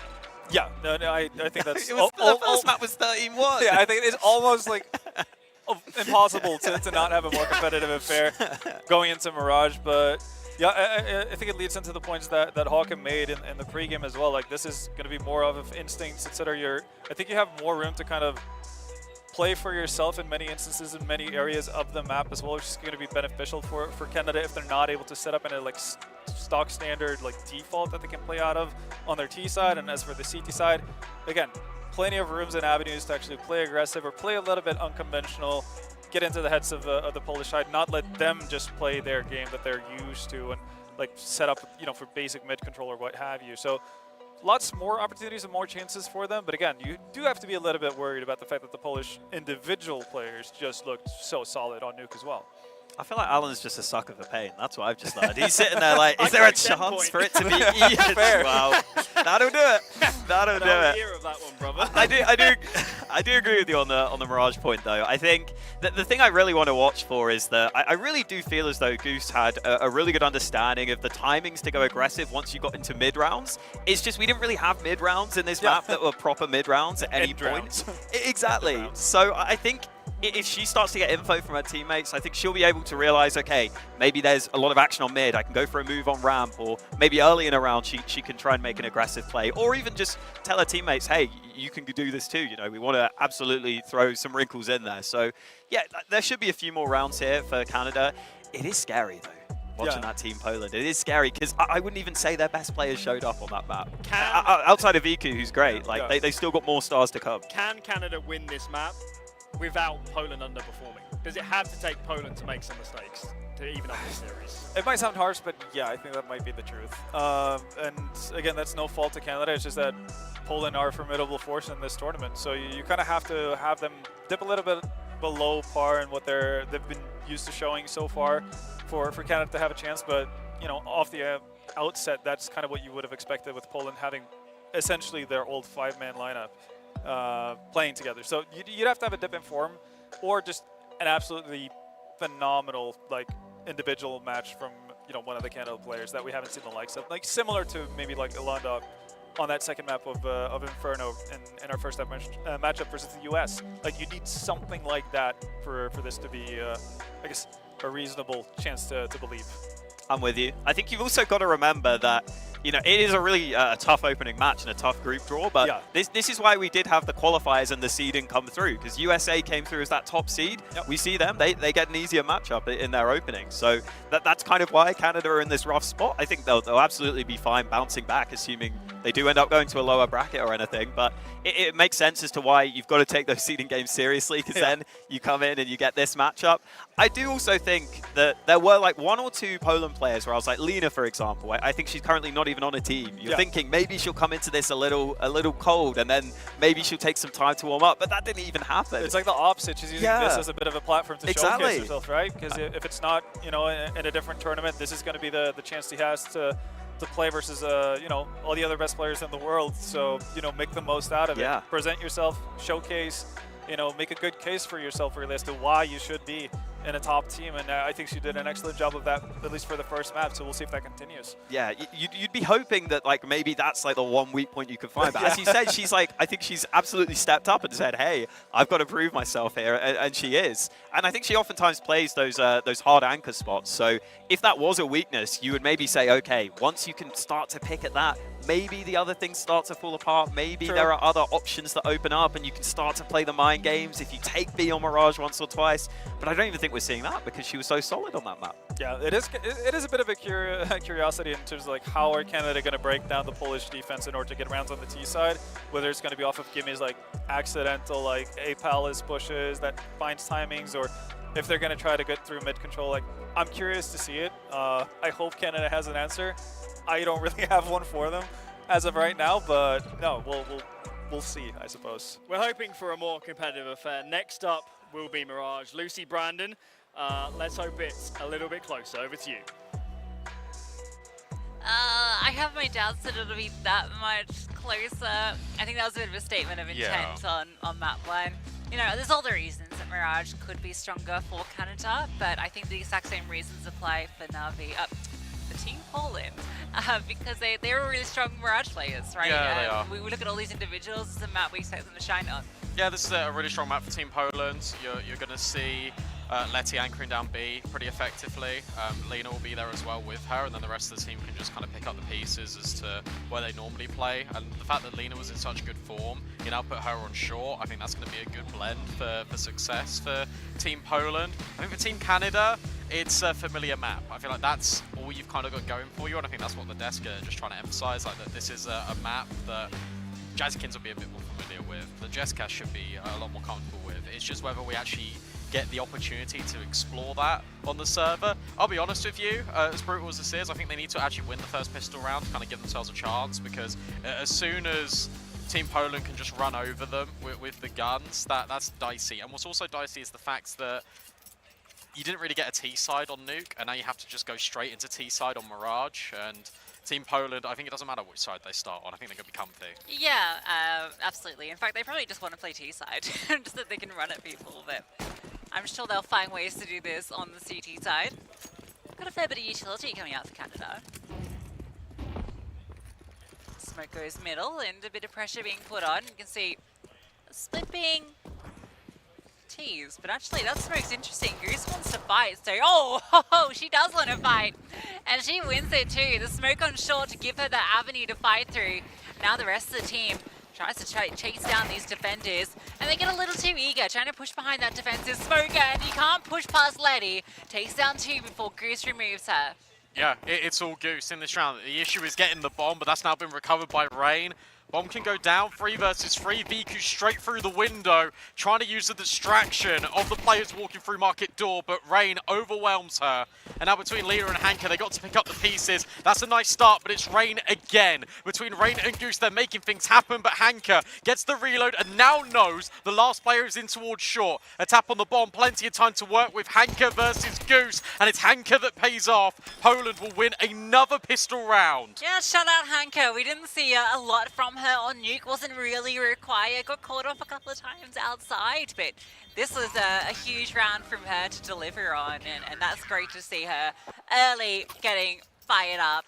For Canada, that one's a little rough, right? Yeah, it's such a shame. Goose gets such a nice entry kill onto Connector. You get all the space on B, but a little bit of an overextension, but massive kudos to Letty in chopping that defensive smoke and then using it to keep them at bay and not allowing them to take control into market. Yeah, also you got to give credit to Hanka there, because you feel like once Goose has come back over and she's got that crossfire with Rain, that it feels like it shouldn't break, and Hanka does really well to manipulate that into 1v1s. That's the key takeaway. And with the most experienced players on your team being Rain and Goose, you don't expect that mistake to creep in, but that's the nerves, that's the pressure, and that is Team Poland again off to a blistering start. Look at the information. VQ just walked up middle, so they know it's going to be B. Letty gets flashed, but can't quite connect. Too many players on the other side. Angelica, that's dear. messy, but it's Lena that will slide in.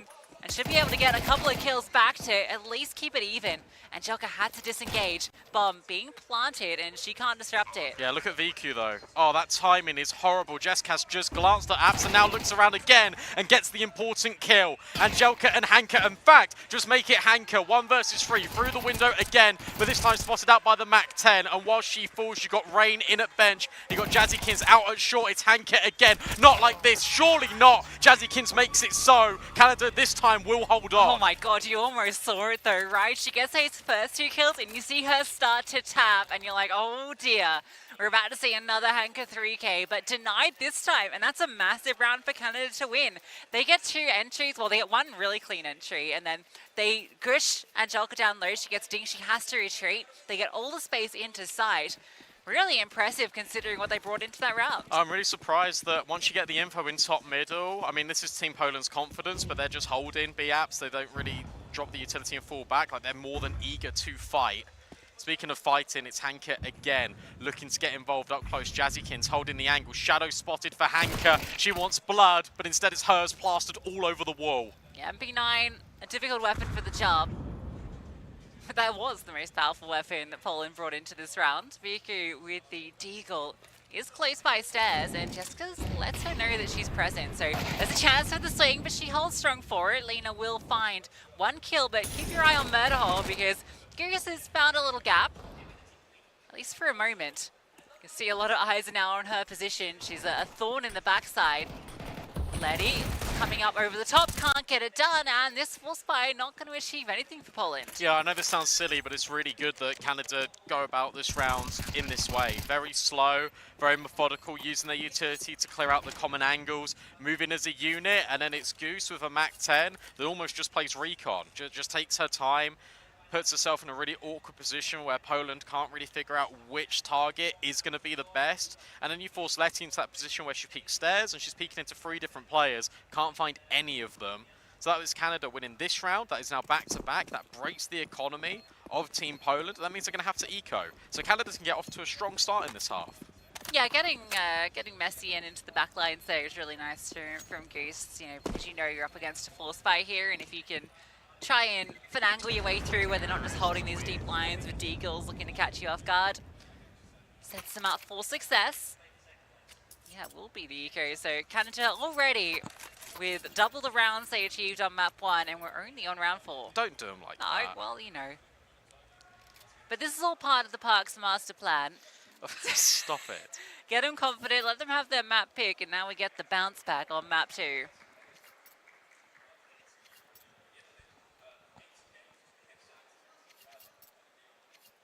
What? So, because obviously, if people should know at this point, you are Na'Vi Javelin's #1 fan.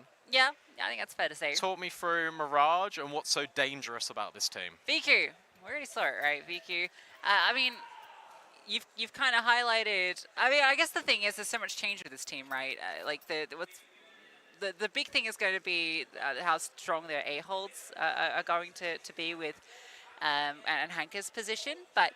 It's interesting having this change up, and having Letty and Lena back into the team, because that's half of the map that you're going back to the old ways of playing versus the new ways. So you're kind of having to readjust back to your old play style when you've already kind of adapted to a new way of approaching the map.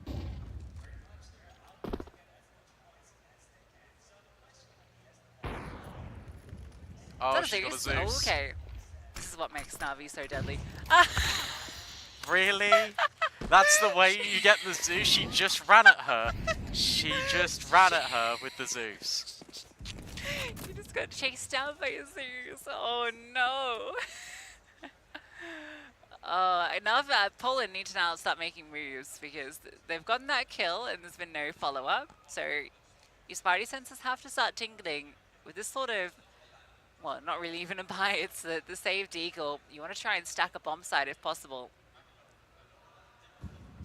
I can't believe that just happened like that. Such a funny Zeus. Because she kind of just walked after her at the start and then started running. It's interesting that because you haven't seen anything all over the map, in fact, Team Poland just fall silent. They just play patient. They just wait. They're still angling towards more of an A lean, so it's just Angelica. Has got armor, has got a Deagle. Jazzykins walking forward with the AWP. Maybe it's Goose that provides some outlet, spotted, and collects one kill. Angelka, though, will deal with the sniper of Jazzykins. The rotations need to come in for Team Poland, because Angelka is just about holding on. Too many players to deal with, too many angles. Had some chances there. Nice kill initially. As she was alone, the rotations come late, and they're all grouped up in market. Goose tucked into the corner.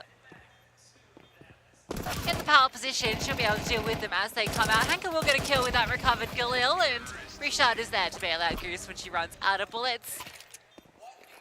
So Canada will survive, despite losing a player to a cheeky little Zeus, which now Goose has in her back pocket, funnily enough. And despite Angelka hitting a nice deagle. Yeah, a little bit of damage, but it's inconsequential. Now this is the round that I'm most interested in. Still no AWP for Viku. Jazzykins has got one back, as that was recovered right at the end of the round in B apps. For Canada, I expect a little bit more of a default, right? You poke and prod out towards middle, but then you just exec. I feel like executes will be bread and butter of this team, and it'll be up to Team Poland to try and defend them. They are straight out ramped. Look at that. The only respite is Hanka. Jazzykins will find one onto Viku. It wasn't a true AWP head-to-head, and Bouchard has just deleted Hanka on the jump up. Lena as well. That's a scroll wheel moment. Team Canada are making this look good. Yeah, they're not even going to A, but they've found all the kills there. They're actually wanting to go to the B-bomb site. And Poland have just evacuated. They're pushed up through middle. Letty and Angelka are going to catch off one player. You think maybe here, Bouchard likely to be found out? No way! What is happening? Richard actually wins that fight. It feels like genuinely in this round, every Team Poland player, to some extent, whiffed. Like, you get caught off guard if you're Hanka, fine, but Viku's taking a fight with the AWP in towards top middle with a rifle. That's a little bit dicey. Can Letty clutch this? A 1v4, but that's the bomb, so that's going to slow down proceedings a little bit. Can walk through the smoke, is known, should be held by Jazzykins and collected. We also had that Lena jump, like mouse wheel moment. No, it felt a bit iffy there. Yeah, that one was a little bit off, wasn't it? Okay. Now we're cooking, Canada. Viku yet to frag, 5 rounds in.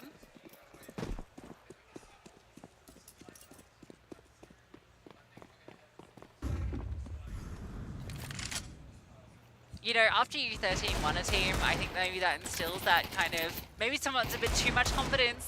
This is kind of what we're talking about with USA, right? A team that maybe can feel like they can get away with too much. It's weird though, because I don't actually expect that of this Poland team. Yeah, that is the odd thing. They're a team that will adapt very quickly. Letty is pushed. Oh, she didn't see her. Letty. 5-7 in hand. Can this get interesting? Oh, no, not anymore. It could have. Oh. Oh, okay, that's been heard. Yeah, Viku not winning that fight. Letty will win hers. Goose runs out of ammo. Oh, Hanker is still on the backside. Surely it's going to be cleared. Yeah, okay, good. Jessica's thorough. Good. Letty won't make it out. Bouchard provides the coverage. Canada convincing. They've built up some decent cash. This two-side is looking good. Yeah, they're playing really well, and this is more in line with what we sort of expected. Just a little bit of a poke and prod in towards mid, and you just pick a bomb site and you run with it. You're making sure your execute's in on point, and that's exactly what Team Canada are doing. I don't think they're having to work too hard for these rounds. I think Poland are overextending quite a lot. I think it's as wild that this was a Poland pistol, and then every round after that has gone Canada's way. You can forgive the first two, but yeah. They've only had the one, like, full gun round. This one does start with an opening kill, and look at Viku's advanced position. Bouchard pauses. There is a whole slew of Canadians behind, but yeah, that one's too easy for Viku. Ran across it. Bouchard thought she had the free line, and now Viku's starting to get on the board, and she's doing it in dramatic fashion. Goose is just trying to edge around on the flames, and she will go down, so at least it's a fun frag to get her removed, but the damage has been done. And Goose certainly going to be overwhelmed. Yeah, nice play. Just even in that last little bit against Gooseberry, you got the jump up, you got the elevation on Van, elevation on Balcony, and they're double swinging. And it's so difficult to try and deal with that. But VQ, undeniable. That's the first round we've seen her with the AWP. She gets a triple. That's more like it. That's what Team Poland will be hoping for. A step in the right direction. And to be honest, with all the damage that they've been accumulating throughout their low buys, this one round, if they secure it, suddenly the economy's gone for Canada. Actually, that's surprising. I swear to God, a player had like 10k around before. How quickly it all disappears. Attempted flick shot. The flames don't go quite deep enough, so there's some space behind top mid to stay alive. Those wall bangs don't look far off it. I think the little illustration on that orb kind of looks like VQ as well, right? It's got the same kind of vibes. I need to actually inspect that properly. Well, it's a blonde girl. Okay. You know. Sure. Re-smokes in towards mid. A lot of util being prioritised here for Team Canada. This time they want to make sure that Team Poland's interest is very much on middle. So when they execute in towards A, they have missed the window smoke. Yes, they re-threw it. So they've used 4 smokes in middle. All of their smokes. Well, where do you go from here? You're just going to have to try and pop through and try and hit them on a timing. 50 seconds left, there's a lot of opportunity to work with, but if you look over at B, Team Poland are now getting info that way. Yeah, they push the extremities, and Lady can now fall back into short. Oh no, she's just going to start rotating. Yeah, it makes sense. Yeah, they know what's up. Time's ticking, Bouchard starts to get active. VQ will find their first kill onto Goose. Lena is ready for Bouchard's swing, but can't win the fight. And Bouchard doesn't slow down. Letty will force her to pause. Jessica is looking for this fight at jungle, but it's VQ on the other side. And Rain can't plant the bomb. Hanky just swings out and gets the double. Poland had all of the information. They felt like they had a million players lying in wait. Yeah, that's tough. That's really tough. I mean, look, we spoke about the B Apartments push. We spoke about the info that was gathered for Team Poland, but Bouchard hits a really nice entry. And then they find their way on towards the site. It's just the time, and then Hanker can swing, and it's just too many players to try and contend with Team Canada. They found a nice opportunity. It was a good moment, but it's Team Poland, again, that are just ahead of the curve in that round. And we spoke about the economy, because they can't even get the bomb down here for Canada. They're now just on Tech 9's no armor. This is brutal, and this is now becoming a shooting gallery for VQ. Yeah, every time VQ comes towards the B Apartments, there's always players there to meet her. 0 and 6, now she's 6 and 7. Not bad. Good resurgence for her.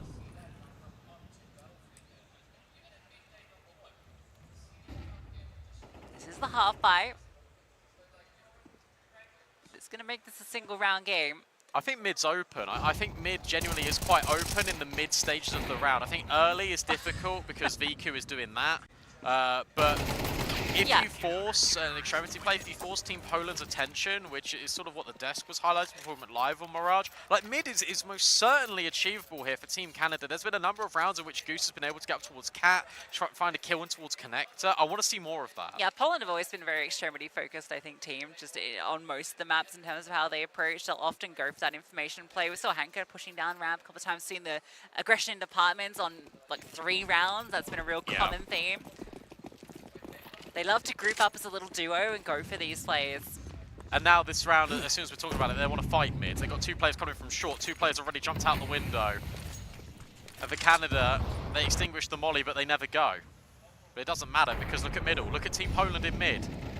Yeah, now the fight starts to come to them, and underpass is locked off. Poland shows some variety to their play. This time they do fight middle and they get the bomb. Oh, that timing. Goose was looking at it, and the moment she looks away, that's when Lena swings.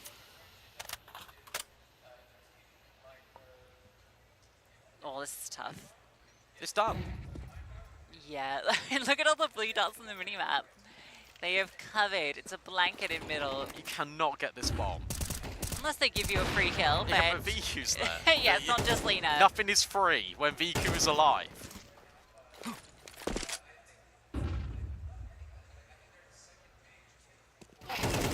Nice shot. Spray transfer not quite connecting just because it's 2 HP. Any one of these nades would do it. Instead, it looks like she's going to be run down. VQ is still alive. There's the nade. There's the kill. Poland have equalised the scoreline. VQ off the backboard. She's 9-7. She was 0-6. I wouldn't mind a pause here for Team Canada, because it's now been 4 rounds in a row for Team Poland. Of course, this is like the half bye, so maybe after this one, but I think a pause is definitely needed because you are still in this first half. Even though it doesn't currently feel like it, you are. You've done all the hard work early.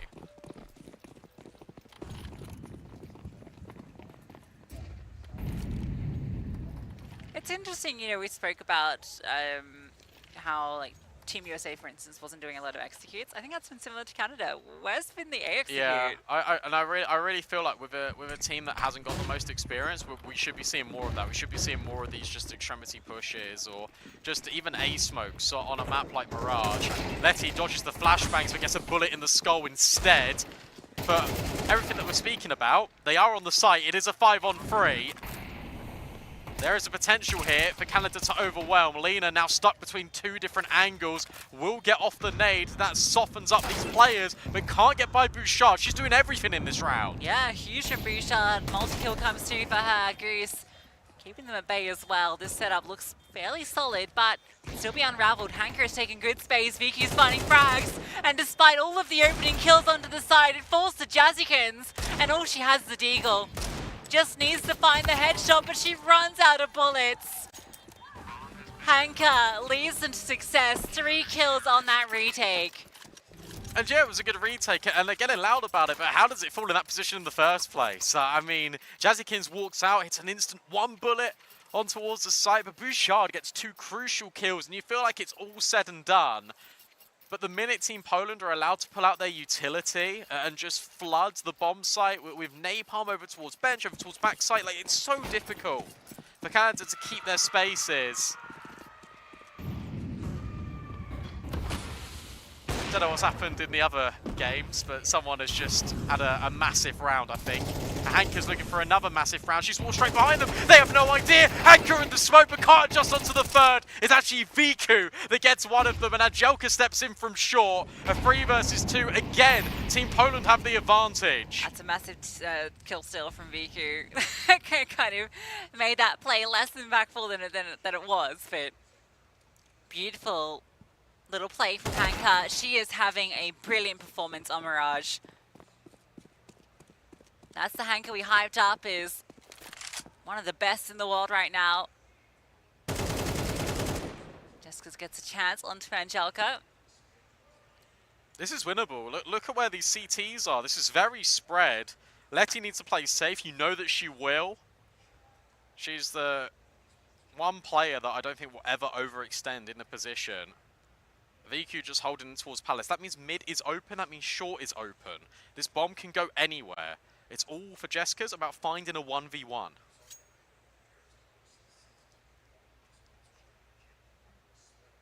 Letty's going to fall back. 30 seconds left. I really like how deep they've gone on the extremities here, because if you go towards B, you've got to get by Apps. You go towards A, you've got to get by Palace. Yeah, Letty's momentarily checking this short play as well, because it's the only position this play can come from. The smoke reveals, and it's all too easy for Letty to clean up. Canada had a great start to this half, but Poland, once they got rolling, they didn't stop. Yeah, they didn't look back, did they? That's 6 rounds in a row for Poland to close out that first half, which is a shame because Canada were bulldozing them. It looked really clean from Team Canada. I enjoyed the way that they were sort of punishing Team Poland for getting a little bit active, but as soon as VQ got out that AWP, the entire dynamic of that half changed. It's just insane how influential she is in the server when she has it. Hanker, I'm really happy to see her thriving here on Mirage. I think this obviously suits her play style, I think, a little bit more than Nuke. I was going to say, did you expect anything less? Like, yeah, it's true. I expected more from her on Nuke, because obviously Hanker's gone for a role swap on Nuke. I don't know if it's obviously continuing, because I haven't seen new Na'Vi play Nuke, but she was going outside, taking all that space, and then suddenly she's now become the ramp player, like more of the lurk over towards ramp. So that's been an interesting shift for her. Yeah, she's got a lot more of the active positions on Yeah, Mirage. she was playing, like on that nuke game, she was, we saw her taking like the secondary outside position, going over silo and dropping main. That's what she used to do. So it's good to see her like back to that.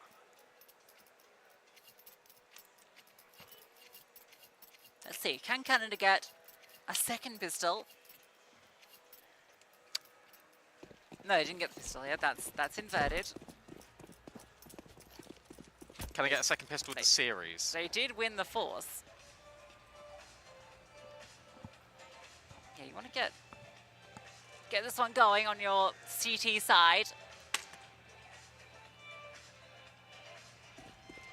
Looking like a split into A. VQ looking for players and sees nothing. Goose is tucked and now Goose reveals herself, but Angelica is taken down too. Rest of Goose's teammates on A have fallen. Hanker is spotted. Nice little reposition. Rain will remove her though. Attention was drawn onto Goose. Bomb is down. And CT control fully taken. Jessica's sitting all the way back. She's gone, but Rain keeps on going. Yeah, and now the double swing. That's close, but not quite. It's Lena again to lock it in. Another important moment for Lena to keep Team Poland in control. But that gets unbelievably close. The fact that they've taken all of CT, you get the double swing out of Team Canada versus the double swing out of Team Poland. And it's another 1v1, and again, it falls to Team Poland. It's crazy that Jessica's was cleared in that little cubby she was in. All the way in deep CT. No force buy for Canada. So they are going to allow Poland to run away start of this half. DQ has found one. Hanker just wants ecos now. Yeah. BQ's trying to fight her for it. She's walked all the way through the A-bomb site, but now Hanker on the wide swing with the Mac-10 looking to get cash. And she is finding it in spades. She's doing 360 no-scopes out here. She ran out of ammo and then screamed. She ran out of ammo. That's so relatable. Brilliant. Hanker's been performing literally as an entertainer in this map. Got the Zeus kill from her. We got that little shenanigan. 19 and 7. Yeah, if anything, Viku should be letting Hanker get the kills with the Mac-10 because then she can drop her the AWP. So it's all good. It is all good. 9-5. Advantage Team Poland. First gun round though here for Team Canada. And it might just be a B-exec on the horizon for Team Poland. Oh, there's very little defensive utility to work with. 2 smokes, so you imagine one will be dropped at the bench. Gonna just let them walk out. They don't drop that defensive smoke and the scaling just comes through. They get overwhelmed. They hit 2 smokes. They don't drop one and they just run through. Oh my god. Like literally that one flashbang sets up both the plays and you've got to really compliment this entry path in. And again, this is why I was so confused why we're not having teams like Team USA, Team Canada do stuff like this because it's so easy to run offline. It's one flashbang, go. Where does your entry player go after you've jumped out the window? Where does your second player go to follow up? That is a masterclass on how to do it because it's one player taking all the space at back site. That frees up the players just to swing in towards site. Bang, bang, easy kills. That's a round collected. Yeah, I have been really surprised to see teams not going for more of that. It's very default. It kind of feels like a lot of what you see in when you play a pug, right? Honestly, yeah. And that's something I don't want to be saying because especially when we've got teams that have got a mix of experience and teams that maybe haven't got the most amount of experience, the way to sort of address this is just having a little bit of server time. Yeah, that's all it is. I mean, we don't know how much these different teams have had coming into this, to work together, but there's a lot on the line here for these teams. So you imagine they have put the work in, or they should be. You'd hope so as well. And although a lot of these players obviously reign from different ESL Impact teams, ESL Impact Season 6 Finals in Stockholm is just around the corner, so I know teams have been boot camping ahead for that event. I just hope that the practice hasn't really fallen by the wayside. But this is now 10. This is another investment here for Canada. We spoke about broken buys on Nuke. We've now got another broken buy here for them on Mirage. Deep nade. doesn't do as much damage as I thought it would, but it is Goose feeling the pressure out A. But meanwhile, on B, Hanker takes the space yet again. Jesscat doesn't know which way to look as she can't find Hanker. And whilst Rain is on the flank, Team Poland have got the site. The whole time she knew Hanker had gotten into the site, but she just couldn't find the fight to deal with that. Again, it's that entry pathing, right? And the way they scale in. Hanker takes it's a really awkward fight for the MP9 to be dealing with. However, Panthers do have the player advantage and the HP advantage. Certainly doable. Oh, definitely doable now. Hanker's got 24 HP. There is just no way she can pull this one off. But the first kill looks very good. The bomb is being stuck though, and she can't get past Jazzykins. Just too many players to deal with. Yeah, well done. Much better out of Team Canada. Just making sure they're going together in this retake as well. The crucial fight was the one out short. If Team Poland were allowed to have short control as well as market control, that's where deep crossfires can be formed. That's where things can get a little bit dicey. It doesn't matter if you've got apartments at that stage. But no, instead we get that breaking point. Instead we get Team Poland actually conceding one of these rounds. Team Canada, they come into that as well with the M4s, with the MP9s. And now their buy looks a lot better. But VQ versus Jazzykins, I'm sorry Jazzykins, but there's always going to be one outcome there. Yeah, sorry.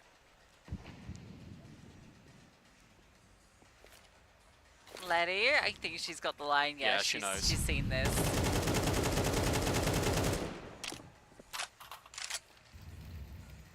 Just because we'll be able to disengage though. Again, you've lost this opening pick. We have seen some information gathering. Bouchard has pushed all the way down ramp, so she's got this info. She has, but it actually is going to come into play because you've got Goosebreeder and Rain that have just taken space in towards mid. Bouchard can now go and look. It all actually hinges on this timing of Lena coming out of Palace, because Goose needs to now be wary of that play. And Bouchard's looking the wrong way, but knife out for VQ. That's the bomb down. Yeah, they had no idea that Bouchard had gotten into the back lines there. Not anticipating that Canada would take liberties. Goose finds another. Letty just drive by onto Bouchard. Such an important kill that Goose gets on A as well, because Lena could have had that space. Team Poland still think they've got that space. But look at Goose, look at this reposition in Palace. Canada should know this is going to be the A bomb site. They've just seen them retreating from B. You know now. Certainly do now. The rotations will come through. And yeah, Goose's position in Palace feels like enough to win this round all by itself. You're never clearing it. Rain on the stairs, going to be dealt with, but there's Goose with the double up. Canada not done yet. Yeah, really important movement from Goose, because she gets that kill on Lena, she stops that A progression, and then she moves herself in towards Palace.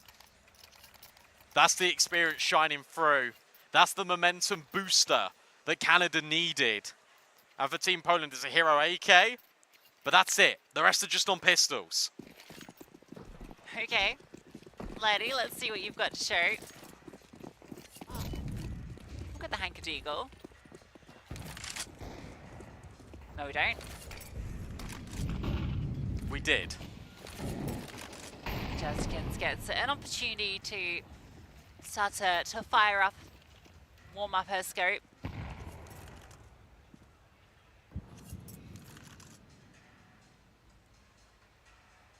It's all about setting up Letty. You can see they're going for a boost. See if they can find anyone in towards window. But Jazzykins is just slowly picking them apart one by one. And even removes Letty. This has been a great round from Jazzykins. Yeah, confidence booster for sure. And now Goose can just swing on this timing, just take away Angelka. And Rain locks it in as well. 2 rounds now the difference. But that was just the eco. That was one hero AK brought into that round. And sure, Letty will be left wanting just a little bit. She can go Mac 10, she can go Galil, but that means that there'll be the trade-off of no util. That's what she decides to go with. Now a pause coming out, presumably for Poland. I'm surprised they haven't really done any executes as well, because it would seem to me that obviously we've seen how good the entry pathing is on B. Where's your A exec? Where's your A smokes? Where's sort of any of that like ilk of rounds? It currently feels like Team Poland just feels like they can bully their opponent anywhere, but it's not working. Team Canada are bouncing back.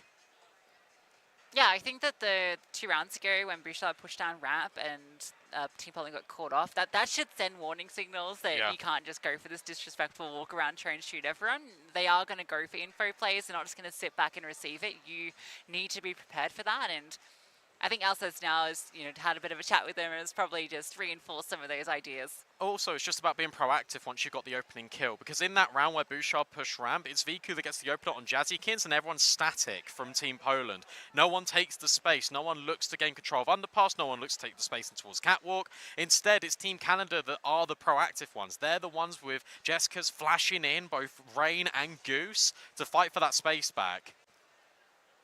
Normally, it's Team Poland. They're always the tempo setters.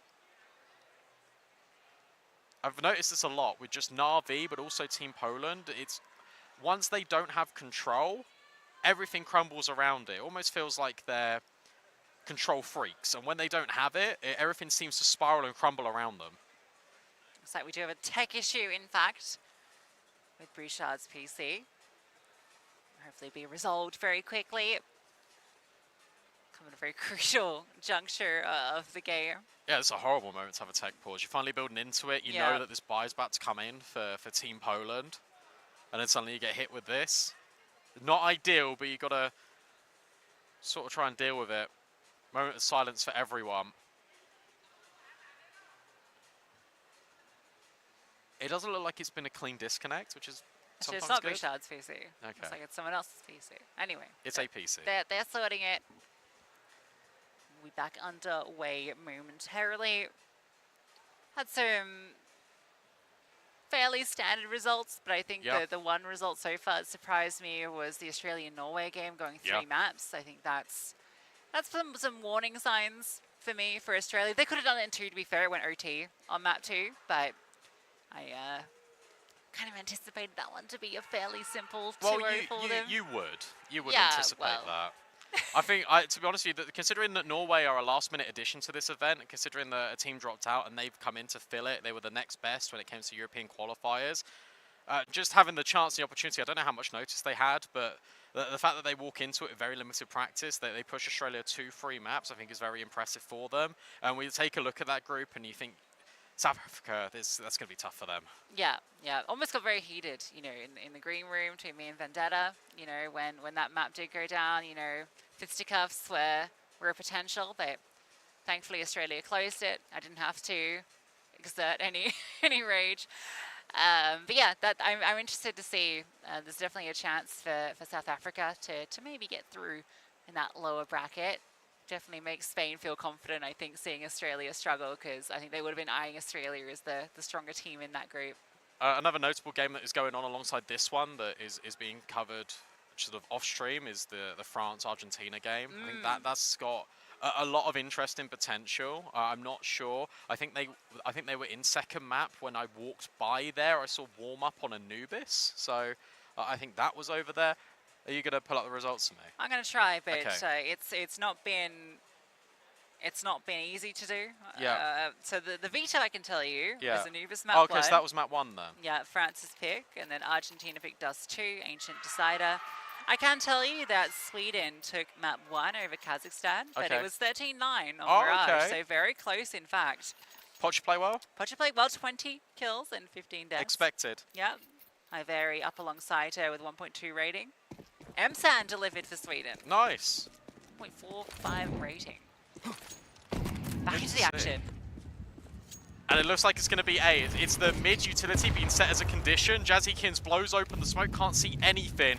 But it's just a little bit of a disguise here for Team Poland because they want this A bomb site and they want it now. Yeah, okay. Now we get to see this action onto A. I love this. Just pure contact. You never expected it to be Canada. It will catch you off guard. Yeah, they're already in. Jazzykins is rotating CT with that AWP. A smoke deployed on site just to allow the scaling further. They want to deal with Connector. That's where they want to take the space. And Lena will get that kill. It's a little messy from Goose. And they know a player crossed onto site. They saw that before the smoke went down. So Bouchard is known. And she sees 3 players staring straight back at her.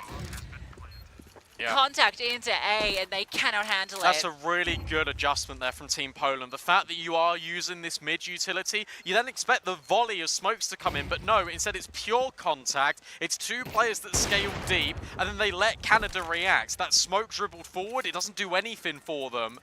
And they're able just to isolate these kills one by one. Hanka's already on the flank. Jessica's got no idea what's hit her. Jazzykins needs to watch for it and can't manage it. You now know that Jazzykins is stuck between Angelka and Hanka. They'll make it so that Team Poland are within 2 of taking the series. Yeah, that's a really cool round. You know, you're calling about potentially an A execute, but the contact works just as well. Jazzykins even rotated in time, but that smoke that was deployed mid-site, and then the decision to put the pressure towards connector rather than CT was really nice. What I will say is that Goose has to do better there. She is almost got that time in, and as one of the most experienced players for Team Canada, I don't expect her to be sort of messing that one up. That should have been a player advantage instantly for Team Canada. Instead, it's a boost in towards ladder. This is coming well. Hanka needs to clear this. Instead, it's overlooked. It's Rain on the angle, but Angelka trades again, and Team Poland are scaling into B. Okay, you've seen the bomb. Jessica's needs support, and she needs it now. Flashbang will come over, but there's already the scaling deep. She's ready for it. Big kill to find. They've not quite been able to get control of this bomb site, and the rotations swarm the bomb site. Goose will get the kill. Letty does remove her. The recovered M4. Giving her that bullet punch. Viku sits in the side trying to catch out Jessica's. They know that she's around here somewhere. Walking through the smoke, Letty goes looking and can't find her. It falls to Viku. But if there's ever a player that you want in the clutch, it is her.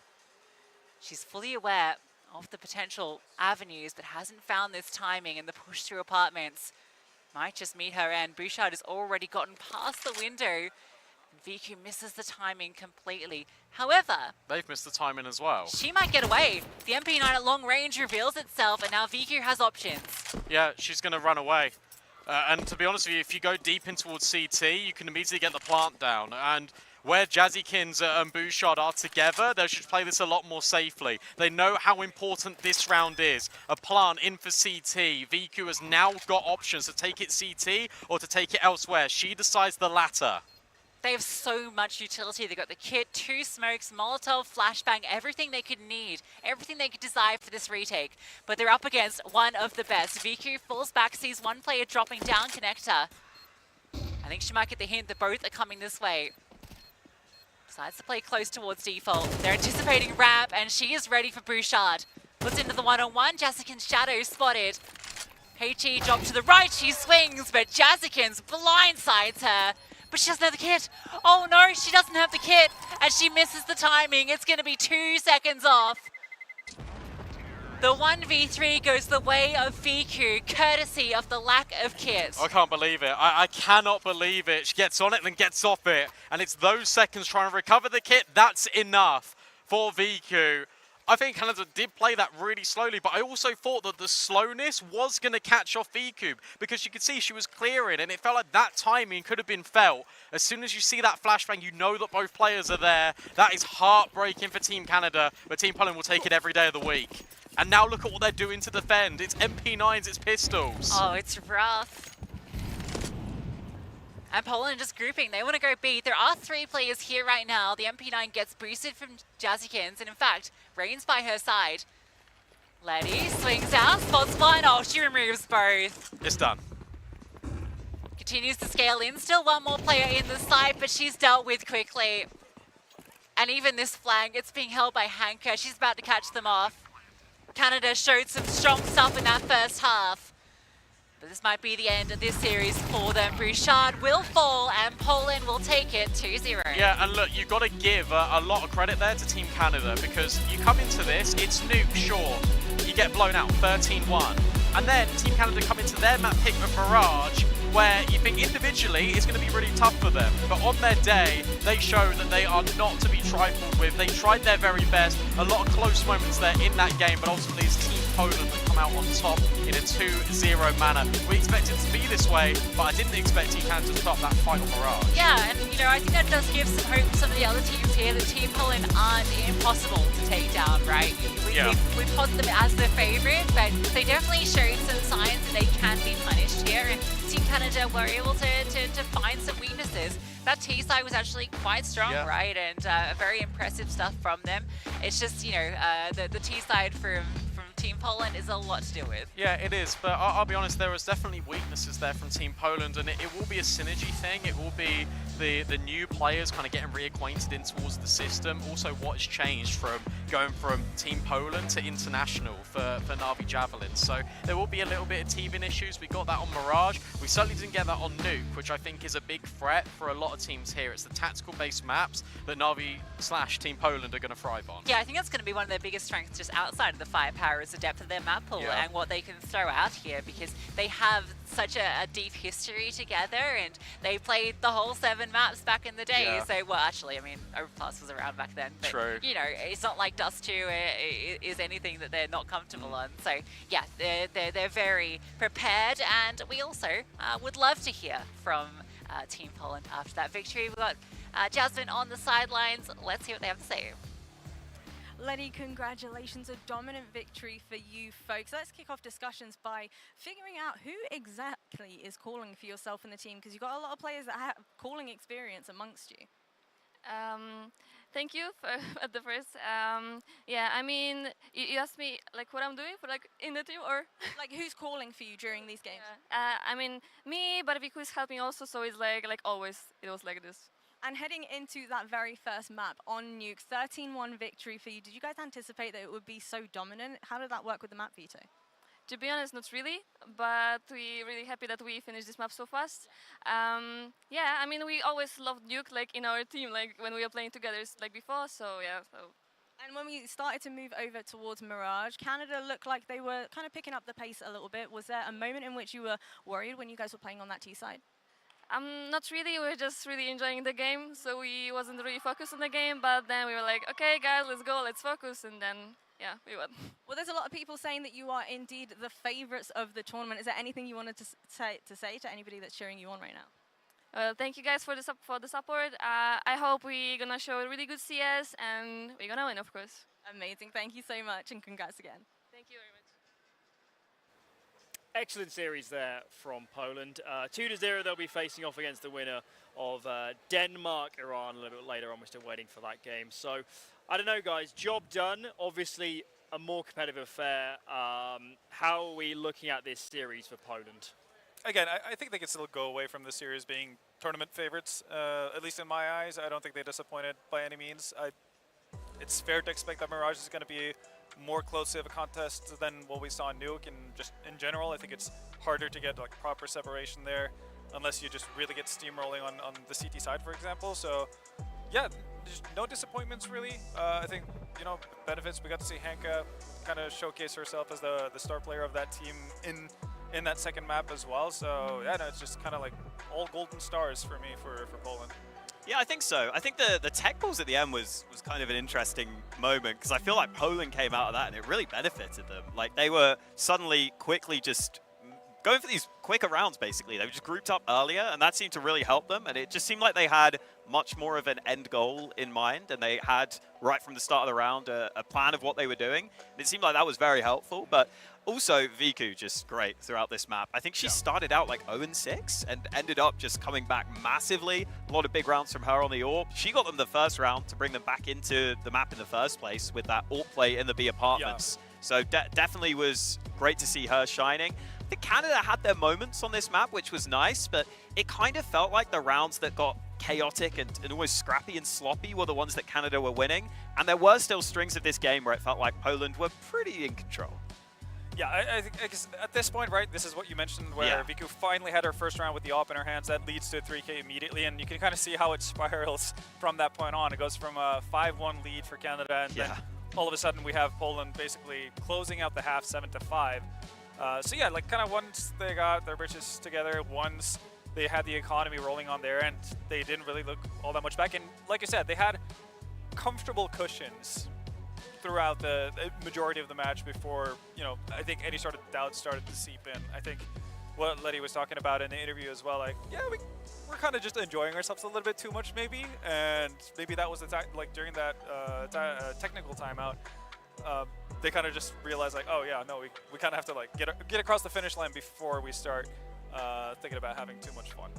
Yeah, we definitely saw Hanka in some of those clutch moments as well, in the late round moments. I guess that's part of why we didn't need to see her on the first map, because she often can be that late round player, and she was actually needed here on some moments, so it was good to see, and Viku as well. That clutch towards the end where she goes all the way back to the other site. Right, I thought she peaked too early at the end, honestly. I was scared, but obviously no kit for Jazzy, so ends up coming through. And yeah, some close moments, but I think for Poland, it was all about just getting the wins here in the group stage, getting used to playing with each other again, and that should quickly snowball for them, and quickly they should feel even more comfortable. Yeah.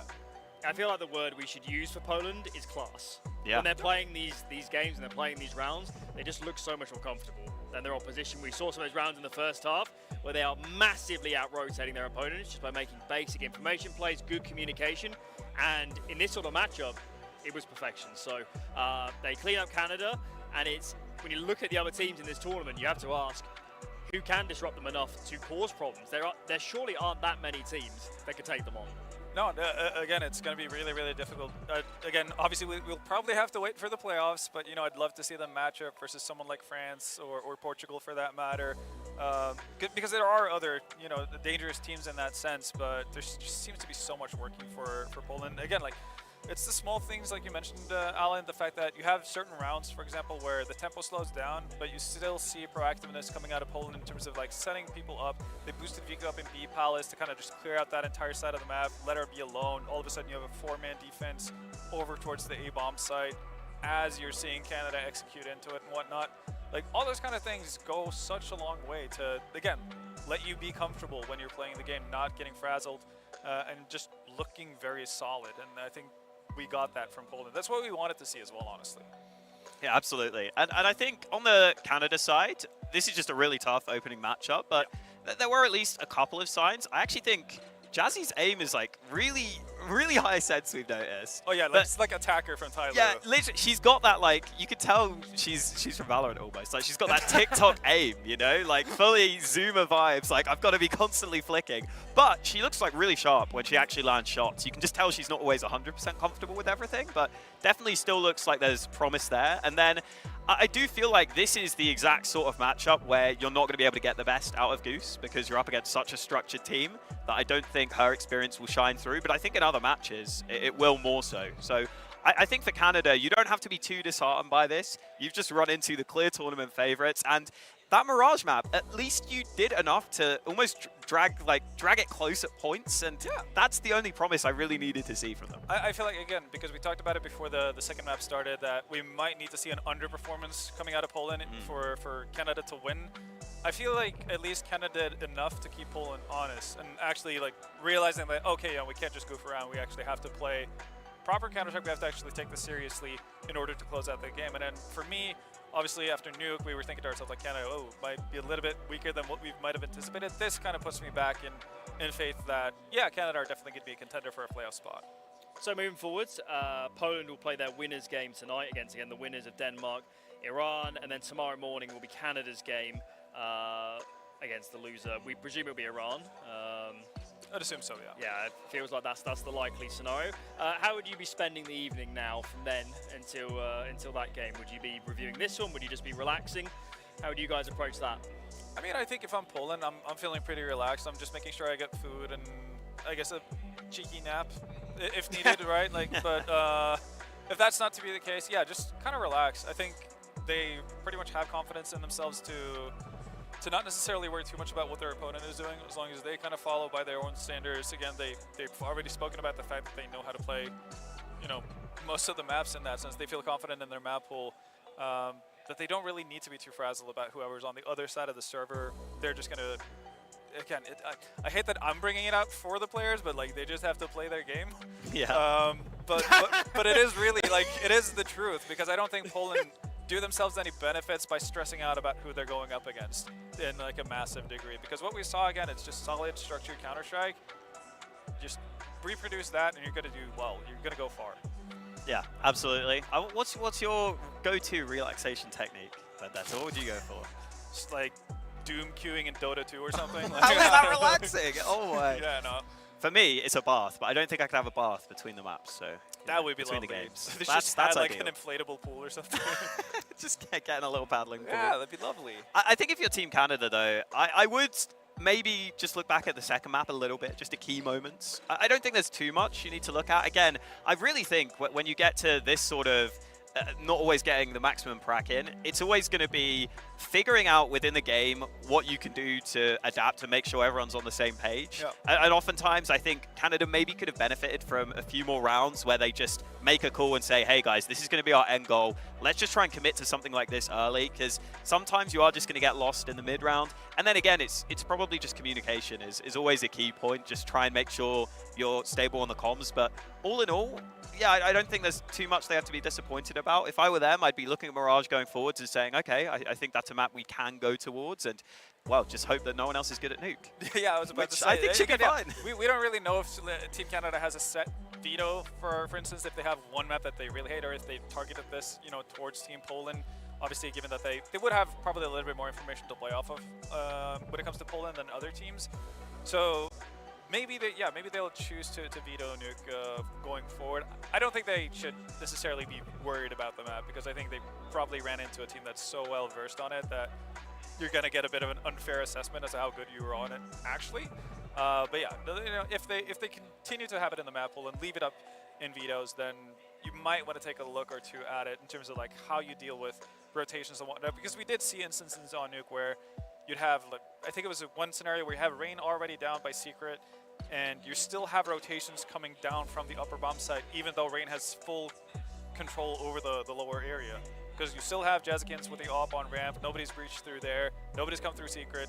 There's not really a whole lot of an opportunity for anyone from the T side to actually be there, and still you're putting rotations down and just like expectance of the worst, like sooner or later it'll come downstairs, but then they end up, changing things up, going through main and higher, or heaven, and you kind of get a little bit too eager to kind of set things in play or set rotations in play, which I think they can kind of ease off on potentially going forward. Yeah, it's tough because if you have, let's say, a couple of players on the team that just aren't that comfortable on Nuke, it's almost like you want them to have their own agency and make their own decisions on the rotates, but sometimes you almost feel like you're better off. Like if you queue with that one mate who doesn't play Nuke, you almost feel like you have to say to him, like, don't go B now, no, you're fine. Like, keep holding door for me, please. Stay here until you die. Yeah. Like, that's kind of, like, I absolutely get what you mean, because if they take too much agency, like, you don't suddenly know where you have them, like, at all, and it just creates like an avalanche effect that really impacts the CT side as a whole.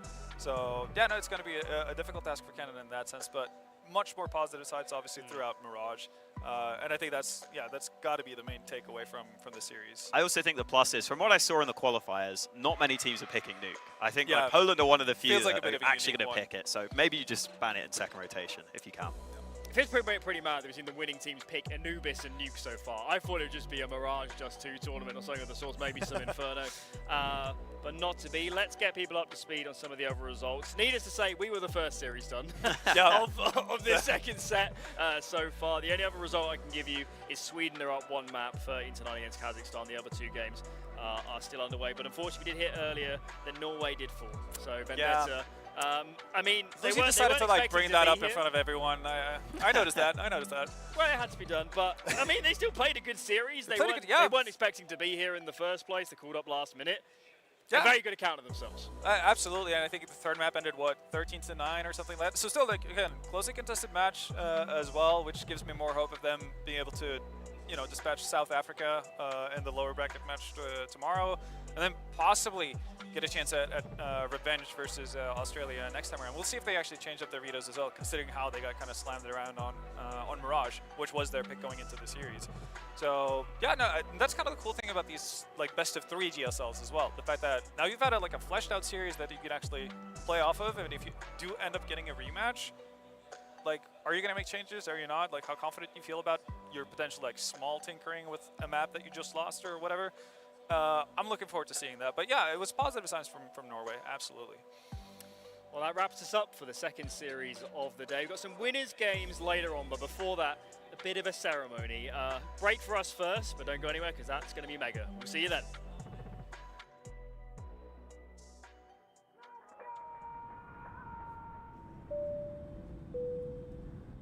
ladies and gentlemen, we're landing in Riyadh, Saudi Arabia, for the World Esports Championship. In a world where victories can be measured in gold and silver, some things are priceless. Surely expected, and Baron will find him. Can shine for one with a quick trade from Impulse. Some things are not bought with money. The base is too open. Now Philippines is now taking the base of Indonesia. Remember their name. The feeling of standing alongside your fellow countrymen, the emotion, the home crowd, the weight of a whole nation on your shoulders. Sometimes I get emotional by the fact that I got chosen to be one of the representatives of my country. And yeah, it's just a dream, honestly. Here it's not just about the game, it's about the pride that unites us.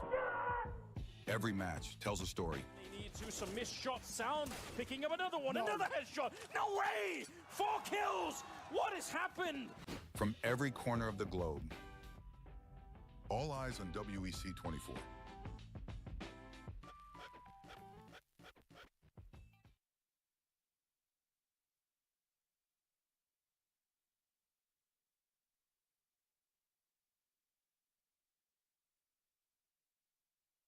Well, there's no problem. If you had a gun, shoot him in the head.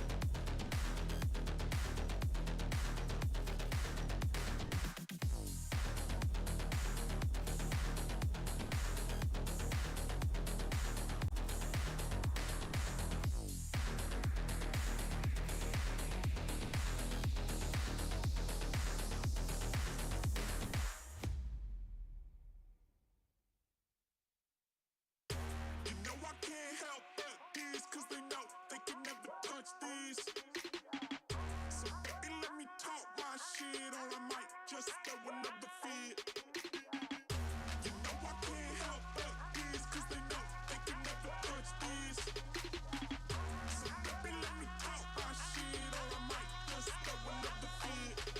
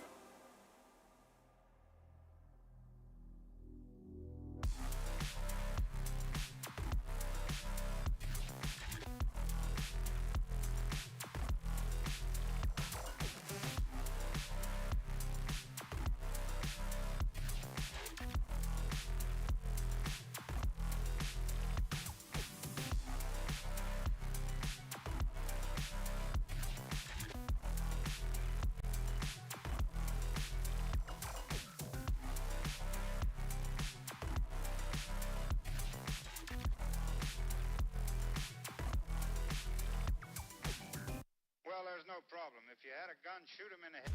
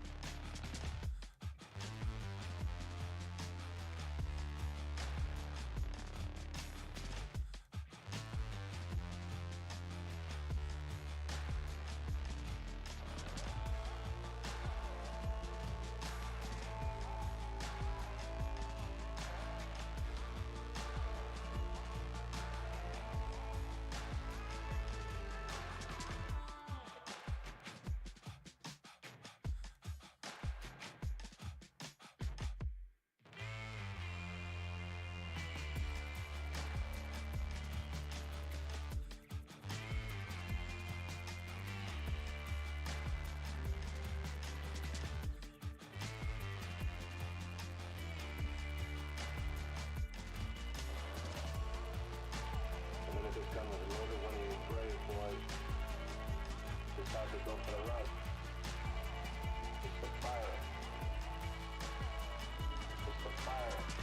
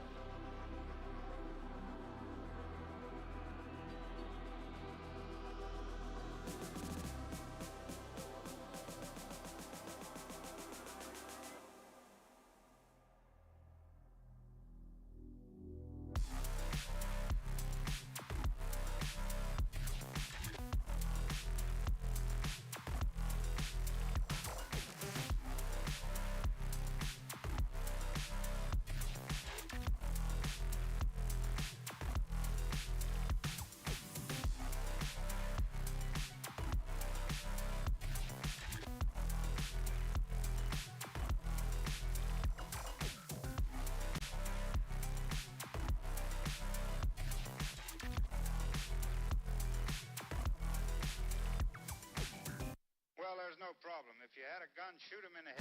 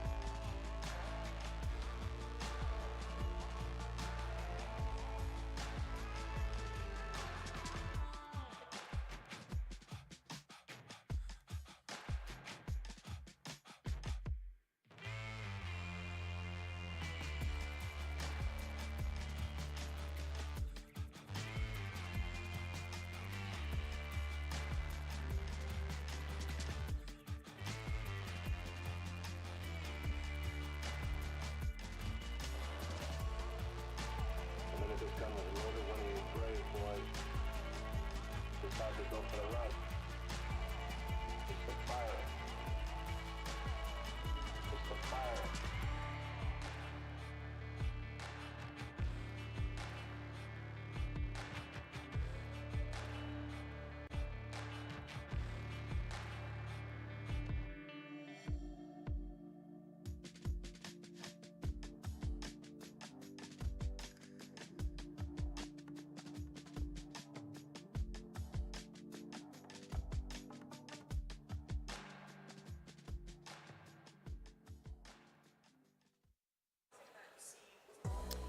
Welcome back then to the Iesf World Esports Championships here in the women's portion of the tournament. It's time to send our first team through to the playoffs. You've got Portugal and the USA setting up just behind us over there. You can see them now. We've got Hawker and Vendetta on the desk here to break this one down. We did see the USA earlier on, but we're feeling maybe stiffer competition here. So, tougher test, gonna be harder?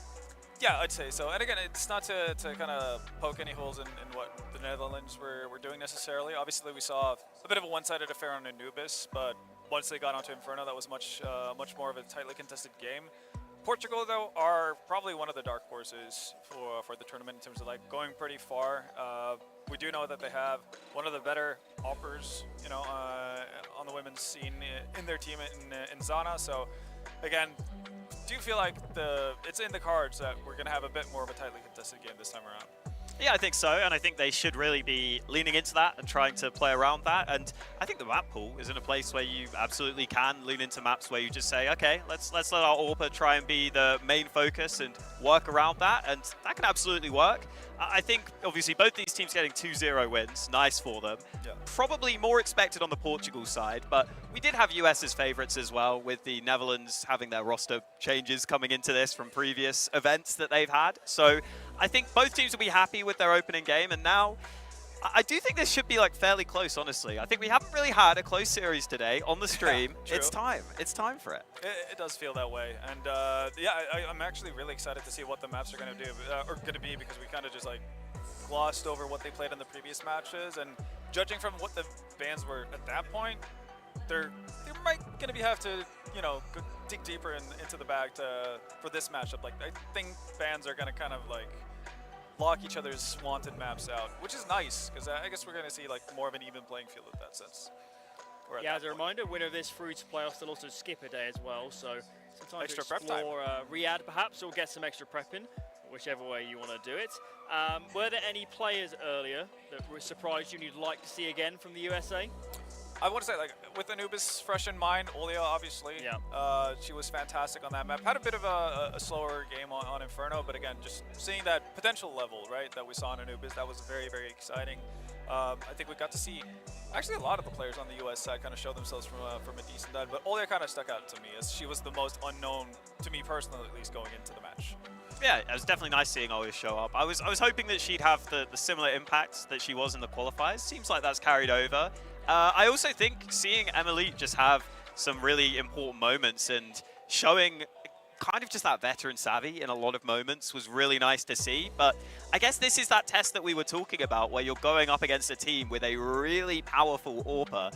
I think Emily showed that she was good in that first series, so I'm not as worried as I was maybe coming into the tournament, but you would still think that Zana should be doing better here. Like that should be a decent advantage for Portugal, at least on the AWPing front. Yeah, and maybe the player that we expected to be at the forefront for the US, which hasn't necessarily been needed as much yet. She's been doing a lot of damage, not necessarily getting the kills on the board, is Emmy. I think she needs to kind of be at the very front of Team USA if they're going to be able to deal with Portugal in this one as well. So, yeah, as much as we'd love to see a repeat performance from Olia, I think we need to see the best side of Emmy as well, because we know what she's capable of. Of course, both of these teams from Group A, we saw the USA game earlier. We didn't see the Portugal-Hong Kong game, but that was, by the looks of it, a fairly comprehensive sweep. 2-0 for Portugal, 13-6, 13-9. That was Dust2 and Vertigos. Of course, we didn't see that game live, but based on the statistics at least, they had a fairly good go of it. Yeah, from what I could tell as well, they won 9 T rounds on both maps as well. So, and of course, like Dust2, that's a map that does allow you to get quite a few T rounds if you get the ball rolling. But Vertigo can be a little bit more tricky on occasion. So the fact that their T sides are off to a good start in the tournament, always positive, right? Like you want to have that good feeling, because I think we saw a little bit more of a Yankee affair when it came down to, let's say, Team USA on Inferno, right? It wasn't as smooth sailing as you would have wanted to see. So Portugal off to a great start. It's a great confidence booster and kind of get your nerves to calm down really going into, or before you go deeper into the tournament. So I think they're pretty happy about the fact that they didn't have to run into a potential top seed, obviously, in their first match.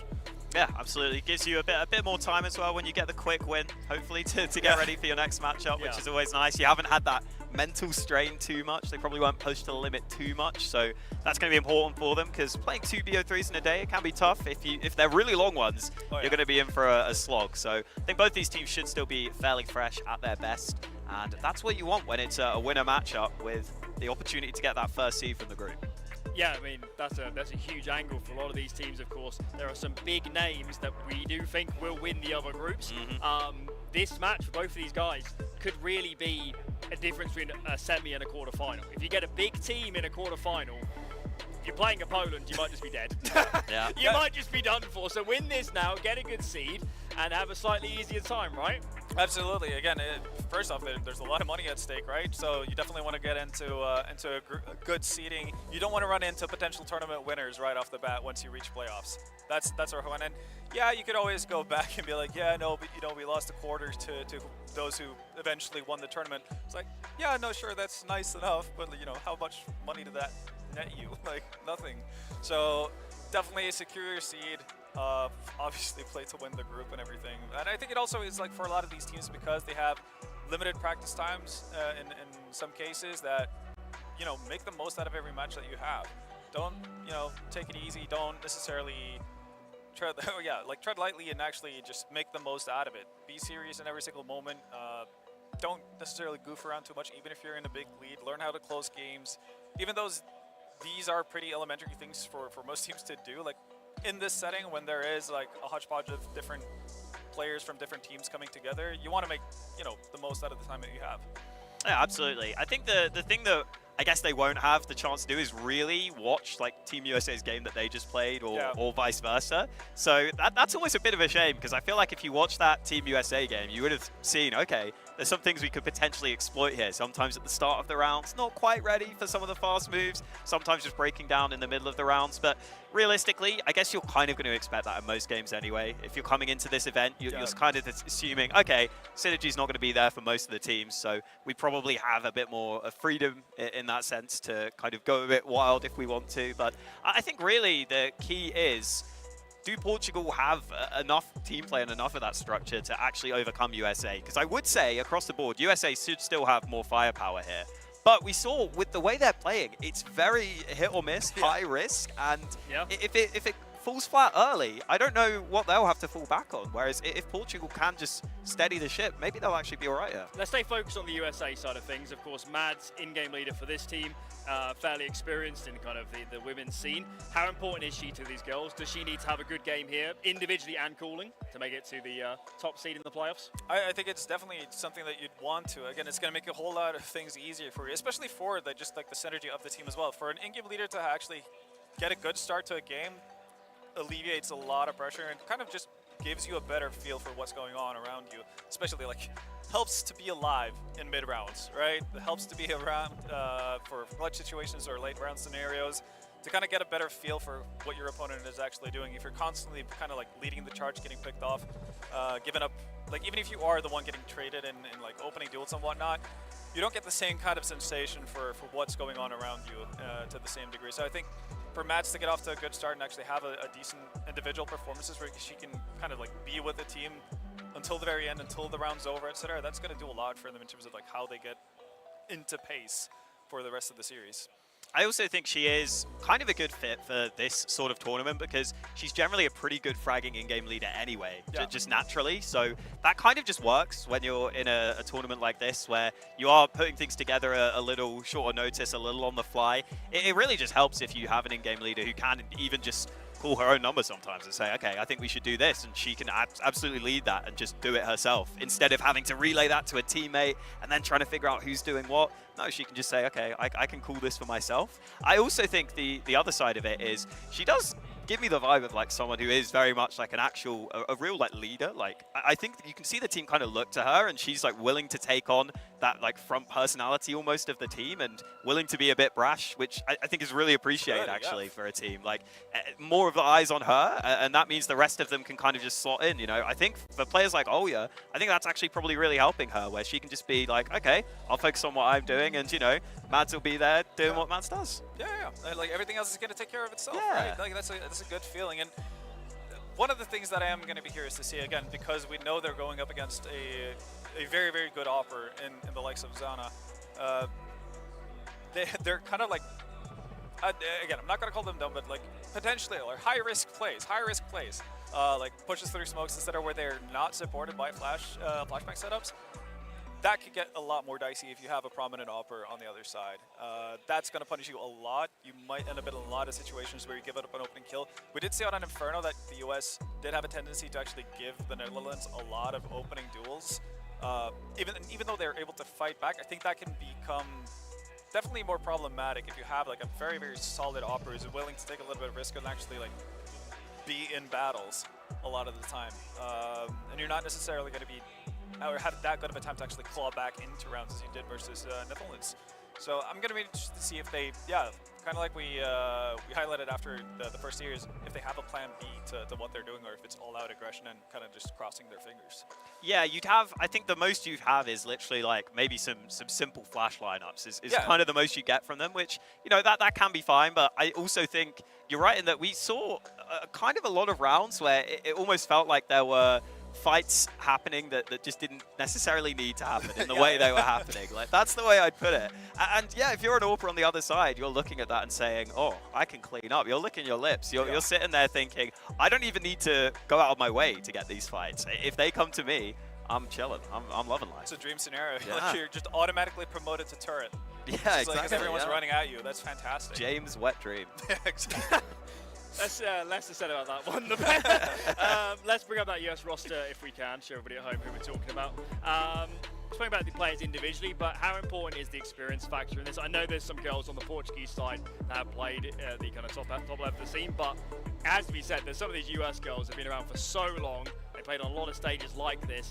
That has to be a positive in a match like this. Yeah, I think it's massive. Again, like for the first opening match, yes, there's a certain level of pressure on your team to get off to a good start, obviously, for the tournament. But this is actually so decisive. Like in terms of what we talked about with seeding going into the playoffs as well, it's such a big benefit to win this match. So not getting frustrated, not kind of losing track of what's going on, and basically the idea of what you've planned, like your game plan going into this, that's going to be so much easier to keep track of or kind of keep in check if you have experienced players who've been through this before. They've probably had the experience of losing sight of what they were trying to do because they're over-aggressively trying to adapt to what's going on in a match, and that goes horribly wrong, and then they're left in no man's land. So I think they're going to have a better time or a better opportunity to potentially reel themselves in if they end up in a situation where they go behind by quite a bit to start things off. Yeah, we also are actually on the little stage behind us here compared to the backstage part where Portugal would have played their opening game. Yeah. That might affect things slightly. It is a bit of a different environment, and I feel like US were kind of playing up to that a little bit. You know, Mads is kind of like enjoying that, whereas we'll see if Portugal feel the same. But see the Portugal lineup here. You have got Zana in there, the main focus that we were talking about, but you've also got jerseys. Yeah, it's really cool. I like the little cross. Not bad. We've also got D7 in there, who is solid in her own right. So I think it's not quite as well-rounded of a roster as USA, but you have got those main focal points. And again, you kind of just need some of those other players to slot in and just do a solid enough job, and then hope that those main standouts can really deliver. Yeah, absolutely. And Zana is the one that most people are going to have their eyes on when it comes to this Portuguese squad. But again, keep in mind, we just saw Poland just demolish Canada for the better part of 2 maps. D7 is the player who, came into Navi Javelins, so that kind of speaks to her level as well. She's not someone to be scoffed at by any means. So Portugal have a solid roster overall, even though they might not be necessarily the most tenured players in the scene.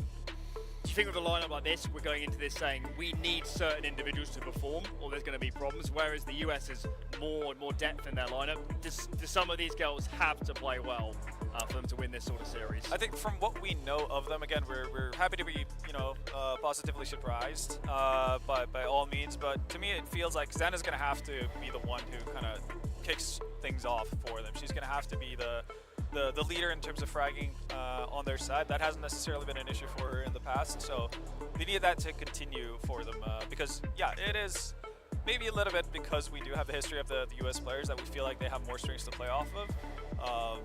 So, yeah, it's a bit of an unknown entity when it comes to Portugal and their entire 5 in that sense.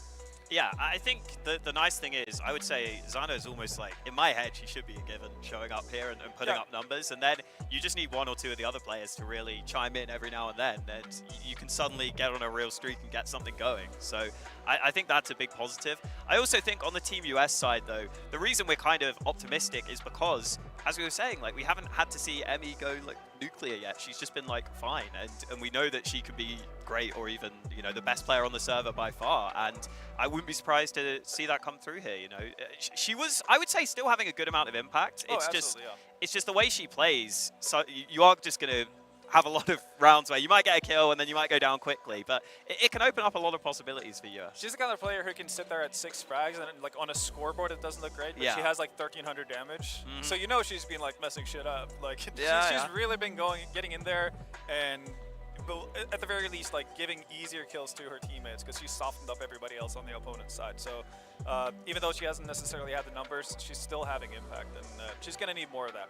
Let's focus in on those maps. Of course, we did see series earlier today from these teams, so a bit of history and data to go off. So in terms of those maps, I just want to know if there's going to be Anubis again. Because if it's open, surely the state's going to pick it, right? I wouldn't be surprised. Again, there's no reason for the US to go away from it if they're allowed to venture into it. I know that Portugal banned Ancient as their first kind of round veto versus Hong Kong.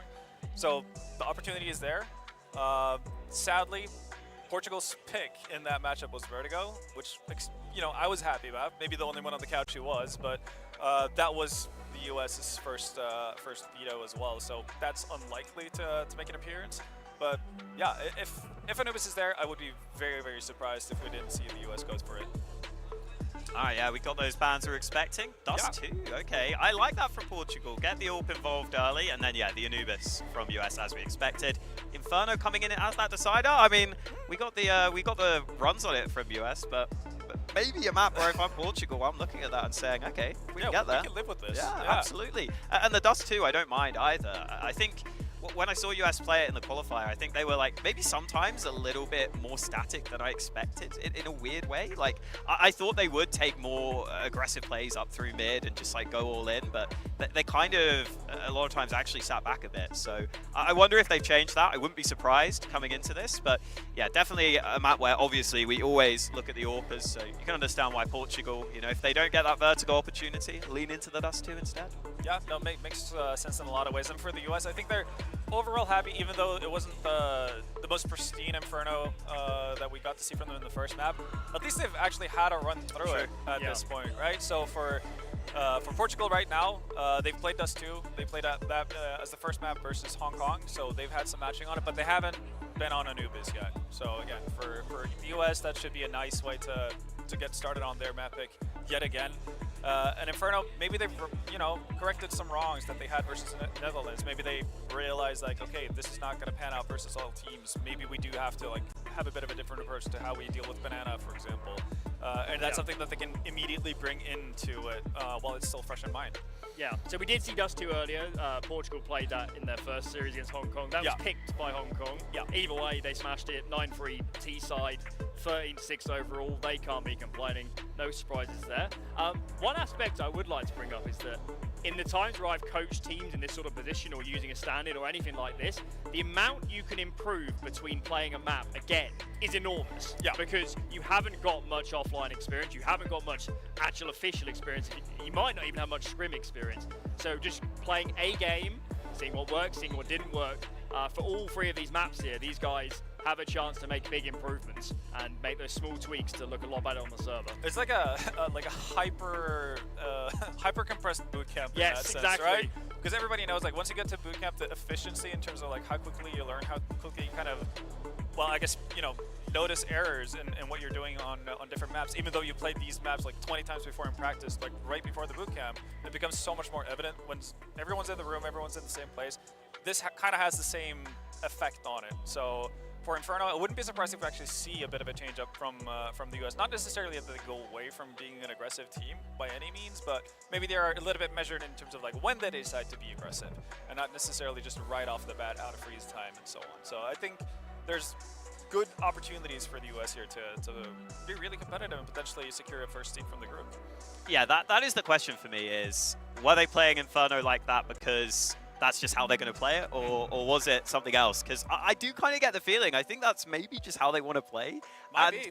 I don't know if they necessarily care if they get to like 50 seconds on the clock and they don't have smokes left. It doesn't seem like they're that fussed about that. And again, I don't know how many teams here could punish that, but we're going to see Portugal here. I'm really curious because they are one of the teams that I think maybe they could actually have a little bit of structure in there. And if they do, if they're willing to go into late rounds, then there's the chance to capitalize on that. And yeah, I really do think you can fix like smaller things, but I think if the overall philosophy is just one that you're going to stick to and it might just be, I don't want to say wrong, but risky, then you could still have those same problems coming in. I'm curious. I'm really curious. If they do come in with a completely different vibe and like they don't use their nades early, I'll be really impressed with the US. But yeah, we're gonna have to wait and see. We might not even get there. So yeah, that is true. Again, it's for me, it's kind of hard to say. I feel like Anubis felt like such a strong pick for the US. So without having seen Portugal play it, obviously, it does feel like it wouldn't shock me if we go to a third map. Yeah. In an instance, that I think the other alternative would be a potential US 2-0. But again, with the solid core that Portugal has, I'd be surprised if they didn't feel confident about actually winning their own map pick. So like gut feeling is saying 3 mapper. Yeah. Like right off the bat. Yeah, I do think though with the philosophy from the US team, I think it could make sense in a tournament like this because the highest propensity of mistakes is in the mid rounds. It's in the slow rounds, the 3-on-3s, the 4-on-4s. If you just send it aggressively all the time, you might only need 3 or 4 options on a map. And you can play a whole half off the back of it. Versus if you try and play slow default CS, there are going to be mistakes. And we did see it earlier, and that's going to happen. So maybe 4D chess. They're ahead of us, guys. They know what they're doing. Yeah, I know. You'd imagine that they've found their comfort spot, and like you said, you don't need a lot of strategies to kind of be successful. I mean, you have a lot of top teams that have kind of run that for so many years. Like every snappy team on Nuke, for instance, it's going to be like 10 upper pushes. You know it's coming. It's still going to be hard as hell to do anything with. And it's the same thing with Team US. If they have like their banana rush set, or if they have their halls pop, down to perfection, like it's gonna be difficult, even though that they're doing it for the 5th time this half. So we talked about it obviously like before as the day started. Like keeping things simple, it's not a negative by any means. Like that can oftentimes be the best way to approach a game. Yeah, I think there's definitely the benefits to that, but I also do see the argument that, especially if you're in a scenario like this, on CT side and you're sitting there, you are thinking, are our opponents really going to have this like really nice cohesion and coordination? Yeah. Could we just sit back on the site sometimes and probably just try and time our nades or just have nice crossfires and that work? You could go either way with it, so I think it's clear which way the US are going. We know what side they're of the coin. Funnily enough, what you mentioned from the qualifiers, right, with Dust 2, that's maybe the one map where they kind of take a little bit of a different approach with sitting back. It's going to be curious to see if they've maintained that, and this is like the one map where they kind of hold. Yeah, like they continue in like, I don't know, like third and fourth gear. They never like go all out. I almost wonder if that's like a comfort thing more than anything. Yeah. Like maybe it's like you don't feel comfortable going for a play early, and then suddenly you feel like you're on the back foot, and then in the mid round in Dust 2, I think it is actually kind of hard sometimes to know where to go. Because I think early in the round you could push up mid, or you could push into lower tunnels, or try and get something going. If you do that in the mid round, you feel like you are taking a massive risk at that point. Maybe you can occasionally go for A long pushes late in the round and try and get the info there, but there aren't always the same options in the mid round, which maybe is what they were struggling with in that scenario.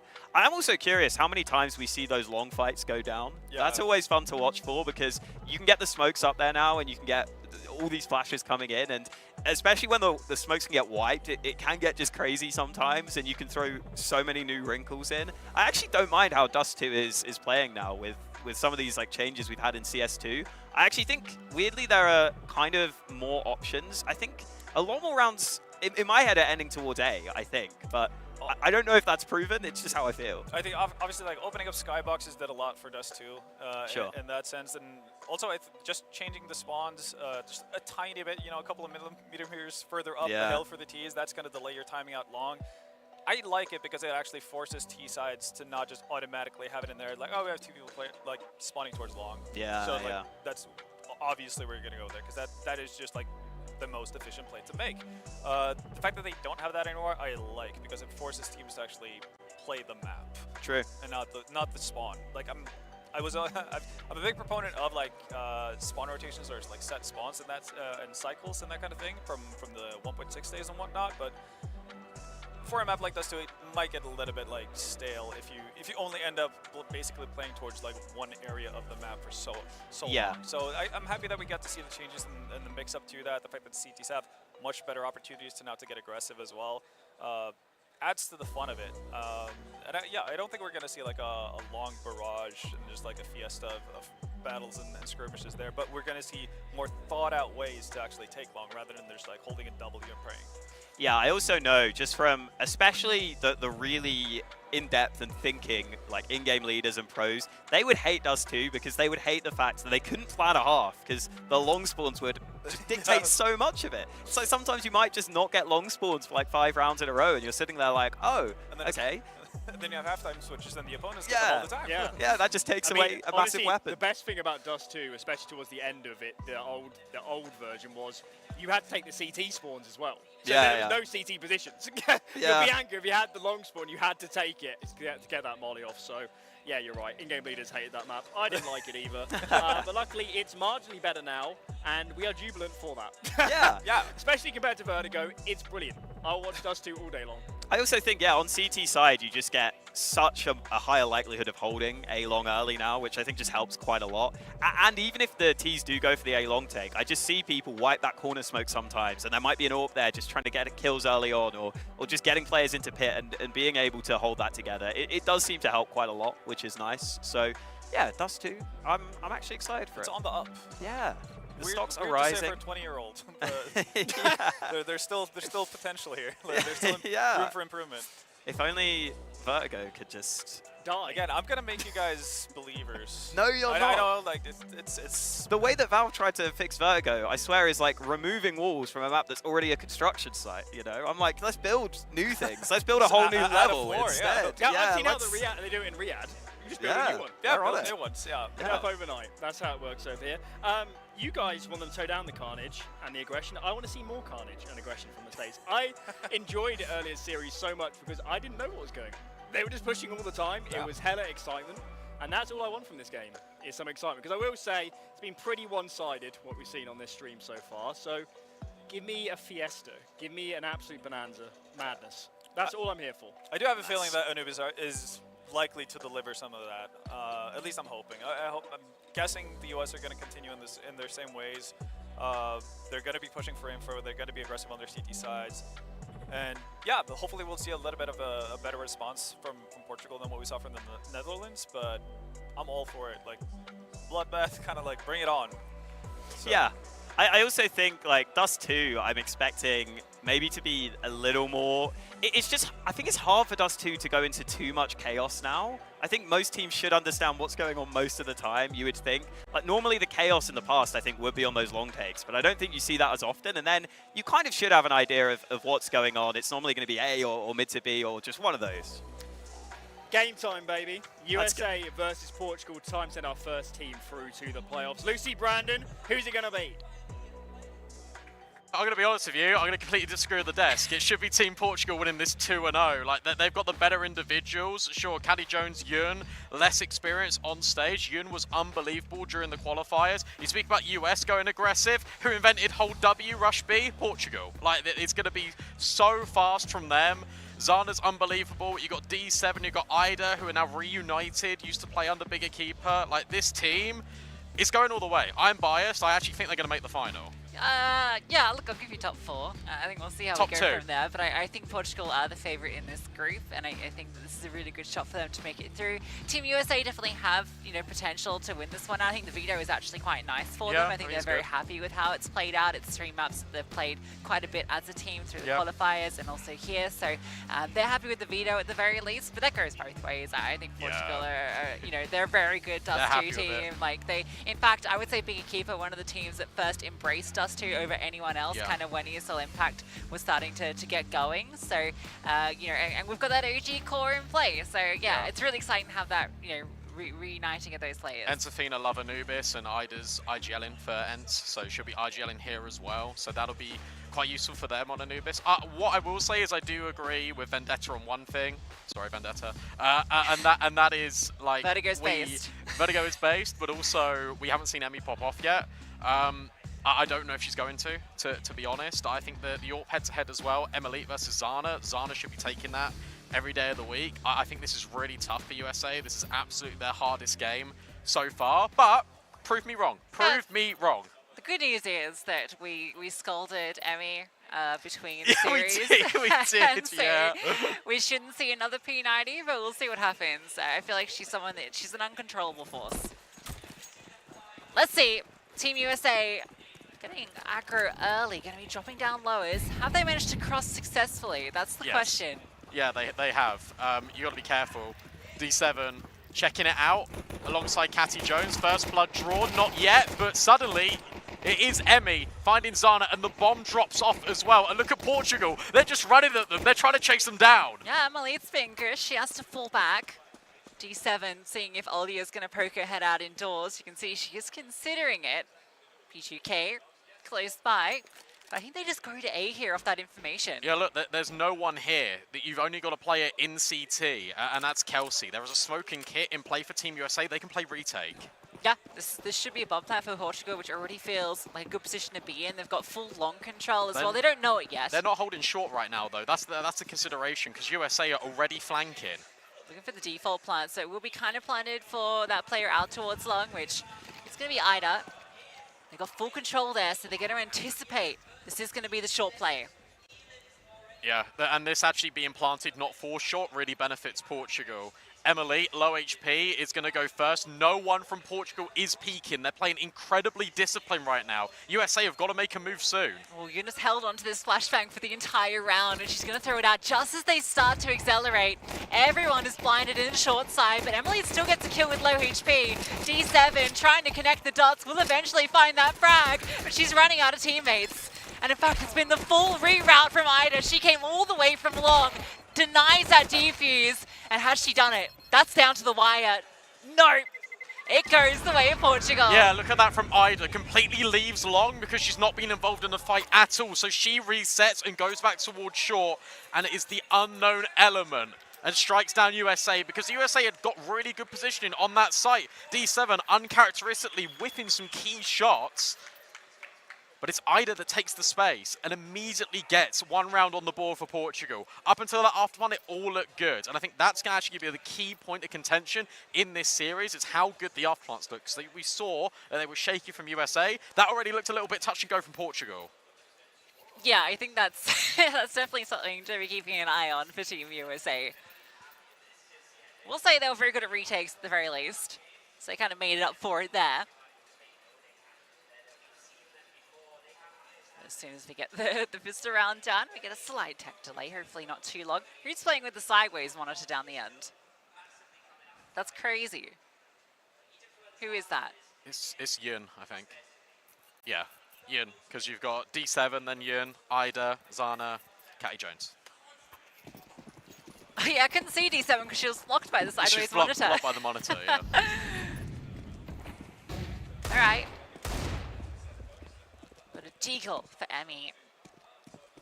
Last time we saw Team USA play Dust 2, it was against Team Canada in the qualifiers, and they ran over them. Like, it was very dominant. It was extremely aggressive. The thing is, again, I just think the individuals for Team Portugal are better. Yeah, absolutely. Obviously, Catty Jones and you kind of mentioned we haven't seen them at the top level at Women's CS so much, but I think what we saw from Ewan in particular, I felt kind of during the qualifier was quite good. I think both of them definitely have delivered in their moments. So just because they're unknown doesn't mean that they're not going to step up here. It's just that test of LAN, right? Yeah, agreed. Catty Jones comes from Saw Mist as well, a team that. It's actually interesting looking at the philosophy of Saw Mist because the idea is to bring up and nurture talent in Portugal. So it makes sense that she's on that development project. Fast fight for long. First time we see this flashbang, brilliant from Yun, and Catty Jones finds the opener on Kelsey. It looks like there's going to be an extended fight here as well because Olya slipped into pit. Yeah, and she's got players supporting around the edge of that smoke. They really want to fight this. That spam through the smoke does so much damage. Now Olya can capitalize. A huge double up, and she is not done yet. Opening kill goes the way of Portugal, but Olya denies them. That's so scrappy, but it's really good contact being taken by Emily because she sets up Olya. It's a classic bait and switch. And D7 up to her lurking maneuvers. Keep your eye out for D7 all throughout this series because she'll try and find these little pockets of space, but Emily will cover for it. The bomb on Ida's back still waiting over at long. And that nade lands flush on D7. Yeah, that's pretty rough. D7 trying to be a pain. This little restart from Emmy, I think, is going to catch her off guard. Yeah, not anticipating that newish angle. I think the problem with taking all that space is that Ida wasn't able to do anything simultaneously because Long was locked out. She's getting to stick through the doors. 3 dings through the door with the FAMAS. Yeah, and she's getting hyped. Let's go. This is going to be a very loud game on the stage, by the way, because as soon as USA will win a round, Mads will get super hype. When Portugal win a round, like, they will just start screaming. Like, this is a very good game of Counter-Strike. Mads got a massive US flag on her chair as well. And on her head. Had the headband as well. That is one of the fun parts of this event is all that national pride. Zana takes the long peek and she's patient. What? She expects that second swing. And she gets it. And now Catty Jones at the same time. This is a bit more of a default now from Portugal because you've got the long space. Now you're investigating tunnels. Yeah, they're using the kind of meta smoke towards long doors as well that lands up on the raised bit so that it extinguishes the molly and gives you that edge to peek around. And now they want to fight forward again, but it's Emmy, this time who gets a multi-kill. Long is consistently off limits for the T side. Yeah, good position to be in there just to deal with that sort of flash play because the flash goes over the top. She's able to avoid it. Eats them alive as they enter. And what's been the common reaction? Typically taking short. That's why Emily has almost like pre-fired a nade over there. She is solo. That's the dangerous bit. Emily is about to go into 3 of these players. Azana can get on the angle. Emily's now been spotted. Can she hold firm for Eddie? No, not quite. It's Ida with the trade instead. And they know that Emmy was out long, but Emmy is still delivering. Yeah, that molly is also super disruptive. Catty Jones has to delay putting down the bomb. And now they can scale on the side of the box as well. She's got to be so careful that they don't ruin the plan. She's going to commit to it, and they don't jump peek her. Zana is posted up in short. Keep that in mind. They've already scaled. Catty Jones, oh my god, Kelsey deletes her. Now it's a 1v3 for Zana. First kill is hers, and remember, the bomb is planted for her position. The last bit of utility goes out for the CTs. Sentry in her face, but that doesn't matter at all for Zana. More than happy to take that fight, and she'll find the final frag, all 3 for Zana. And that is why you don't test her. That is why you don't give her these fights. It was a 3 versus 1, and Team USA peak her 1 by 1 by 1. You can't do that against an AWPer. You've got the utility. Throw the incendiary a little bit deeper, throw the flashbang a little bit closer, and swing together. That could have played out so many different ways. Instead, they give Zana the 1 out that she needs. Yeah, and for all the props of USA's retakes earlier, that one is very disjointed. You can tell they're kind of been written off the round at that point. They thought, yeah, we've got this. You know. They also gave respect to get the bomb down in the first place because they could have scaled to try and deny it.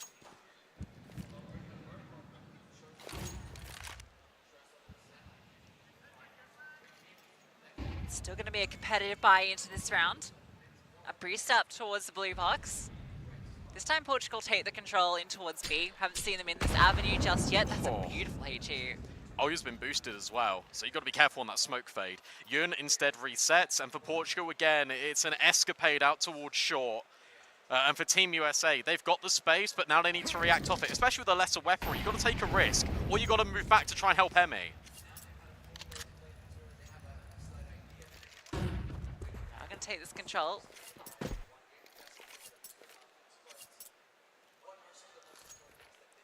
USA continuing the 2 players towards long. 2 on B as well. If this ends up being a B split, which I think is what they're going for, could actually be pretty tricky for them. But they get aggressive. Kelsey pushes forward, flashbang, kind of catches her as well, and Caddy Jones is able to punish. That's brutal, but Emmy has at least found Ida. When you're scaling through this smoke, you've got to go up the right-hand side, and she tries to push through. Yun gets the necessary trade, and now on site, all eyes were on Emilite, but Zana removes her.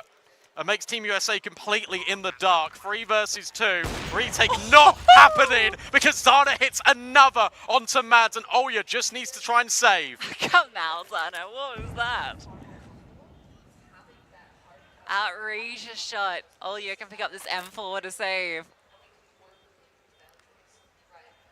You can see the ideas of there from the US, right? If that flash hadn't caught Kelsey as well, then you think there's definitely a potential to catch a frag. I think she still would have gone down, but yeah.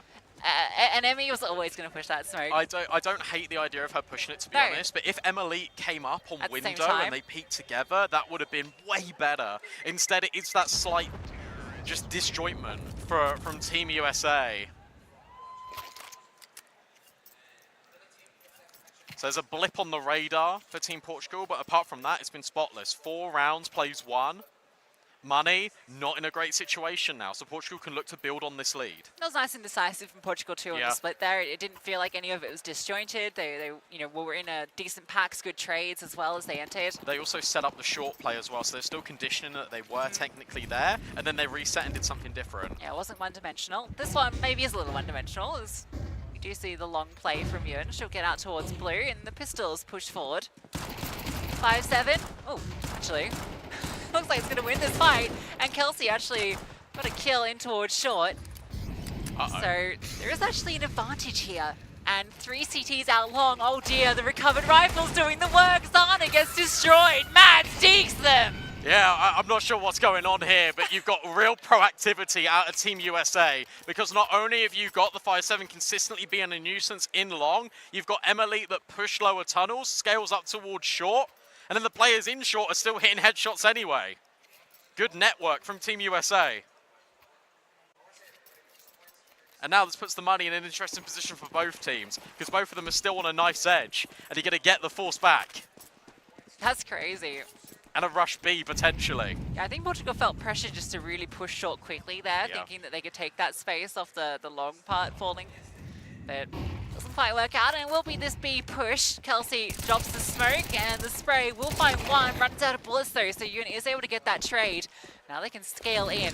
Recovered M4. Molotov will lock them out, so 3 rifles and a re-smoke available. There's a lot of utility, though. That's the thing for Team USA. There are 2 kits in play, too.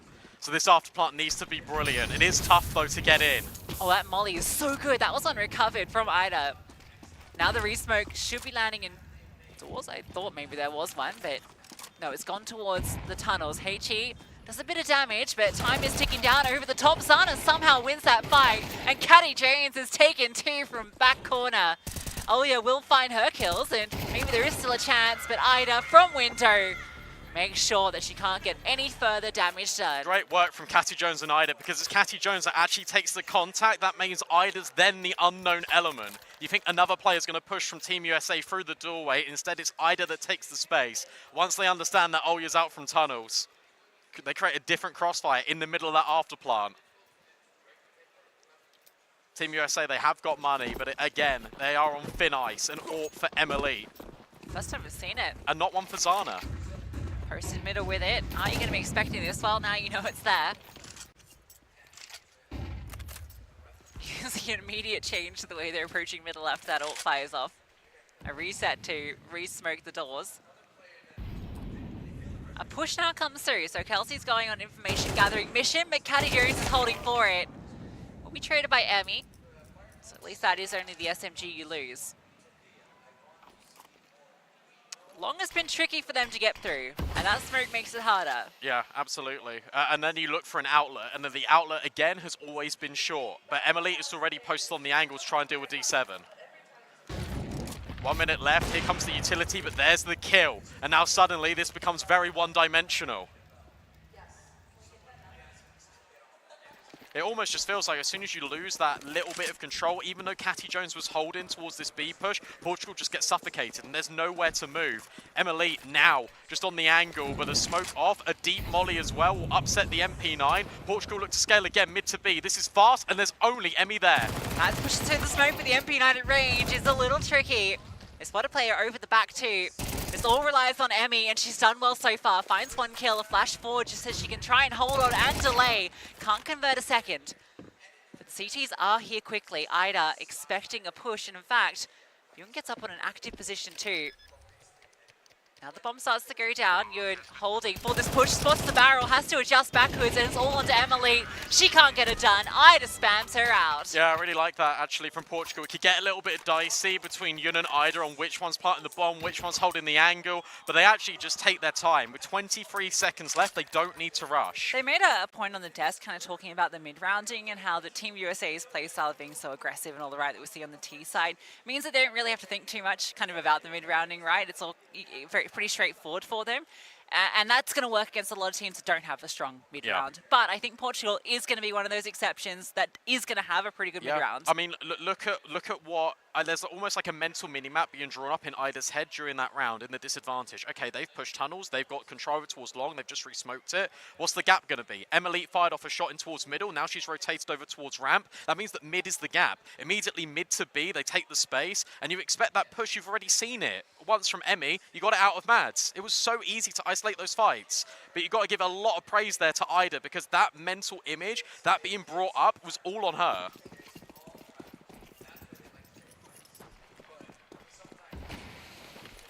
Yeah, for all the experience of Emily, obviously, she's been calling in the NA region for a minute now, but Ida's been doing it at the top level of the women's scene now for a bit. So I'm just giggling, because like, 9 times out of 10, the player will just fall back and they won't re-peak. But Zana will always re-peak. And to be honest, I'd rather that, because I want that confidence out of Zana. Absolutely. As much as that is a counterintuitive thing to say, re-peaking long with nothing, but hey. Surprise actually thus far that it's been Caddy Jones. It's been doing a lot of the work here. Oh, this double up with the pistols. I was going to say D7 has been a little quiet, but she's able to get a kill here. And she hasn't really been needed, to be honest. Yeah, that's true. Her little lack plays in short, have been caught out a couple of times, and she's going to get caught out this time too. I don't think Mads is aware that Zana's scaled this far. Yeah, Zana's got this. So shouldn't expect too much more from this round, and we might be able to scavenge a weapon. It might not be allowed either. Yeah, T sides are always going to be what make or break this series. The T sides from Team Portugal are very good. Again, Desk highlighted that against Team Hong Kong. Like, they were dominant on T sides. And I also think as well that they picked Vertigo because I know that they've been doing their homework. I know that they've been studying ahead of this event, and they know that Team Hong Kong, when we saw them in the qualifiers, they did play Vertigo quite a lot. I think they actively tried to sort of counter-pick them, and it worked. I expect the map pool, to be honest, of Portugal to be Ancient, Dust 2, Mirage, Anubis. Like those 4. The classics. An aggressive push down bottom middle. You can see Emmy has managed to get into lowers. It's not going to work if they execute B right now. Yeah, they're going straight in. There are 2 players here, including the AWP. Emily able to find a shot. There's no smoke on doors. She gets an open line just to take them down one by one. Finally, the smoke lands, but the damage is done. Unless Zana can bring something back, but she's spammed through that smoke. Wide swing from Cuddy Jones does not connect, and Zana, surely no chance. Yeah, well played from Team USA. Especially from Kelsey, because she just hid. She let Emily take the contact not once, but twice. And the fact that Kelsey even gets 2 kills there is more than enough. Good hold there on B. It felt like Portugal, they're trying to add variety. They're trying to add a little bit of a faster change of pace in the round. But they went a little bit before their utility. They were trying to catch USA unawares. Yeah, luckily for them, the AWP was lying in wait. 2 players there and 1 lower. It's about the worst time to go into B. Which about the hero AK from Zana? Okay, yeah, I mean, if there was ever a play you wanted and she's got the money to do it, why not? You can see Cuddy Jones has kept extra money for the future AWP anyway. There's only 1 more round left after this, so makes perfect sense. Can she connect anything with it? Emily is trying to remove all her teammates, so it won't matter. Zana will finally find that frag. And another one. Finally done. It's getting dicey. AK gets recovered, and it's all good. I think Emily played that really well. Target selection there. When you see 3 players burst out short, she just ignores the player far left, and she covers the one on the far right that is scaling in towards the site. So it means that the rest of her team have got a couple of extra seconds to rotate and react. Takes a lot of pressure off the long player. Yeah, also fortunately, the player that was kind of still deep in short was the AK, so she had some easier fights onto the pistol players. But there's that AWP. Given back to Zana, who is 15 and 7 right now. Yeah, not bad. Although Emmy has been actually, you know, kind of chugging along there. 13 kills of her own.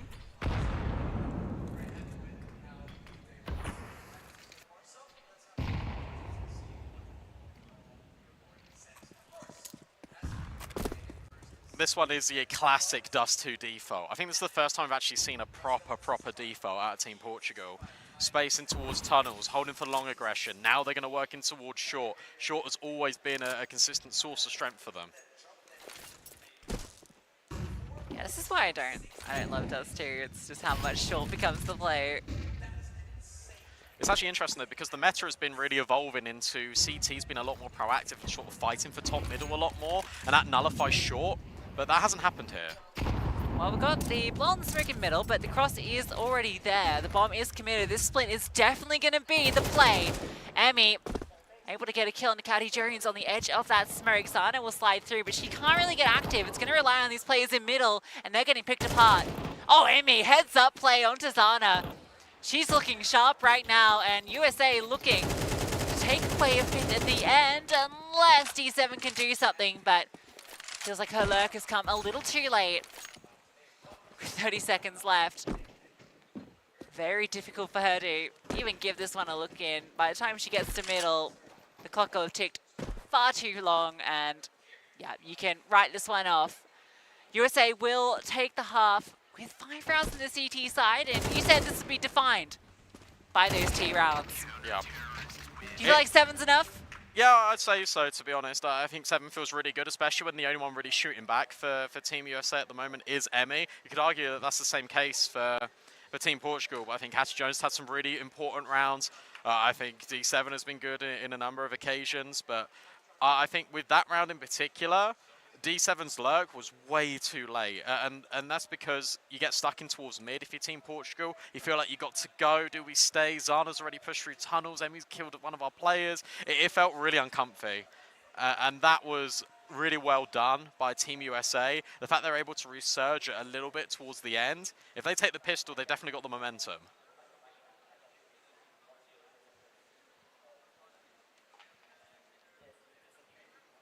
I'm glad to see this being so competitive, to be honest. Yeah, same. I've been pleasantly surprised by quite a few players on Team USA, I'm going to be honest. Really, really surprised, but happy to see Elite playing to this level. Yeah, absolutely. I think Olya's been brilliant as well. In fact, the one surprise is I expected Mads to be doing a lot more.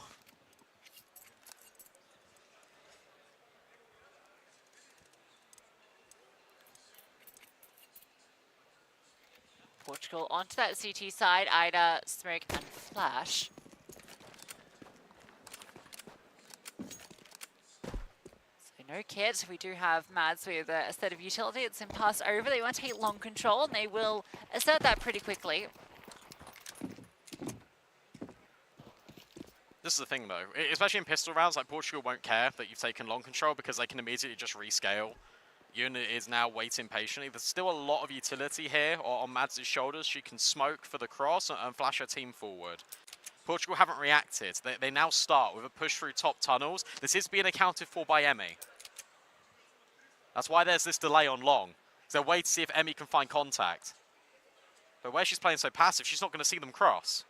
Yeah, it's interesting, right? I feel like that's not a push you'd commonly see. I could be wrong, but it does feel a bit unordinary to push out into a backyard. So D7 will hold this. They've just kind of restructured their defensive setup, but they're still accounting for any possibility. But what it does mean is that Ida can now come over. She can get ready to drop this smoke as a bit of a block. Emmy starts pushing towards tunnels. Let's see how this goes against D7. Waiting patiently. Kill secured. And now this will force the USA into going long. Sana is able to find one, but she's removed immediately. Defensive smoke deployed and the flashbang over the top. Portugal want to fight this. They don't have the kid. They want to try and take them all down just by pure firepower. Ewan's looking for this headshot. D7 actually gets cursed, so she has to fall back. Mads does remove Ewan.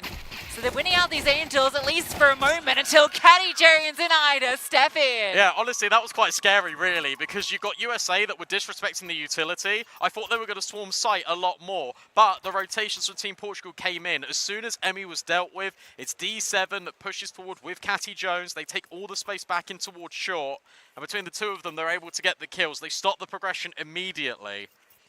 And it feels like that's a crucial round for Team Portugal to win, because Team USA were building up momentum there. I think it's so important, especially just on the stage. And now D7 looks to shut them down immediately. They're so ready for this, though. Are they? Yes. They had a flashbang. So, a kill and some damage. You would have loved to double up there to feel like you got your money's worth out of that.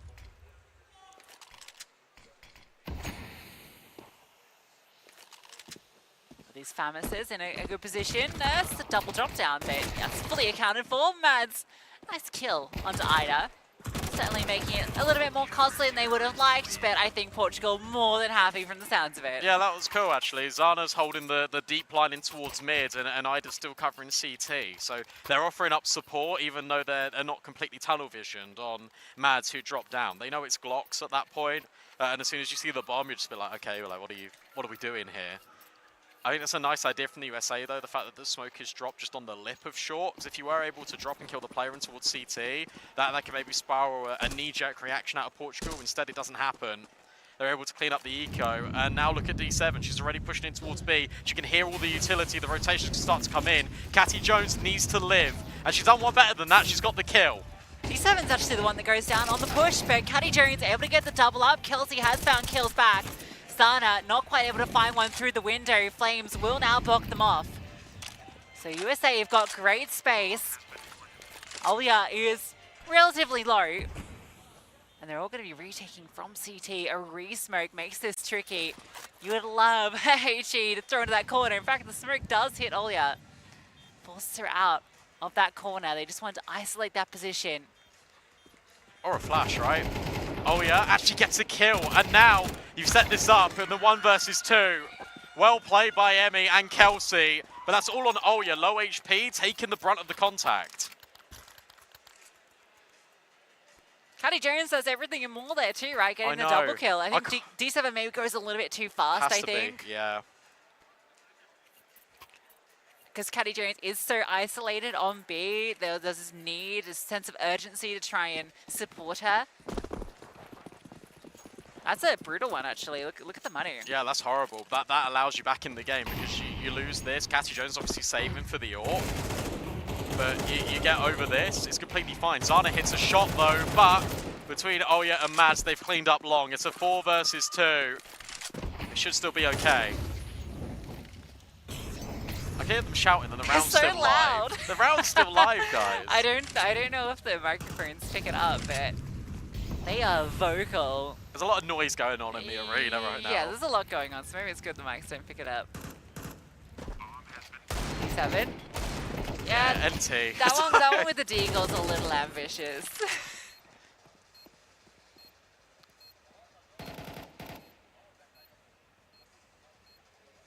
I don't know what they're going to do about this buy because everyone forced apart from Catty Jones, and it's going to be has to be an eco. There's no way. She could get a hero rifle and she'll still be able to buy the next round. I suppose so. You definitely want to be prioritizing that AWP on Zana, given how dominant she was on that T side. How's that not a headshot, by the way? There's a wall in the way. Fair enough. D7 lives in that armor as well, like that feels decent. Oh, yeah. You want to buy an AK here, even if you don't want to use it. Sorry, not AK, an M4. Even if you don't want to use it with armor, you get to throw it to D7. Come on, you got 6.5k. Definitely wants the AWP. Yeah, but you can get it anyway if you just dropped an M4. Okay, I don't know. I'm trying to work out the maths, but I can't. No, there's definitely enough money to drop an M4 there. 2.7. Would have had a full buy next anyway. Oh well, they didn't do it. It's interesting that consistently Team USA have got this player just lurking outside of the B doors. They're anticipating this push. Finally, Kelsey's going to be rewarded with it, but gets dinked in the process. 1 for 1. That's beneficial. Now D7 can get the rifle. She's got armor. Unfortunately, D7 is actually on the A bomb site. Unlucky. So it won't be recovered by her. But maybe, oh no, flames at her back mean that she can't do anything too cheeky. Great molly. Anticipating that play. Thorough, which is good.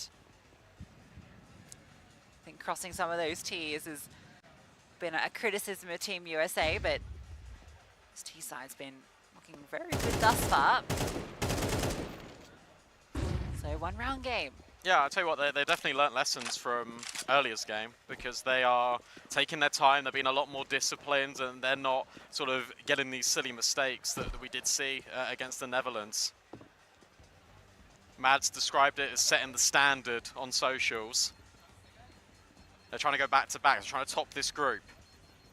This is a good step in the right direction. This is a 1 round game now between these two teams. It would certainly humble us, you know. True, it would humble me. Yeah, it would humble you. I will remain unhumbled. That's fine. I'm a Mads believer.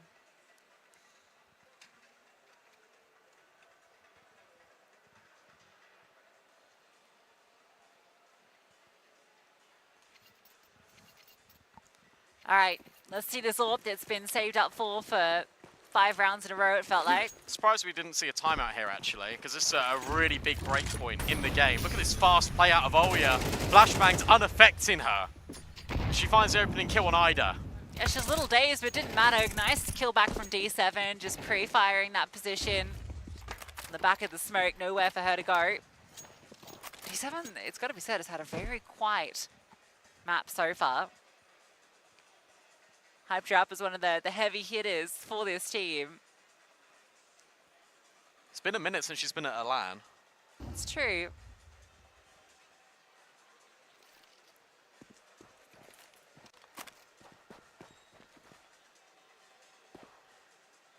She's the woman in focus right now.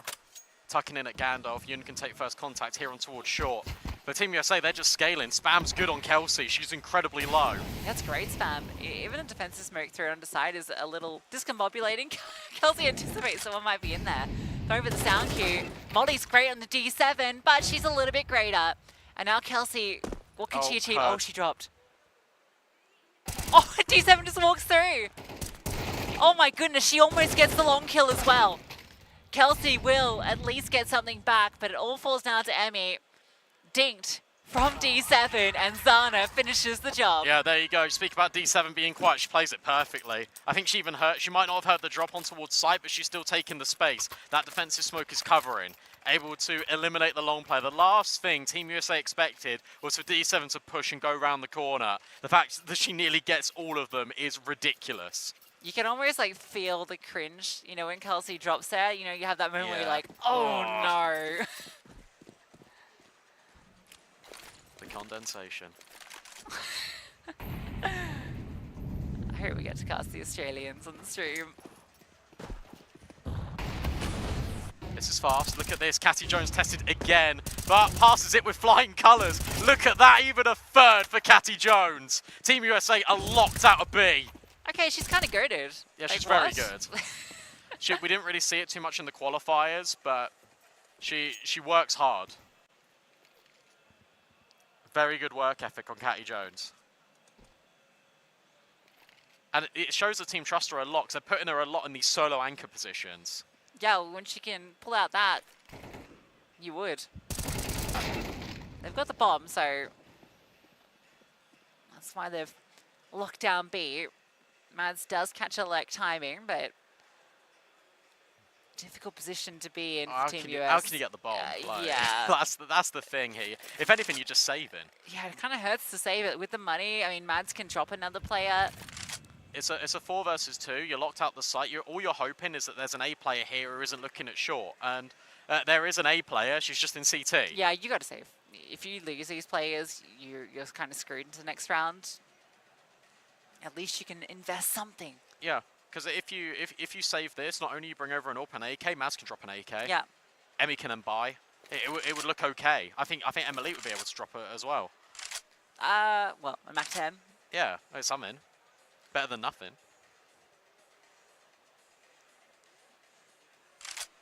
What a change of pace. It was the change of pace that was really trying to catch Team Portugal off guard, but it's the counter utility over the top. I also think they were team flashes as well at the mouth of B main for Team USA. Yeah, because Catty Jones was, I mean, she did well to hold those different players and take some different fights, but she was still fairly in the open there.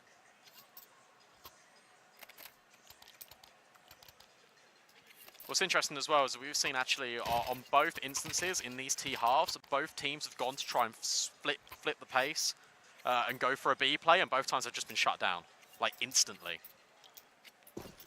She has dropped that Mac 10. Yeah, it's not too bad a bite. Emily needs to get value out of this sniper.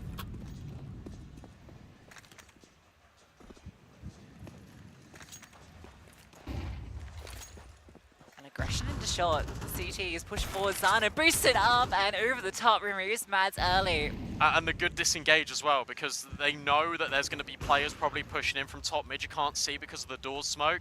So Ida's now left to try and hold it, and Zana's moved back on the angle. So again, it's this contact play. I think Ida's overextended a little bit here, but it's D7 that finds Kelsey and Emmy. Team Portugal have made USA suffer. D7 one-tapped, I think, Emily through the smoke in towards short, and then found 2 more follow-up kills afterwards. Long-range engagements. Portugal find map point. They find map point, and that was against the force buy. And of course, this is going to be another force buy, but check out what Team USA are going to bring into this round. It's going to be troublesome for them. I don't even think there's going to be a single rifle.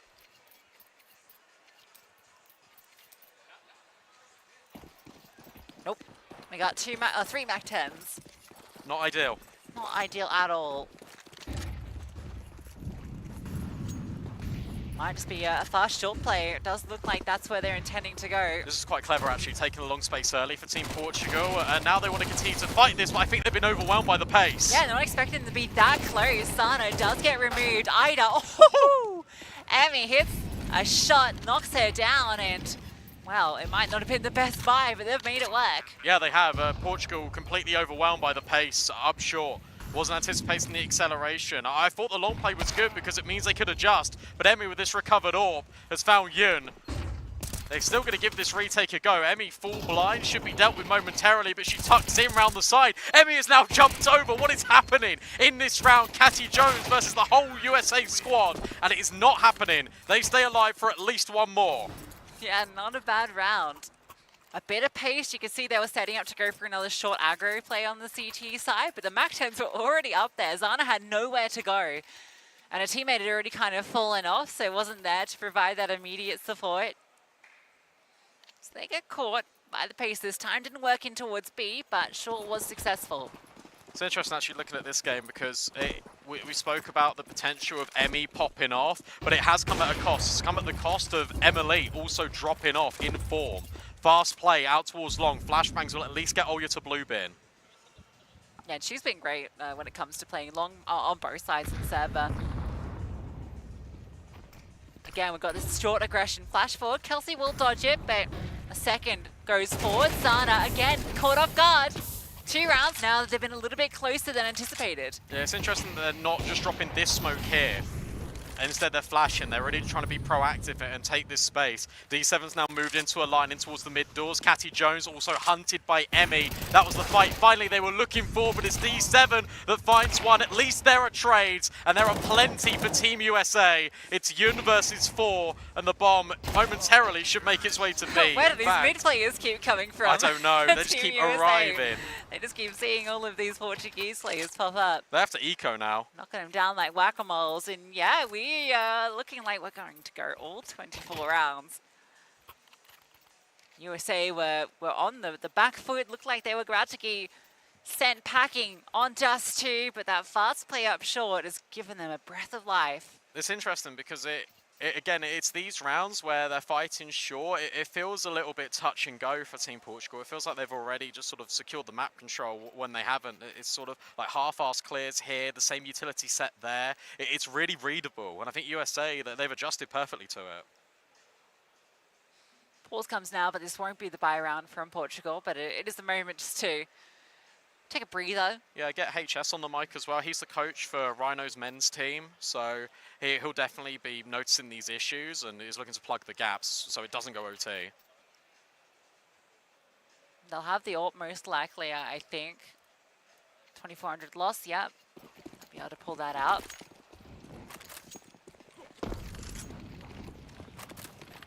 And this round, they're just going to push up top middle, see what they can get done. Kelsey is anticipating this. There's actually Olya by her side. Sana will get 1 frag, but they deal with the aggression. We go to the final round of regulation. Yeah, let's see what the variation is for Team Portugal, but also for Team USA, because they've been pushing this short issue consistently. When they've been able to try and fight long, I think the USA have won out the majority of these rounds as well. It's been Portugal being reactive in the mid rounds rather than getting these early kills.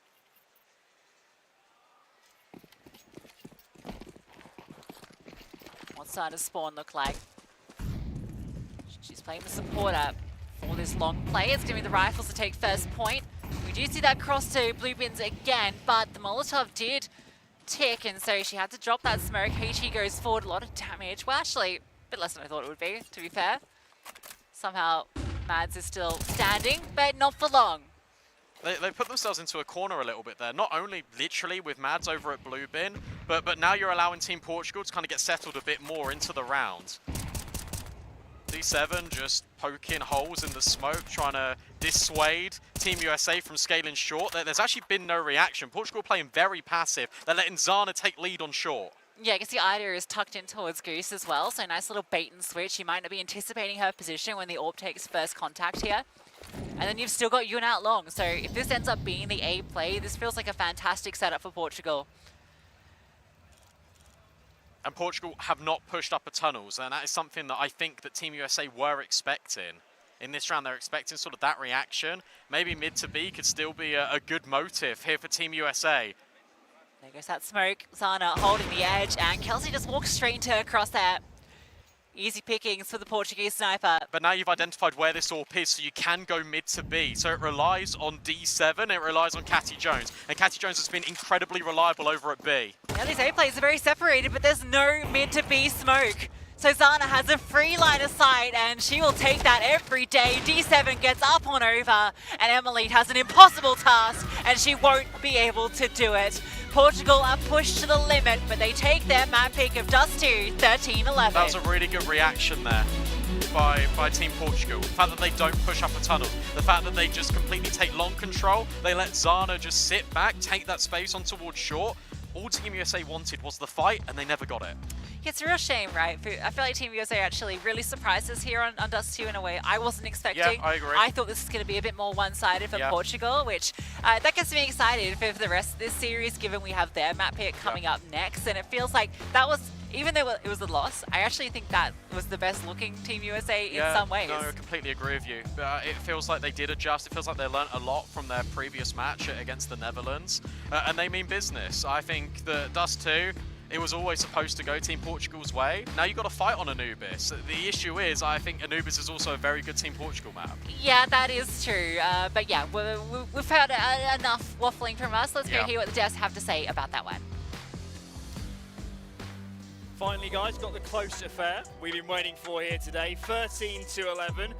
Portugal reigned supreme. B-Dog was right on that one. Yeah, punchy game. Felt like it was going to be overtime in the end, but that last round, no mid-B smoke, or Brain Supreme, and Zana had a hell of a map.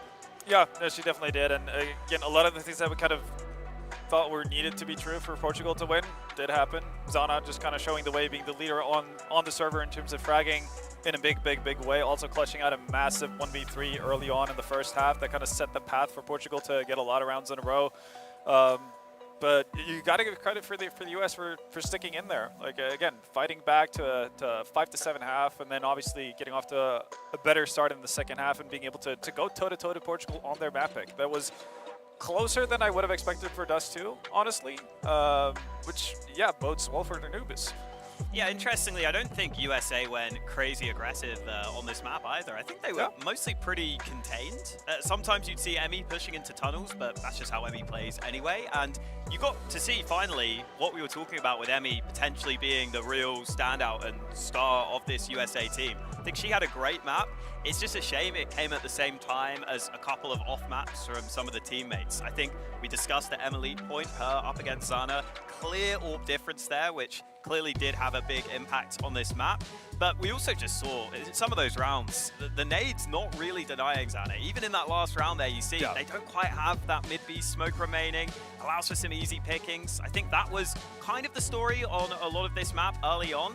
It weirdly felt like once we got to CT side, I think Zana maybe slowed down a little bit, which was a bit surprising. You'd expect she'd have been able to keep it up. But I think that's because USA were going for some of those faster plays early on in the half that were working. So that actually worked nicely for USA, but it did feel maybe a little one note at some points, and eventually Portugal able to come out on top. Yeah, I think it's kind of a neat way to wrap up the entire game, just seeing what happened in that last round. They try to get control out towards long. They do get a person out there. They've done so successfully on multiple occasions, but then just not necessarily following up on it, having a singular flash for Mads to work off of. Still going to be a difficult situation for her to kind of get anything from, so you're kind of just donating a player there. You stood around, not done a whole lot, so you don't necessarily maintain map control in this scenario, and that also, stops your tempo. That's what they kind of benefited from when they got out long earlier. That's where they had success, when they went quickly up towards Cat. Both Lucian and B-Dog mentioned on multiple occasions that the US would find themselves closer or further up on Catwalk than the Portuguese team might have expected. And that last round, that just didn't happen. And then obviously, missed utility or not having the right utility at the right time, obviously rounds off the picture of the game in a nice way when you see the failed mid to B smoke. Leading in just like a feast for Zana standing up on that A-bomb side controlling mid. Yeah, and obviously in the earlier rounds, that's not as much of a problem because you're going to such fast rounds that you're going to have all the utility you need. Yep. You're going to be absolutely fine. But as you pointed out also, I think the high risk of playing with these scenarios where they are relying quite a lot on maybe just one flash, all it takes is for the opponent to know that, be playing anti-flash or just playing a position where they're not really blinded, and you're kind of in trouble. And if it's only one player going out, then suddenly it's a really high-risk position. You can quickly go down a player, and then from there, always hard to fight back. Having said that, a lot of good things to the USA to take away from this, and I think the fact that some of those fast plays did work early here on Dust 2 suggests that on Anubis, they've probably got chances. I will say on the Portugal side, though, Caddy Jones came in, and she was the player I didn't really know too much about, to be fair. I think, fair play to her. She came in, and she was great, and she was clearly an important part of why they got that map. Yeah, honestly, again, obviously, Xana's going to be the one who ends up with the most frags, but if we're talking about impact and stages of the game where it was getting close, you'd often see Caddy Jones finding a double kill when it's needed. Like, when you have the round in its balance, like, US are in position to potentially, like, either stop a plant from happening or being successful with a retake or just kind of stemming the tide, then Caddy Jones would find something that actually allowed for Portugal to progress forward on the map. So she had a massive game, and that's great to see again. Like, one of the unknowns for us, more or less, compared to at least her teammates. So seeing her step up is obviously like a massive positive for Portugal going into not just the series, but obviously like further into the tournament. I think the player that's impressed me the most for the USA is Olya. She's the one where maybe we had the least info coming into this. It feels like she's playing anchor spots and not necessarily the easiest positions to get big numbers, and she's consistently performing. That is got to be a huge thing to lean on for this team. Oh, absolutely. When people thought she might be a liability coming into this, she's looked brilliant. Yeah, no, she's been fantastic. And again, she was basically the ride or die to Emmy and on Dust 2 as well. Again, putting in her part, doing her job. Her having that kind of a map, again, going into Anubis, which she was stellar in the first series, that, again, bodes well for the US. I'm feeling like a 3-mapper, honestly. Yeah, I'm with you. I think so too. I hope they're not disheartened by that map, because they should take the positives from it. And again, you just hope that... I think even in general, you shouldn't see the AWP matter as much on Anubis anyway, so that should already help them. But then I think, Kelsey maybe had a bit of an off game, a couple of occasions where there were fights she probably should have won or got a bit more out of. And I'm not expecting that to continue. I think in general, they are a pretty well-rounded squad. So yeah, good signs for the US. And I think, still huge credit to Portugal. It felt like a bit of a grind, to be honest, for them to get through. But those are the maps you have to win sometimes. You have to be able to just grind through your map pick. It's not always going to be plain sailing. So exactly. I think they deserve props for that too. I mean, at the end of the day, it was their opponent's pick. USA still got 11 rounds. Now they're playing Anubis, which obviously they looked very comfortable on earlier today. So expectations for Anubis. Will there be madcap CT aggression again? Surely. It's got to be. Surely, yeah. And apparently, yeah, if what B-Dog was saying is true, then Portugal has something to the same extent on their CT sides as well. So yeah, I think you're going to get that bloodbath that you wanted. So. Yeah, it's got to be complete chaos, and I'm here for it. Yeah, ready for war. Both teams look like they're ready for it as well. So, yeah, absolutely. And again, just so good to see if Emmy's playing at that level, she's often just going to be leading the charge and calling for those plays for herself. So I think that's a really great sign for the US coming into this map, because she wasn't really fully there on those opening maps in that first series. So that just even gives them more opportunities. I wouldn't be surprised if she's just calling for rounds all over, because she can probably come away from that game a little frustrated. She did enough to win that one for her team. So maybe that will make her force it a bit too much. Hopefully not. But, We'll see. You would think that Portugal would have had a little bit of time to watch Anubis, and they would have known it would be in this series. They don't perma it. USA picked it in their first game. They looked good. It was very likely that Anubis was coming up again. So having watched that first game, is there ways that Portugal could adapt? Can they expect the aggression? I mean, Olya pushed A every single round on that CT side. Surely you send numbers there to deal with that. I mean, yeah. Or you could decide to kind of just like ignore it entirely in terms of like not actually giving her the opportunity. You can put someone up on useless, like have them hang out, or post an op on stairs and just like hang out while the rest of the team works otherwise or elsewhere. As for the aggression that we saw coming up from the other side, like Emmy in particular, I think it's going to be more difficult to kind of constantly progress towards that site and expect to be pop flashed. If you're Portugal, you're going to have to take some risks. You're going to have to look towards the site at some point. And I think it's not like a set timing, like, oh, at 40 seconds we're going to do this every single time. So sure, you can kind of stem, or you can have certain expectations in terms of at least for the first, I'd say, 25 seconds of the round when it comes to Team USA. But if nothing happens from that point on, then I'd probably get a little bit like worried. I might start overthinking if I'm Portugal, because like nothing's happened. This is not normal. What's going on? So it remains to be seen how they actually deal with that. Well, hopefully they have something. Hopefully they've had some plans how to deal with that. As you said, Anubis to follow next. Quick break for us. When we're back, with Brandon and Lucy to take you through second map in this series. We'll see if Portugal can get this done in 2. We'll see you then.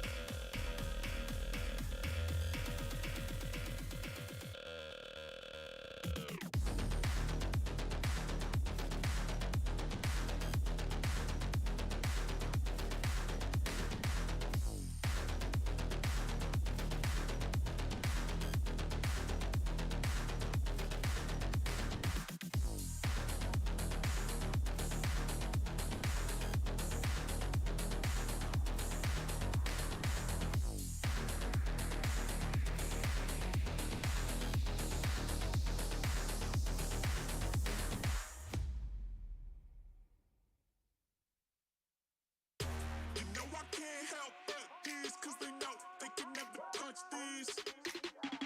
So baby, let me talk my shit, or I might just throw another fit. You know I can't help but this, cause they know they can never touch this. So baby, let me talk my shit, or I might just throw another fit.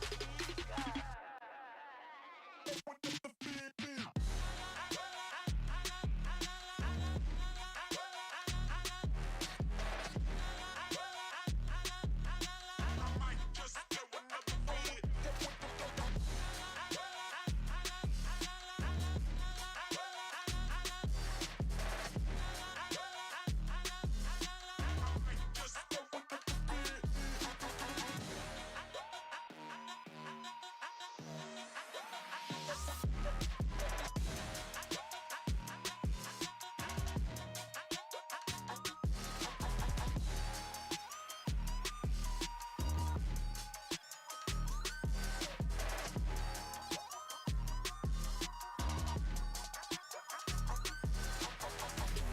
know I can't help but this, cause they know they can never touch this. So baby, let me talk my shit, or I might just throw another fit. You know I can't help but this, cause they know they can never touch this. So baby, let me talk my shit, or I might just throw another fit.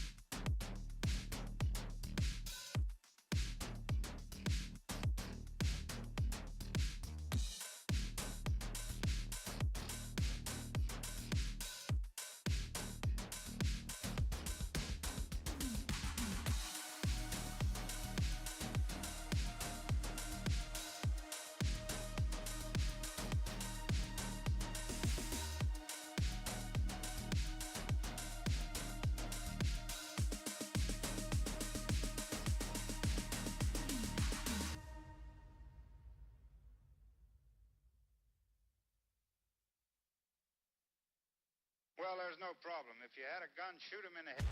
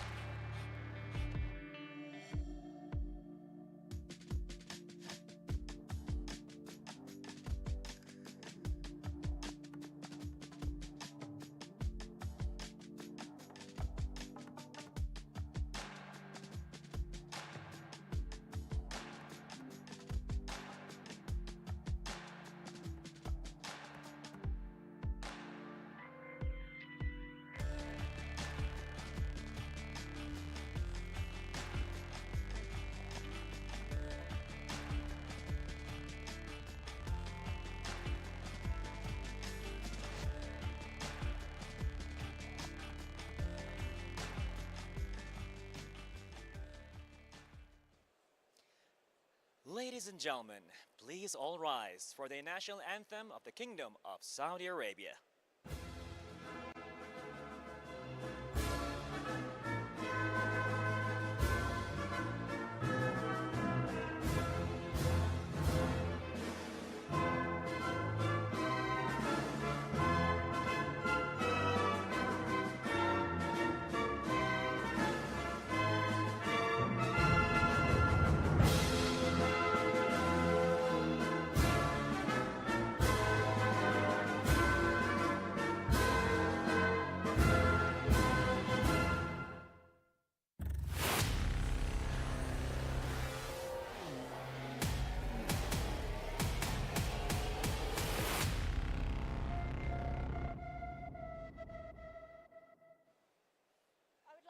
To extend my thanks to the Kingdom of Saudi Arabia for hosting this incredible event, and also over 500 of our fantastic esports players that have been bringing us non-stop action. But Bara, I don't know about you, the action over on the CS stage has been impeccable. 2 of our series have closed out in a 2-0 fashion, and our third is still underway. How have things been looking for you over at PUBG? Jasmine, 16 teams competing it out all right here for the World Esports Championship 24, right here for the Iesf in Riyadh, Kingdom of Saudi Arabia. We've seen a lot of teams. Some had, a rough start, but then they were pretty much battling out with victory at the very end of the day. One thing is for certain, the pressure is certainly only going to continue to rise throughout this tournament. But speaking of pressure, these players and these teams have had an abundance of it, especially during last year's tournament. So let's go ahead and revisit exactly what happened there.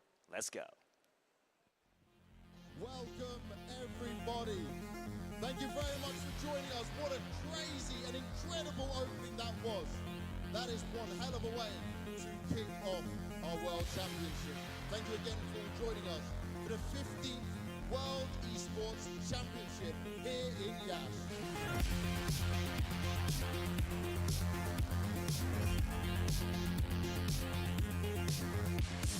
Oh, the jumping.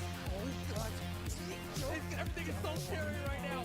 Akuma can do so much damage with one hit just like this. Demon. Oh, my God. Sus. Look at the life bar. It's gone. Tries to focus. It's full life left. Oh, it's over. It is done. Octopus Pakistan wins IESF 50th World Esports Championship.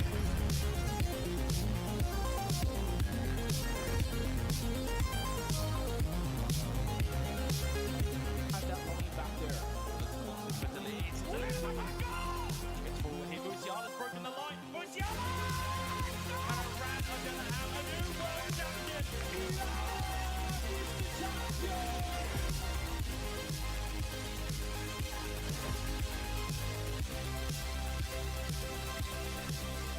Guys, got to keep on fighting, but no, going low. He doesn't have to get used, getting more stuff himself away. Yes, but the laser getting more damage. Young PH.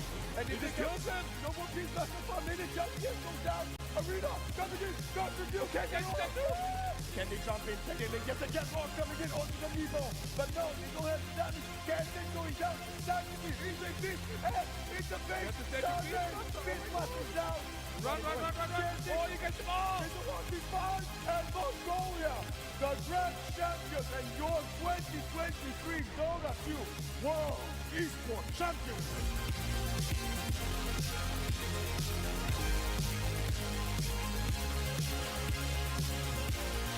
Tech time. CTR on the other side. Can you do it again? Trying to get a spray. It's a triple. Yeah, I guess. Here we go. Through the smoke in the middle.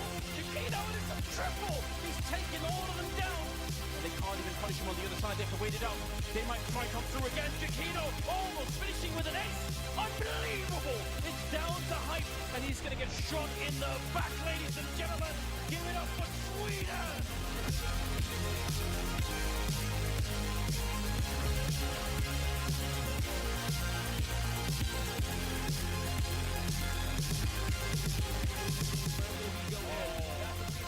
Play forward, takes out Chorizo, and it's a ball off being used. Using the Pereza, it's Philippines right now, out to Arjun Hill. Takes it over to a ball, falls down. Actively end the series here. Cypher starting to fight Super, gets coming down low. Cannon takes out one, so he's trying to hold it upon. Cypher will get out of without the snow air, the base is too open. Now Philippines is now taking the base of Indonesia. Philippines are your 15th IESF MOPP World Champions.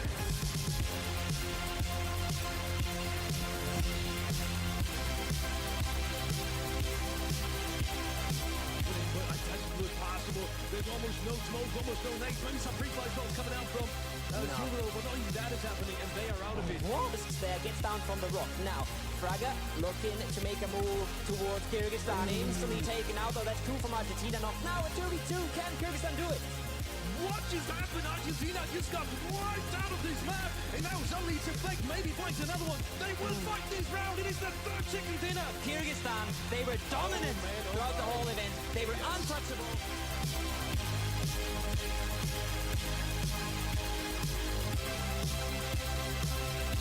Saudi Arabia, Argentina, Australia, Bahrain, Belarus, Brazil, Bulgaria, Cambodia, Canada, Chile, Colombia, Czech Republic, Denmark, Egypt, France, Germany, Greece, Guam, Guatemala, Hong Kong, Hungary, Indonesia, Iran, Jordan, Kazakhstan, Kosovo, Kyrgyzstan, Latvia,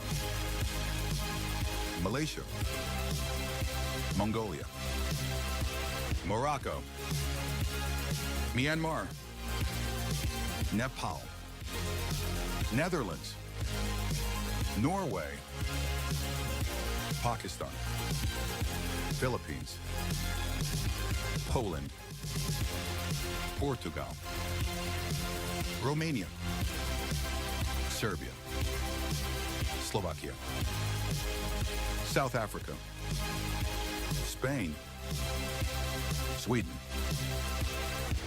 Tunisia, Turkey, Ukraine, United Arab Emirates, United States, Uzbekistan, Venezuela.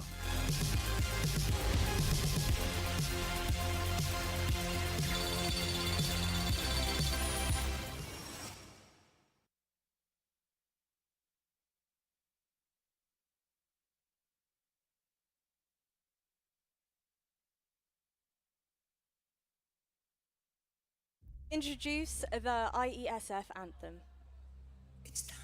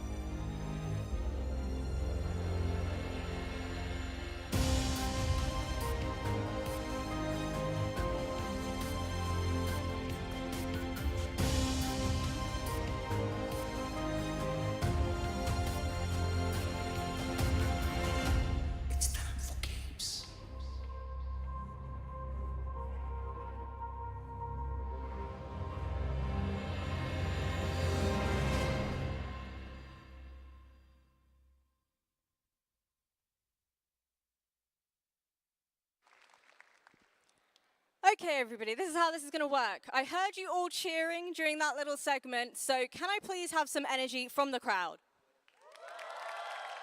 So 2023, we did it big, and for 2024, we did it even bigger with $1 million on the line. Are you gamers fond of that idea, $1 million? What do we think? Okay. So I'd like to welcome to the stage two very important people and speakers that will be joining us here today. Our first guest is none other than Turki Al-Fozan, CEO of the Saudi Esports Federation. Please give a round of applause.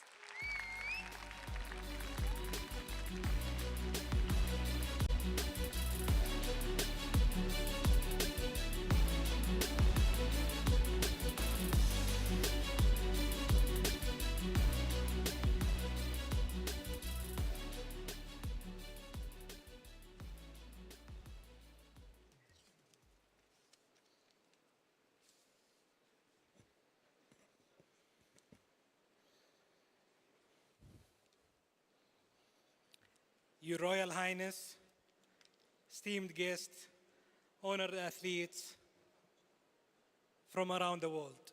Welcome to Saudi Arabia, the center of the game.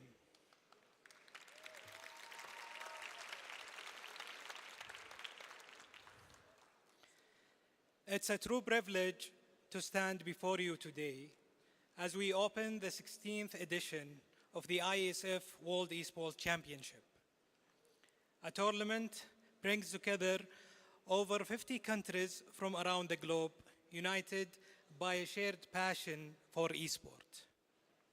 Today, we gather at SEF Arena, which has become a powerful symbol of Saudi Arabia's commitment to the future of gaming and esports. Over the coming days, this arena will witness over 400 athletes compete in more than 200 matches across 6 tournaments. Every moment will showcase the dedication, skill, and passion of players who have come here to represent their countries. This championship is more than just a championship. It's more than just a competition. It's about collaboration, unity, and mutual respect. It's a celebration of our shared love for esports and an opportunity to learn from one another. Together, we are building bridges between nations and writing the next chapter in the story of esports. Thank you to everyone who made this event possible, from our organizers to our sponsors.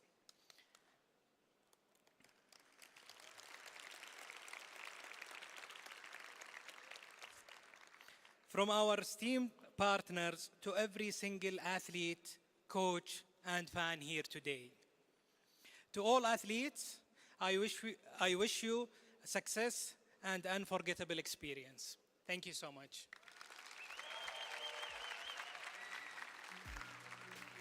The meeting of minds, cultures, and gamers from all around the globe. Thank you very much. And without further ado, I'd like to introduce our next speaker. Please, another round of applause for Mr. Boban Totovsky, the General Secretary of the International Esports Federation.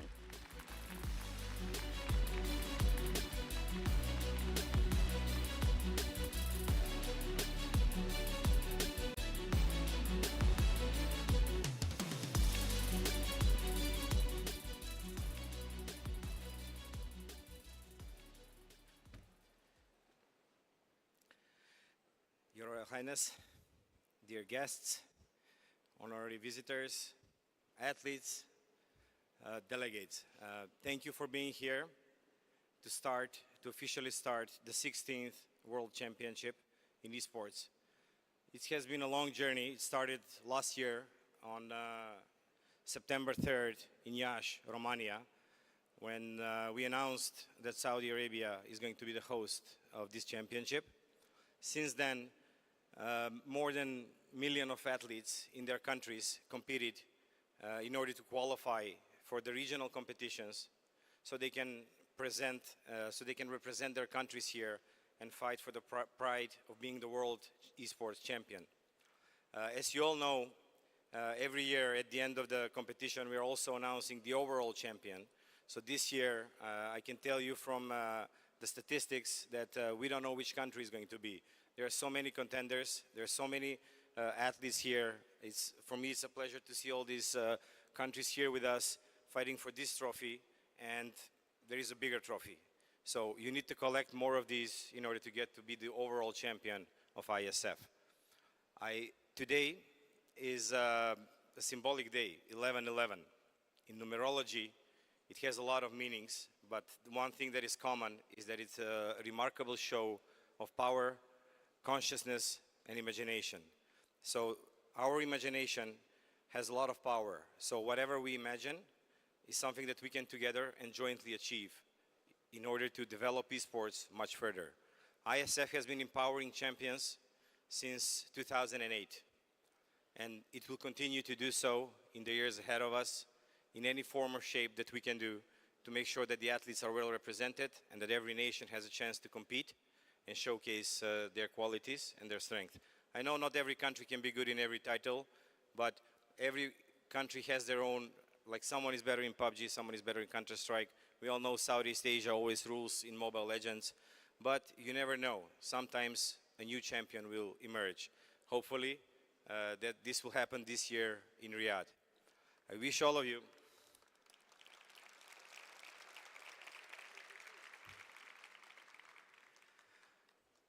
of you to enjoy the competition. Be very patient with the referees. Please mind the integrity of the competition and have good communication with the referees, with all the delegates, to make sure that this competition is a high quality one. Good luck and have fun. Thank you.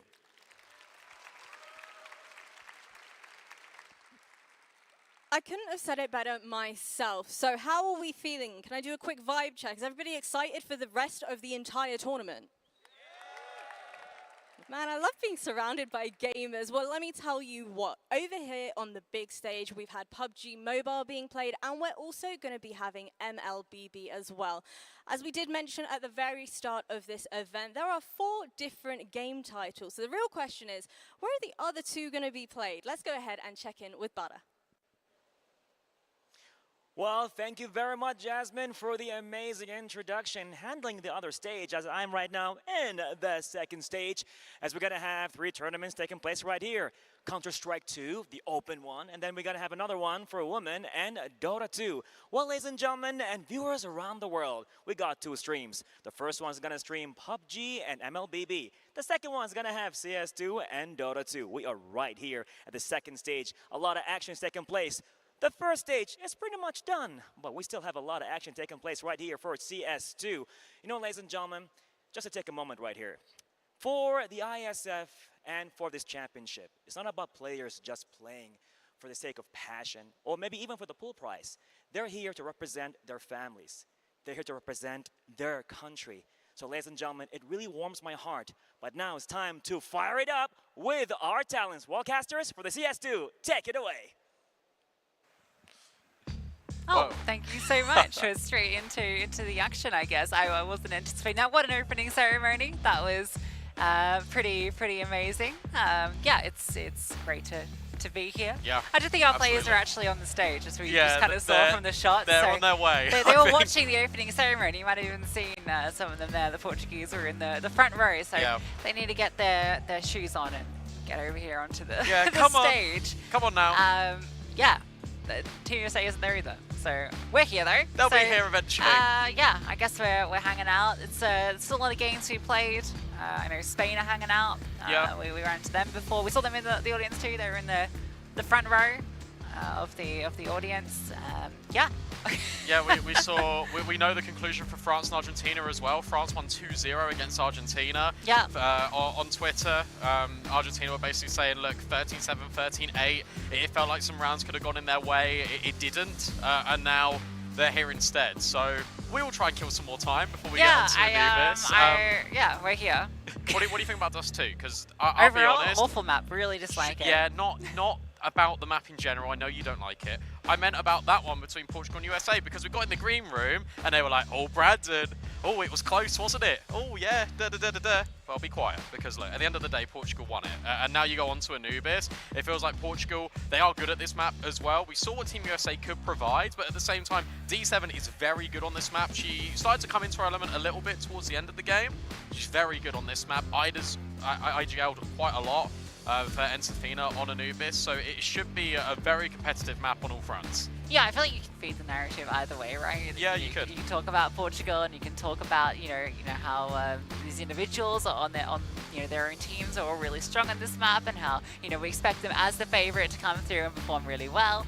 But then you can also kind of go the other direction, right? Which is what the desk was talking a lot about it, and it's the strength of Team USA, particularly on this Anubis map, which they've made their home, which is really cool to see. Like, they haven't gone to a Dust 2, which they could easily do. They've gone for a map that does have a little bit more depth to it, where if you do specialize, it gives you that edge, because they can rely on their D2 and Inferno of still being pretty solid. So, I think there's still a case to be made that, USA can push this to a third, but it's going to be tough. They've got to fix their retakes. That's the thing for Team USA, is that they put themselves in so many good positions, and then the retakes really let them down. It was actually afterparts in the first series, it's now retakes in the second series. They need to try and strike this balance, because otherwise Team Portugal will come in here and they will win map 2.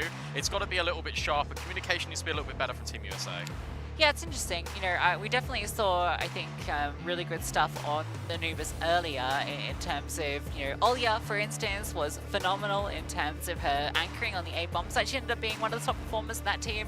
I think Emilite as well. She was brilliant across that series versus Team Netherlands earlier.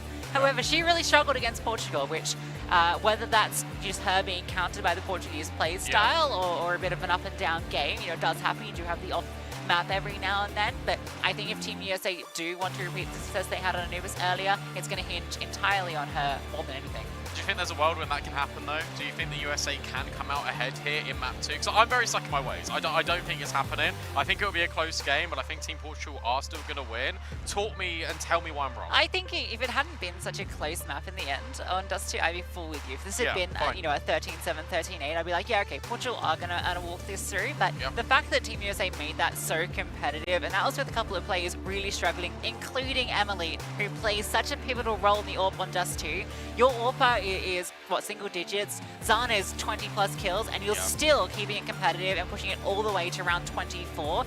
That shows that there is still a lot of solid, stuff that they can rely on this team, and they can still deliver even with a player dropping off. So I think going into Anubis, if we do get Emily back in the form that she showed earlier, this is going to be definitely a match that I think could send us to that third. We had that conversation, didn't we? Just sort of about what's the trade-off. With Emmy having a good game, it means Emily has a bad game, and that can't really fly. At the same time, what is really good is we're getting that consistency out of Olya. I think Olya has been the surprise of the event so far for me. I knew coming into this that she'd be strong. I didn't know how consistent she'd be on every single map so far. And the fact that every single map Team USA have played, it's been on the stage. The fact that she is performing to this level is exceptional. I think she's fantastic. Yeah, I've been really impressed as well, because, the last time we saw her on an international stage was with Saints, right, all the way back in Katowice, and that was a rough showing. It often is, tough, like when you are that real underdog team that comes through. They had a last-minute stand-in situation as well, right? So that was a really tough showing. So I feel like she didn't really get to show her potential there and what she'd been performing domestically in the North American impact scene. So for her to come here and immediately be stepping up and delivering, it's been great to see. And honestly, I'm more impressed than anything right now by all 10 players getting on the stage and getting ready so quickly since we went live, because they were sitting down when the cameras went on to us, and now they're all plugged in, ready to go. Let's get it on. Yeah, let's do it. T side for Portugal. They elect to start this. And for D7, she's the one that compromises. She's not the one with Kevlar. Instead, she's got a Molly double flash. Portugal probe mid. Portugal, okay. They got a lot of space. You can see Emily is going to fall back to Temple. And she just takes out Zana. Will be removed by Yun. That is the smoke and kit, I believe. So that is going to be difficult to lose, especially with that smoke now picked up by Ida. This is interesting. You can hear this as well. If you're Catty Jones, you're hearing all of these players needs to collect the kill. It's messy, but she goes 1 for 1. That's good enough. Yeah, it's crazy she actually gets that. That looked like it was going to be complete whiff, and D7 doesn't miss those. Portugal now just going to slowly walk into A. You can see Mads is expecting the pressure to come at any moment, but the timing on this is ridiculous. She's anticipating it from every angle, but can't isolate all these players. But Kelsey's dropped the bomb. It is just Kelsey. A 1v2 now remaining, and they're going to swing onto her. The dual Beretta, so give her plenty of bullets to fight with, but she has to get past D7, and that's always a tough task. That's actually really tricky as well, because Ida, it looks like she's committed into the fight. It's going to be a 3-2-1 double swing. Kelsey's the one that takes the initiative, and I just pulls out a knife and jumps away. That's so difficult to try and reset your aim and where you want to kind of have that target selection. I think Portugal play it really well. The fact that Ida is lurking in towards mid, we didn't touch on it, but the fact that she is waiting so patiently, allowing the space to be taken in towards camera, Portugal slow things down in the mid round. They wait ever so patiently, and they just get it over the line. An important pistol as well. Yeah, That's a mood setter. That was a fun pistol round. I really liked how they had all these different players in these different places. Really keeping Team USA guessing with that one, and I mean, particularly Caddy Jones getting that one kill on the B main push was enough, because she'd fallen for free, and it looked like she was going to be honest. Might have been a very different round. This one pretty straightforward for Zana, who walked into A, and when the smoke lands, she just starts to scale. Oh. Okay, Caddy Jones does get caught. That's a Galil. So a free little rifle to pick up. It's interesting because you're speaking about the B main kill. I think what's interesting is you can take any single one of those fights and deem it as an important, like an MVP moment in the round. Because if D7 doesn't get the A main kill, suddenly USA have got that just locked off as an angle of approach. The 1-for-1 in towards B main was good because it delays that rotate over towards A. It's a really interesting battle going on between all 5 individuals on the server. And I think the moment it becomes individual-based Counter-Strike, that's where Portugal are going to play well. If Team USA start grouping up, moving more as a unit, that's where they're going to find their success. Well, Mads will find a follow-up frag with that recovered Galil, so she makes good work of it. Don't think there's an AK for her to pick up, but you're more than happy to take the free rifle. Portugal with a 2-0 start, but now USA will be able to invest, so we won't see that all just yet. We still have the MAC-10 in Zana's hands. Did she want to throw that over, or? Yeah, she does. So Caddy Jones will sell, and everyone is happy. It's interesting. She could have bought an AWP there, but instead goes AK util. I wonder what the fast play will be. Lurk smoke for D7 over towards A main. Portugal, again, setting the tempo early. They want mid, and they want it now. I don't think Mads is going to be prepared for how quick they've scaled. This smoke will give a little bit of an indication. Yeah, she's had to fall back. She's jiggling her own utility. And I wonder if Portugal are keeping an eye on the way USA were struggling on B, and whether they want to try and punish that. A push out, fully flash, everyone is blind, but Zano is the one that doubles up from deep, and she needed that because she had the bomb. Yeah, that's the important thing. It's interesting that Emily's thrown the flash so deep, and then looks to reset in towards middle. Important find for Emily, and that locks Portugal out of that bomb site. Keep your eyes on middle, because Yun is still lurking, but D7 falls in the meantime, and Yun's been caught as well. Oh yeah, great presence of mind to catch off Yun. Zano would need the full 5 to make this work. And they know exactly where she was. She has quite a nice little timing to walk through jail. This double up in CT is going to be incredibly difficult to break. She might be able to isolate this first kill, but getting past both these players, yeah, way too hard. Gives it her best shot, but her teammates all fall, and that really felt like Yun was going to be good for one, but Olya, the presence of mind to check that. That's all off for Emily as well, because she's the one that throws that flashbang to let the players in B main, and they go through the smoke. She's the one that then rotates back in and gets a double kill. Takes the space out of Dark, makes it really one-dimensional for Zana, and they've got that info because it was Zana that traded out the B main players in the first place.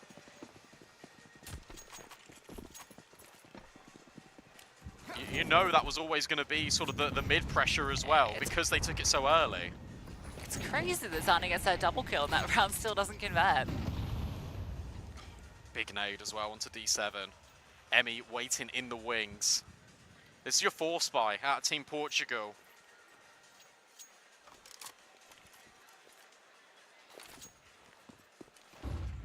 Little fake flash, that's not going to sell anything because Olya is right there behind that smoke. Look at how much space they keep being given in towards middle though. Team Portugal are really recognizing this and are trying to exploit. You have to be careful if you're the B main player because Emily's got the AWP. This is the same story earlier against Netherlands. It just felt like there was this massive gap that was always available in middle. Mads does this quite frequently where she will hold from this angle, so at least there will be just sort of an early warning system. Yeah, they are going to get that signal, and at the same time, Caddy Jones puts pressure on. D7 gets a frag too. But now you know that they're kind of split up. With Ida coming through the back lines, they can just go straight into B instead of going into A. They split. Kelsey does take the space out A main. Oh, but it's not going to matter. Zana hits the shot with a recovered AWP. And it's all onto Olya. With such little HP, this feels incredibly difficult, especially with Zana on the line. She doesn't miss those. I wonder actually if the info got relayed there by Mads, because it looked like there was a slight timing where she got off the angle, because Emily never turned around in Temple. And I know her attention was being sort of put on notice by Catty Jones over towards B main, but she never turned around at all, and that allowed Ida to come in and trade her. That was such an important kill. Yeah, nice use of just contact from 3 different avenues at once, right? And for Team USA, it obviously caught them a little flustered. Team Portugal did tell me that they managed to catch the end of the second map. But that was Inferno, that wasn't Anubis. Okay, they're planning for the future. They won't really have any sort of homework on these players. 5, in fact make it 4 strong over towards A main. Mads on the corner, D7 ready to receive. It's Mads playing anti-flash and will overwhelm. And that needs to get out of there. You needs to get out of there, that's the bomb. Yeah, fall back in. She disengages. That could have got hairy. Still can. Zana's ult finds purchase, and now Molotov lands. They can't push any further. And now they've taken space in towards mid. Catty Jones is still waiting here as well. There's an emergency exit for Team Portugal. It feels like they're playing some really consistent mid rounds here. And Team USA, once they have got their opening phase locked down, they don't really know where to go in the middle to end stages of rounds. I know this is just an eco. That feels like probably a harsh statement to say, but it feels like that is a consistent issue throughout this series. Yeah, I feel like the gun round, they lost the round before, right, where that gap was in middle. That's a good example of that, where they kind of had this forward positioning in A main. They had this kind of setup on B, which was fairly passive, but they didn't really have any information gathering outside of Mads jiggling camera. Like, that was the only bit of spotting they were doing, and that was incredibly passive too. This is a bit weird. Emmy's now going to hear the plant and the molly, but she hasn't really got the health to contend with it. Oh, and Ida's even just found a follow-up. This is done. Edge of the arm spotted on the corner, and Ida will claim both. Portugal go 4-1 up. Strong start.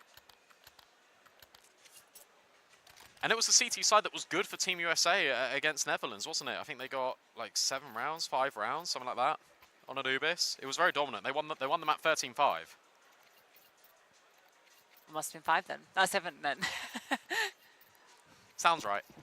See, it's the only way the maths makes sense.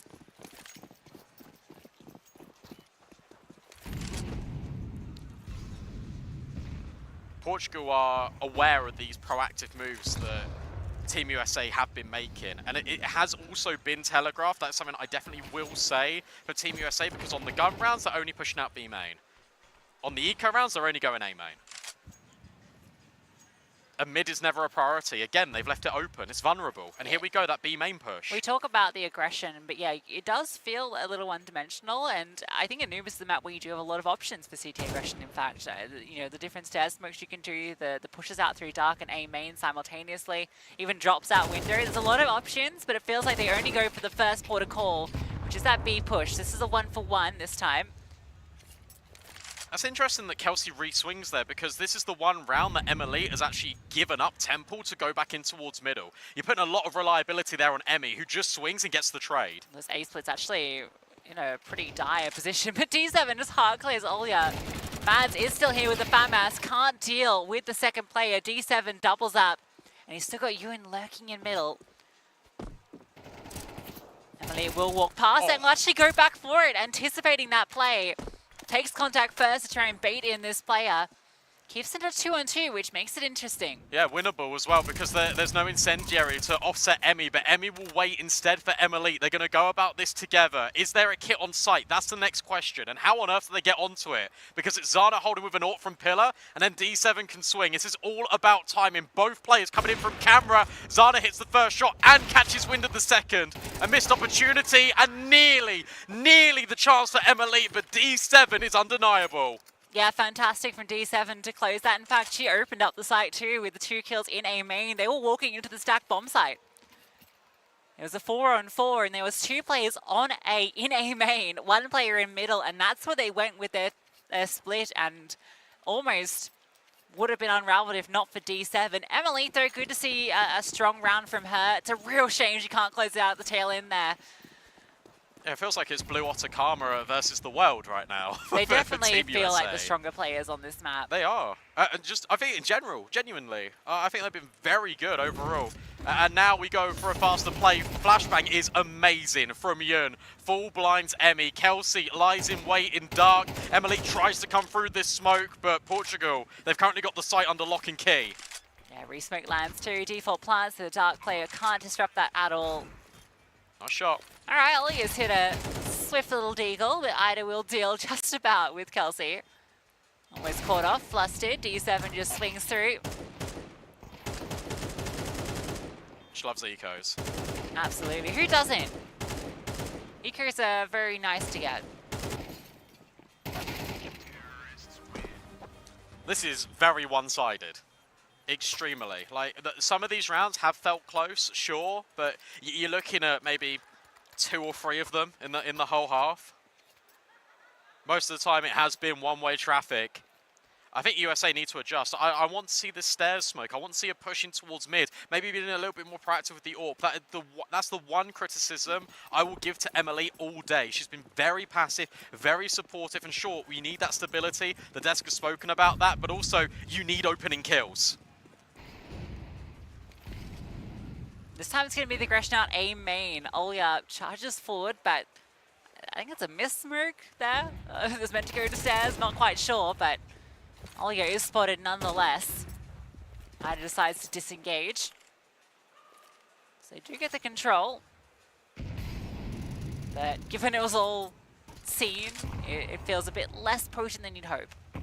Look at this dark play, though. They've reset, and they've got the right read of the situation, because currently Portugal are breaking smokes. They might not be ready for the sheer quantity of players. Yeah, Kelsey catches off not only Catty Jones, but also Yun. Zana will get the trade back, and D7 too. Kelsey had to reload. Amy couldn't get the frag. And now you've got this lurk as well. That's allowed them through, and yeah, you got this late stage search of Ida. She's just lurking through. Certainly will catch off one of these players. Oh, Zana though.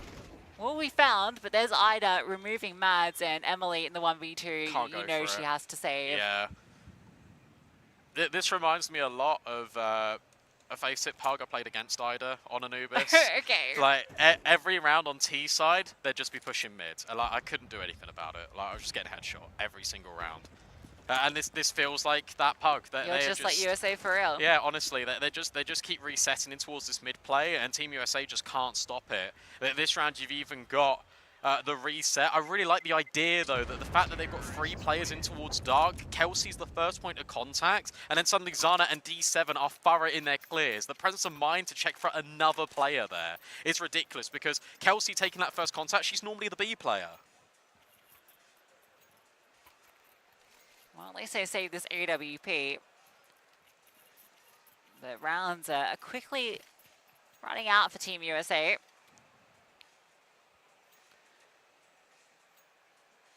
Kelsey has invested the M4. Okay, she's going to sell. They decide to play this safe. Emily does have enough to invest next round as well, so see if they can set her up and maybe the pistols can do some damage. I hope this gives them a bit of confidence now for the next gun round, though, because your aggression did work in one form or another, because you did get the respect out of Team Portugal and the map control. It was, again, just about the kills and the trades in towards dark. But I hope this still kind of gives them a little bit of incentive to fight. Emily wants an early engagement, but Portugal know the money's quite low, so they're going to go execute. And they're going to go and execute A. Yeah, straight in. Simple. An attempt from Emmy to try and disrupt, but she gets full blinded as she tries to scale forward with that smoke. Yun's ahead of it. We will see at least these pistol players try and do something. No reason not to give it a go. Molotov will go over. Alia is in storage. I think Catty Jones got a whiff of that. Maybe not. Regardless, it's just damage control at this point. See if they can find any exits, get themselves an AK. That would feel nice, but the round is certainly done. Oh, nice shot from Mads. Fortunately, she can't pick up the AK, so she will take another down before her troubles. But the money is not a problem for Portugal right now. Again, I'm gonna give a lot of credit to that to HS, because I know it was Team USA that called a timeout, but that means he can hop on the mic as well. And I think it's a really good option to go for an execute, because you know their money's going to be low. You know that Elite has just saved. It's going to be one AWP in play, and the rest are going to be pistols. So you just execute onto the site whilst they've got limited utility. You can have really good trade space over towards A. It's a lot more easier to sort of funnel out over the site. So that'll be an 8th round for Team Portugal. Here comes this full investment, and again, we look to the USA to find solutions for middle.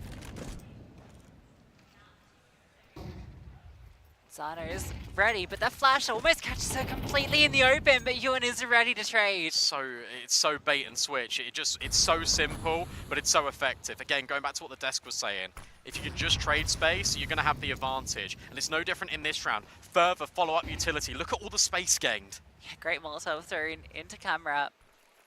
Young can just park up. There's yellow dots just swarming everywhere right now. Still got a player playing towards Dark, who's trying to be disruptive. Yeah, look at her. She's just going. I'm not sure if Kelsey's aware of this. Ida's got so much room to work with. Has been caught off guard now. This will accelerate the A play. And Yun is still in enemy lines. Yes, the thing, Yun has been there and has not paused. But the AWP is here as well. Emily will catch out D7. Advantage for Team USA. She still holds it onto the angle. Emily will deal with Yun. This looks a whole lot better. It's just Sana. A slight tag through the wall. Olga's there to finish the job. That time, that was a lot of moving pieces for Team Portugal, and when they wanted to keep it simple, they made it complicated. As soon as Ida comes through that B main smoke, they should be pushing, and Yun should then be going. But Yun misses the timing because she slows down, and at that point, Emmy's already rotated over. And suddenly this mid lurk becomes completely redundant.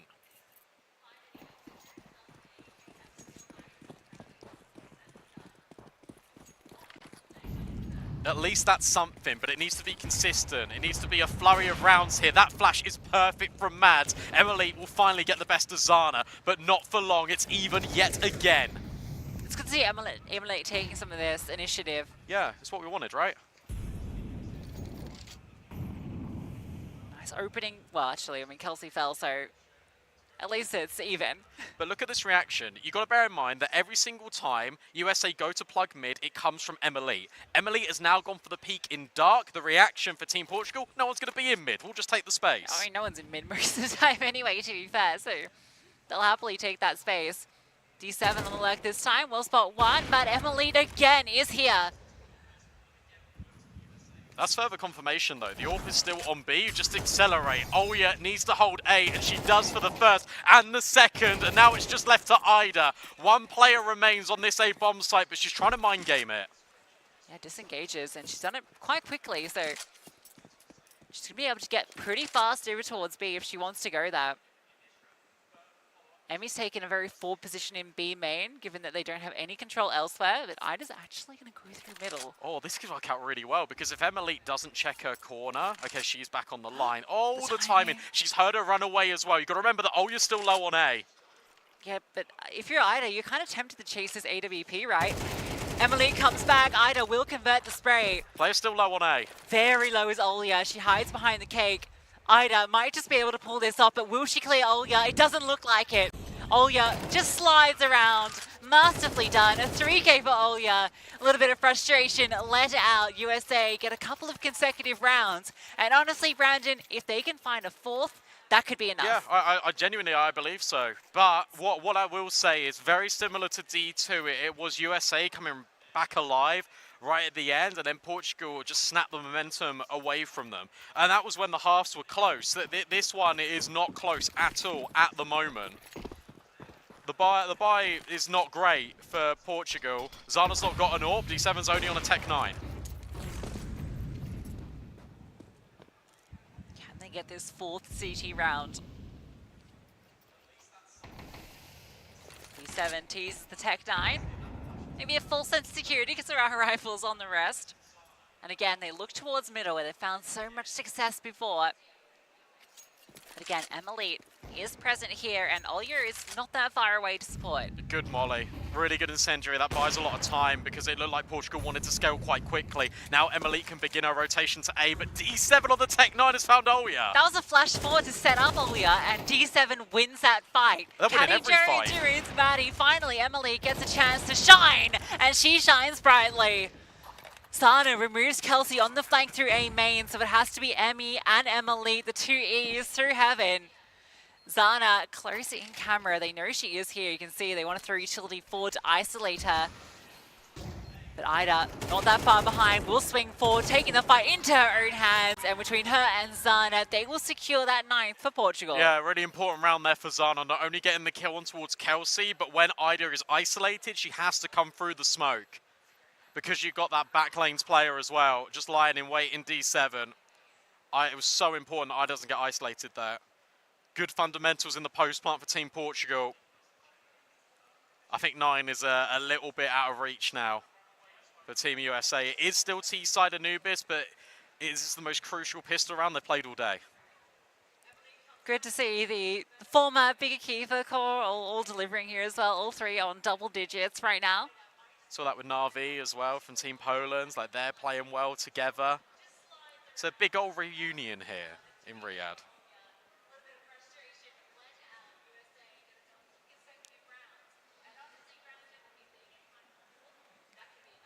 You can see they're feeling the pressure a little bit. It's not quite the high energy Team USA we saw earlier. Yeah. They know the pressure's on. This is serious moment to try and find their way back into this map and this series. I think also maybe a slight technical is part of this too. I see a smile from Mads. You got to think about this as well, because it's not only double elimination, so you're not eliminated if you lose this game, but you get a day off tomorrow. And that is such a big thing. I think that's at ESL Impact, how important it is to have that day off for teams moving forward into the playoffs. It's, to be honest, I think it's a slept-on thing. I think it'd be very good for either one of these teams. Like, if USA are able to reverse sweep this series, have a day off, I think that'd be brilliant for them. Yeah, especially because a lot of these teams are unknown. You get more time to kind of watch their games too and get an idea of your opponents. Kind of building the tape as we go. That's a nice drop onto D7. She had the dual Berettas as well, but Sana is being baited in close. Oh yeah, she goes completely unchecked, but Emmy will trade it. So they are able to find the space into the site. Emmy with another kill too. It's going to be Yun who's pushing deep with dualies. And Caddy Jones seems to be anticipating this position, but Emmy pretty solid with the pistol. She's looking for the full ace and she's calling for it. You know where Yun is. And Emmy in the prime position to confirm it. One more shot, Emmy, and there's the ace. Yeah, well done. Really important round from Emmy. And she's letting them know. It's a step in the right direction for USA.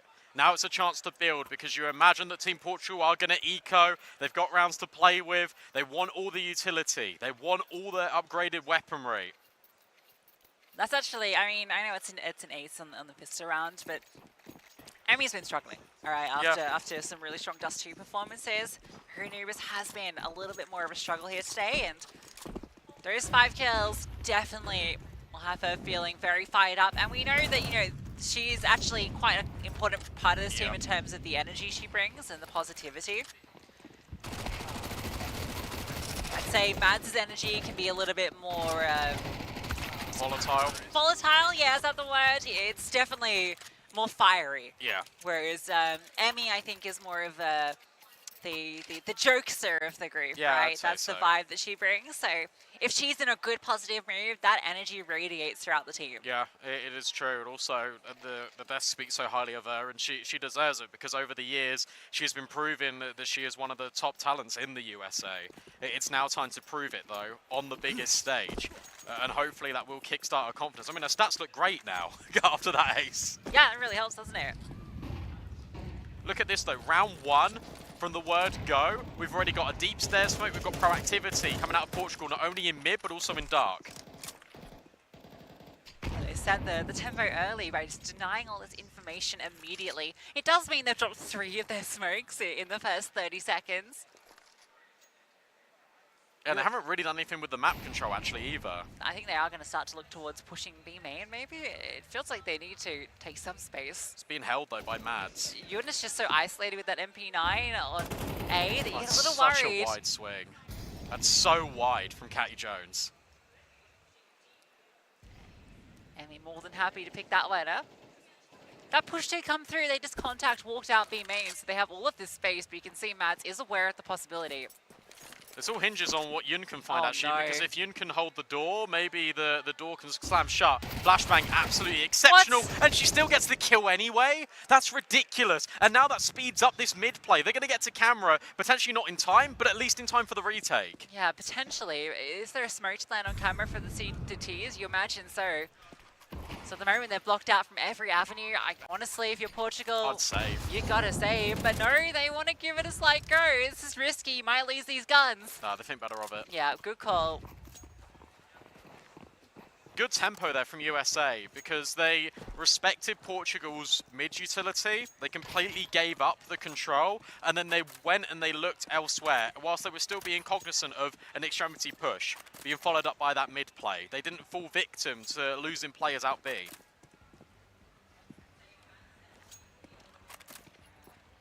All right, well, we've suddenly got a 3-round game. So, you know, from 9-3 to 9-6, it's already looking a lot more reasonable. The money looks okay still by saving 3 players because Yun can invest. D7 can drop over at M4. Portugal now call another timeout because they're not satisfied with this. They don't want to give the USA an open runway to sort of catch up and close the gap even further. Because 9-6, you feel like you're still in control. 9-7, then you've got an eco. 9-8, suddenly the game escapes you. MR12, CS2, comebacks are more potent than ever. And again, that little display at the top is slightly misleading at the halfway point. Amy really is a T-side player, isn't she? She's just She like, is, yeah. go kill Amy. Not afraid to take those aggressive fights. Yeah, it's because she's fearless, genuinely. Like, she does not care on T side. Like, she'll just go and fight everyone. What we have seen for the first time, actually, in this map is stability from Team USA. Like, the ground, in terms of the kills, is normally very far away from how high the highs are. But everyone is within a couple of kills of each other.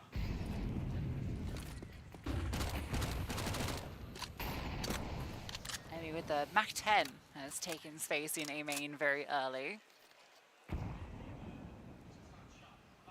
Again, 4 CT smokes have been dispensed in these first 30 seconds. So Portugal are putting a lot of emphasis on denying control early, but the question is, what do they do once they've done that? Yeah, not a lot, it looks like. Ida needs to swing and potentially get info, but Catty Jones did that last round. Emmy's holding for exactly this play. And Catty Jones has now come over to try and help out Ida, but smokes are in.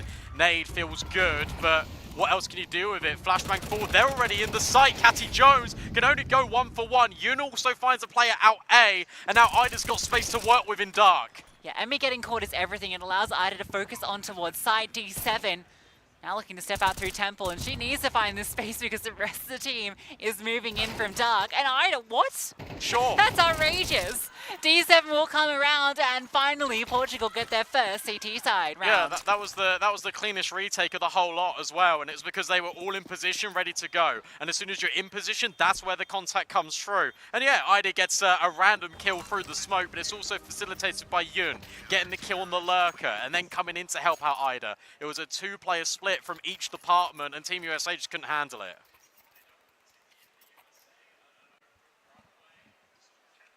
We will get the AWP out for Emily now. So it's going to be the difference into this round. Don't see the same for Portugal. But the fact they get onto the board and they do it in such a decisive fashion too, and that's allowing USA to get onto the bomb side, is a good sign. Allows them to have everything they need into this round. There you go, you got the information that Orb's in play. D7 no stranger to contact and aggression over at mid. She's actually playing ahead of that Molly. Now gets Molly again and has to fall back and take the space. So you got to look at Ida, make sure she doesn't get isolated. Molly will push Emmy forward into the corner at the bare minimum. You got to be still so careful here if you're Portugal. I feel that HE should have done a lot of damage, but just didn't. Just HEs and CS2. Sometimes they're dead on and they do like 2 damage. It's like a game of chess here in Dark, just the exchange of utility both ways. Each player trying to get full control of it, but the CTs do win out with that smoke that gets deployed. That was the last one. This is going to be A.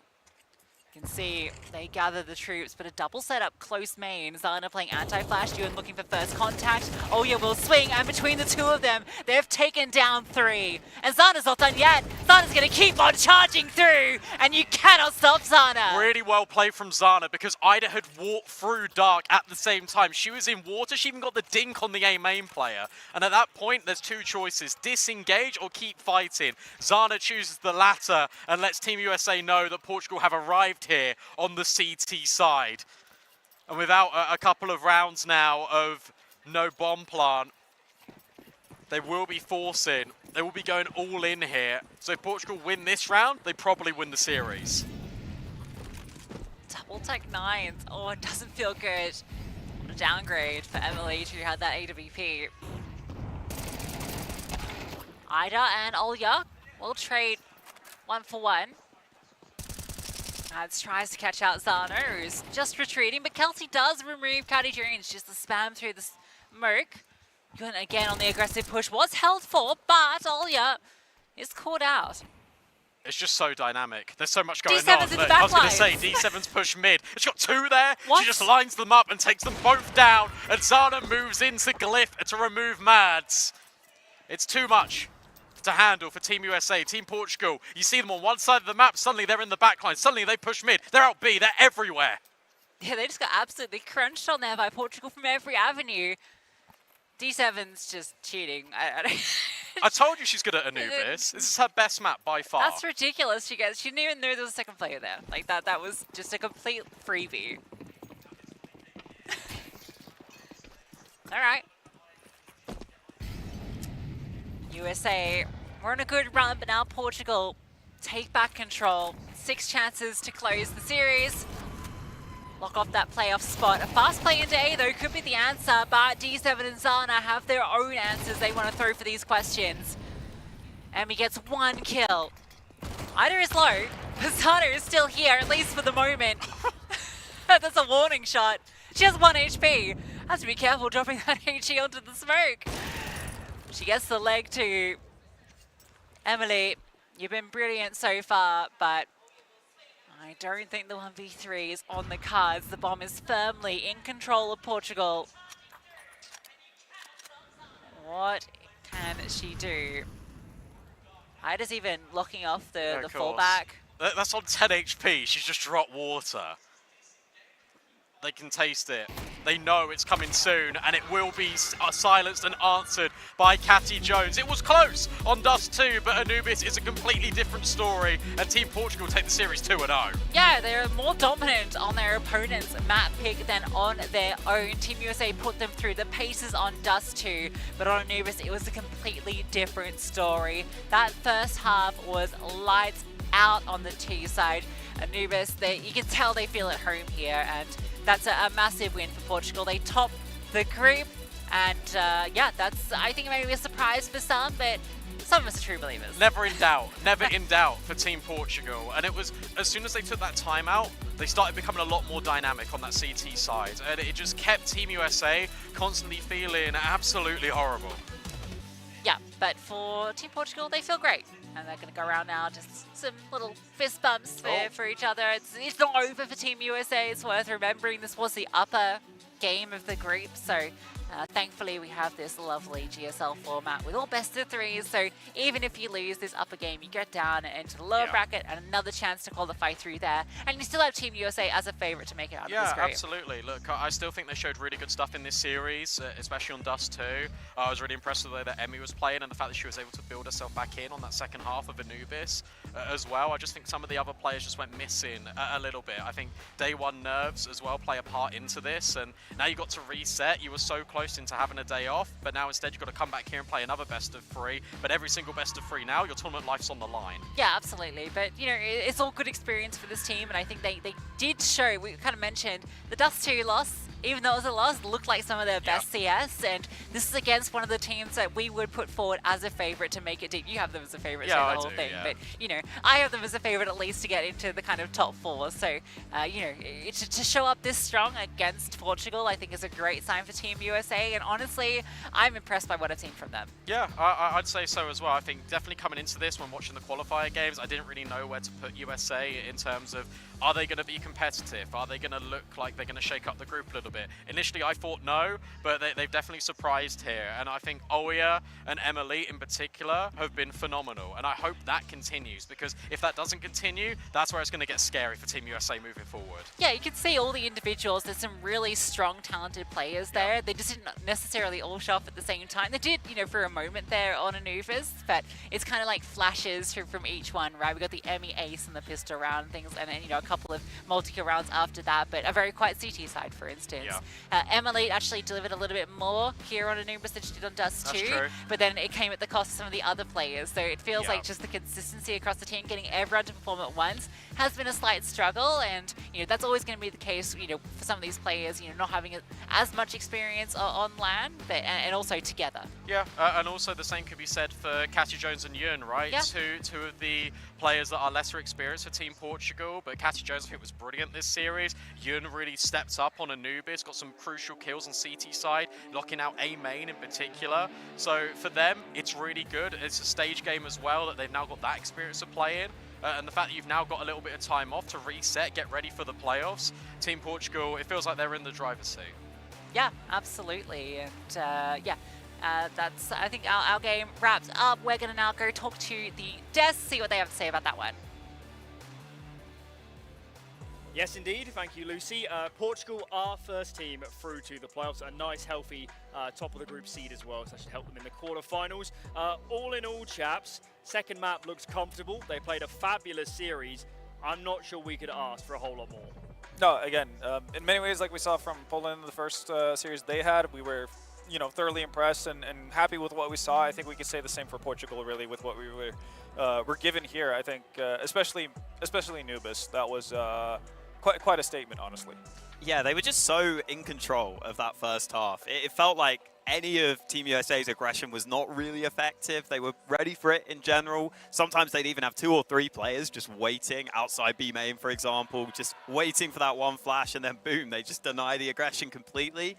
And you saw in that first half, after an incredible first map from Emmy, she could not get anything going in that first half here on Anubis, and I think that's because they were countering that aggression. She finally got into the game in the second half, but really I think this game was lost for Team USA in that first half where they just fell so far behind. That's kind of the feeling I'm set with as well. Especially, I think one of the things that Portugal did really, really well that was cool to see is that, yeah, okay, you can expect the aggression out of the US, but that means that if they're aggressing somewhere on the map, and usually it's on the extremities, that's going to leave middle quite vulnerable because there's not going to be a whole lot of you know, backup really for Mats to really play off of. She's not going to have setups in terms of like being pop flashed in for getting information like through peaks and whatnot. And Portugal were really adamant about getting mid control, getting it early, and getting it with a lot of people. And that seemed to stress out the US. We saw so many instances where you'd have Portuguese players in CT spawn, but also out in water, and also inside of A, and at the same time, still somebody covering their back from bridge. Like, they were just everywhere once they kind of like opened the dam that was, you know, in mid. So them being able to control and kind of like split up the US team in such a fashion, that was really, really cool to see. I'm curious if they're going to be able to do that versus other teams as well, but that seemed like such a recipe for success. Yeah, for sure. It makes it feel like if you're the US and you go for some aggression on one of the sites, it's kind of like, okay, well, we've got this info, but we can't really rotate back if we've lost mid entirely. Yeah. What can we do with it? We could push further, but that's even more risky. You've got more angles to clear. So it's kind of like that initial aggression that USA want to go for just kind of ends up being irrelevant in a weird way. It's almost like, oh, we've just kind of positioned ourselves worse. Yeah. And unless they have like a really, really dominant trade, which didn't really happen for them. Like, if they can get away from, you know, the aggressive B push, like the pop flash out, and get 2 frags and get away, you know, without any casualties, sure, fine. But if that's not happening for you, you're not in a position to actually respond to what Portugal are throwing at you. And I think that was, obviously, you know, all kudos to Portugal for actually being able to kind of respond to that kind of aggression in a proper manner. A player we have to talk about is Xana, an absolute monster series, 44-25, was a pivotal factor in every half of both the maps we saw. She was formidable. There was no answer at all from USA. And then, again, not to play it down, but that's kind of what we expect out of her as well. But it's great to see that she's performing to that level. And I think, yeah, Portugal are going to obviously want that every single game, but I think they're going to get it too. She doesn't really seem to have that many weaknesses in terms of being, let's say, like over-aggressive at times or being too passive, etc. She has a nice balance to how she approaches the game, and you can see the results of it as well. Like she was definitely like a step above everyone else on the server today. Yeah, she just seemed so composed, right? Yeah. In every single moment, it just felt like she knew exactly what was going on, exactly what needed to happen. Oftentimes kind of, I would say like towards the back, but always in the position where she needed to be towards the back. Maybe partly because she was ready for some of these plays that were coming through. But then also on this map, it really was a big team effort from Team Portugal. I don't think there was any player that really fell behind on the fragging. So that also made a big difference because I think on that first map, maybe there were one or two players who were a little quiet, didn't see too much impact. Well, they all showed up here, and it just goes to show that if that happens for Portugal, they're going to be a real threat coming playoffs. Commiserations then to USA. They will play the winner of Netherlands-Hong Kong. I guess we expect that to be Netherlands, so it probably should be a rematch in that decider game. I know they'll be disappointed with this result here, but there are still a lot of worlds if they make playoffs. They're probably still the favourite to make playoffs, I'd think, from this group. Yeah, I'd say so. Again, like even though they didn't quite get going, again, I think Anubis comes down to first half not necessarily getting off to the start that they wanted. Obviously, like falling behind pretty significantly. Having to battle back from a 9-3 half is always going to be rough, right? Especially on Anubis. So I think you can kind of like put a pin in that one. You can focus on the good effort and the good performance that they had on Dust 2 as something to build off of even further. So overall, I'd say we'd have 3 good maps from Team USA today, which is obviously like above, you know, it's a passing grade, at least in my book. Nice. Yeah, I agree. I think, yeah, they've got to still be favourites here. I think the Netherlands rematch is likely, and to be honest, that Anubis was good for them. So I expect they should come through. Again, like, Netherlands were maybe a little better than I was expecting, just with having a little more than I was expecting in terms of individuals. But I still think in that series, US, they just had a solid core overall, and I think they will be a bit too much for Netherlands. But still, I think a lot of these groups, it's kind of somewhat clear who we think will be the first seed, and then that second seed is like a little more debatable, which is kind of exactly what you want from this format. I think the great thing about this format is when it's well seeded and you get these teams who are all aware of how each other are going to play, they've done a bit of research beforehand, it can create those really intense rematches and matchups down the line, and I think we're likely to see one of those in this group. What we do hope to see from all of these teams is growing throughout the tournament. I think USA may be positioned better than anybody to do that because they have players with a lot of experience. The player with the least experience, Olia, has looked like probably their best player today. Yeah. So I do feel like they have a lot of pieces here to still play good Counter-Strike and give a team in the playoffs, if they're playing a group winner, a good run for their money. They surely have chances to play better CS. They have good pieces. Just need to work it out. Exactly, and again, like it's what you mentioned earlier on as well. Like actually, like losing here and there, like dropping a map, etc. As long as you still make it through the playoffs, that can actually give you very, very valuable input as to what's going wrong on certain maps. And again, this is something that you can look back on rather quickly, and in most cases, fix at least a lot of the egregious mistakes. Obviously, you're not going to get everything perfect, but you can identify certain things rather quickly that you're going to be able to put into your game going on. Or going into the day after. So I think the US have had a lot of matching now for their first day. They're going to be able to, again, have another go at Netherlands, which they should feel pretty confident about. Then going into the playoffs, they should have a pretty good idea of what's been working, what hasn't. They've been able to kind of refine what they want to focus in on going into their potential quarterfinal matches. Yeah, I will be keeping an eye on, if they keep picking Anubis, which I expect, I will be keeping an eye on Emmy on that map, because we saw the Dust 2 where she really went off, but I don't think we've seen her really on Anubis do anything crazy so far, so that will be interesting to keep track of. Maybe it's just a map that suits the other players on the team more, we'll see. I also think, touching on the Portugal side of things, I think they basically looked like how I would expect, just with maybe a little more firepower coming from the rest of the team. I think overall, you could see that they were just a little more comfortable in going into mid and late rounds than Team US, and just in general having the cohesion, I would say. Like, there were maybe some rounds where the trades just weren't fully there for Team US, the timings were maybe slightly off.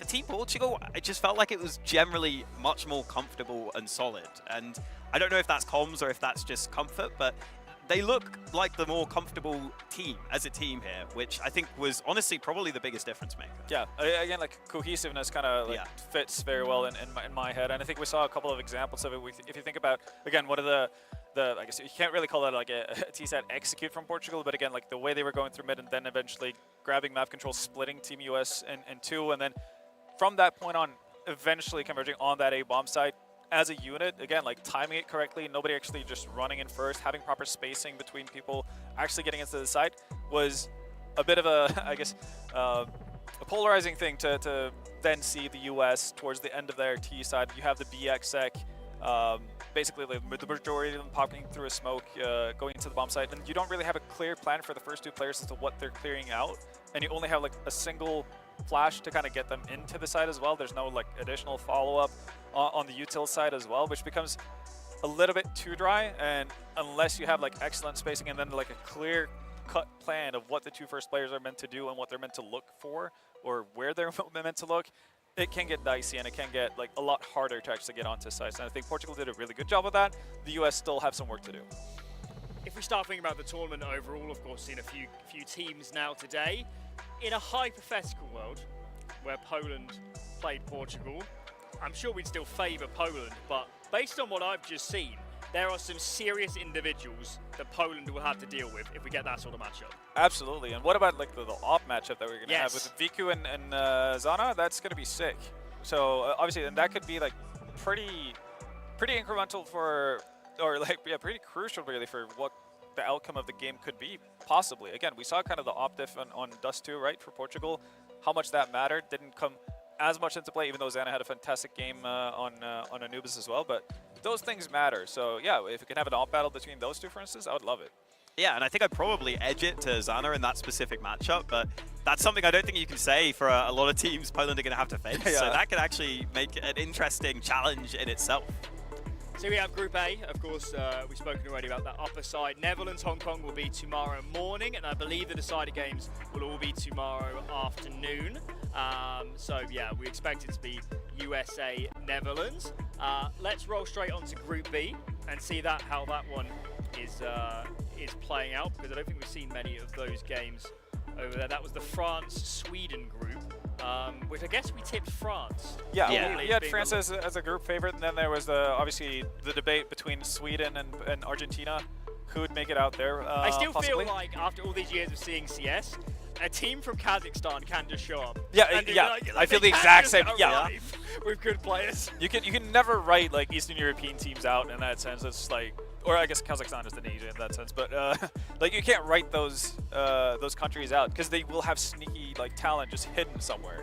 It's like, well, I guess Denmark 5 to 10 years ago. It's like, doesn't matter who they are, they have a Danish flag, they're going to be good at Counter-Strike. It's just like an unwritten law. I'm pretty sure I walked past earlier and I think it was the first map, but I saw Sweden with a big celebration and then Kazakhstan. One of the players was not that happy. I think she took about 5 seconds to be a bit annoyed and then was like, all right, that's fine. So, you know. Not full Nico, no death smashing. No death smashing. No, it was quite. She like stood up away from the team, like, you know, contain yourself. Don't let your rage virus get on everyone else, you know. But I'm here for the content, so I would have enjoyed that. Let's throw Group B and see how the standings are at the moment. We have Sweden, France going on at the moment. It'll be Argentina, Kazakhstan on that lower side. So yeah, that France-Sweden game, that's popping. There are some big names in that game. Oh yeah. And again, we've I guess had early favorites on France making it out as group favorites, but again, that Sweden team is full of obviously skilled players, so it wouldn't be the most surprising thing in the world if Sweden were to actually come out ahead of France in that one as well. But and again, like much like this group as well that we just saw conclude, or at least the battle for the first place conclude, it matters. Like if you get second seed or first seed coming out of your groups, that can matter a lot. Yeah, I still think France just. I mean, they have Astra, for example, who's playing with some of the Polish players on Na'Vi Javelin right now. She's maybe, I don't know if she's quite their best rifler. She's up there though. Like, it's hard to pick out of that team. And then you have, you know, KOD on the AWP and just a really well-rounded lineup again. So I think they are solid favorites. They were doing well in the qualifier as well. They were up there as one of the better teams from Europe. But yeah, listen, I like that we kind of have the clear teams we expect to make it through. I think in pretty much every group, because then it gives the upset teams, if these underdog teams like an Argentina come in and if they were able to beat Sweden, then it's absolutely really legit and it shows instantly that there are players to watch from that team. The cool thing about this group as well is that I don't take it for a given that necessarily Argentina are going to make it through versus Kazakhstan either. Yeah, true. Again, like it's a very hotly contended group. So I think regardless of who makes it through to that decider match, out of Argentina and Kazakhstan are still going to be able to put up like a pretty decent fight versus whoever ends up losing that winners match. So Group B, definitely one to keep your eyes on for so many reasons, really. And I think in the case of Argentina and Kazakhstan, you get the benefit of potentially discovering new talent, right? Which is what we always love to see. It's a tough match, that top one, and of course the loser has a 2 out of 3 chance of drawing Poland or Portugal. They can't draw the team from their own group, so there's a pretty good chance to whoever comes second in this Should group be extra motivation. will be upset, let's say. If you win this group, you're loving life. Yeah. But come second, it could be a little bit scary. Let's move on to Group C. See what teams are in that one. That was the group we had actually just now. That's Poland, Denmark, Iran, and Canada. Poland, formidable. What else can you say? No, they've just delivered. They came, they saw, they conquered really in that group, and obviously, still have Denmark to go, and this is kind of what we expected on the offset, really, to have Poland, Denmark duke it out for first place, with Poland being the favorite in this one, and then most likely seeing Canada round out who stays alive, you know, going into or leaving tomorrow as well in that sense. So Canada making it to that decider match eventually. Yeah, I'd expect Canada coming into this tournament, we're kind of expecting that to have to be the case already. They were probably looking at it and saying, okay, that lower bracket is looking tasty for us. We'll make sure to work our way back. And yeah, that ends up being the case. Would expect Poland to top the group, but I mean, listen, Denmark, I don't think it's impossible that they cause an upset, but I don't know, I just look at Poland and just everything. I just like everything. They were so impressive in the first game that we saw, and again, it's not like they had a walkover opponent in their first matchup either. Like Canada is not something to scoff at in that sense. So I think they've earned you know, that kind of stamp of favoritism, if you want to put it that way. And this is also one of the groups where I don't think it's very likely that we're going to get a repeat in the decider match as well, which is pretty cool. Let's talk very quickly about teams like Iran. We have a Hong Kong in another group. We don't expect them to perform that well, and that's just because they don't have the experience of these other teams. They don't get the same opportunities. But for those players, this is a big stage for them. Oh yeah, it's probably some of the biggest games they've ever played, if not the biggest. I would imagine biggest. It's a huge opportunity just to learn. And it's got to be such a cool experience as well. You get to travel to a different country. You get to compete in the game you love, and most certainly you're going to learn a ton.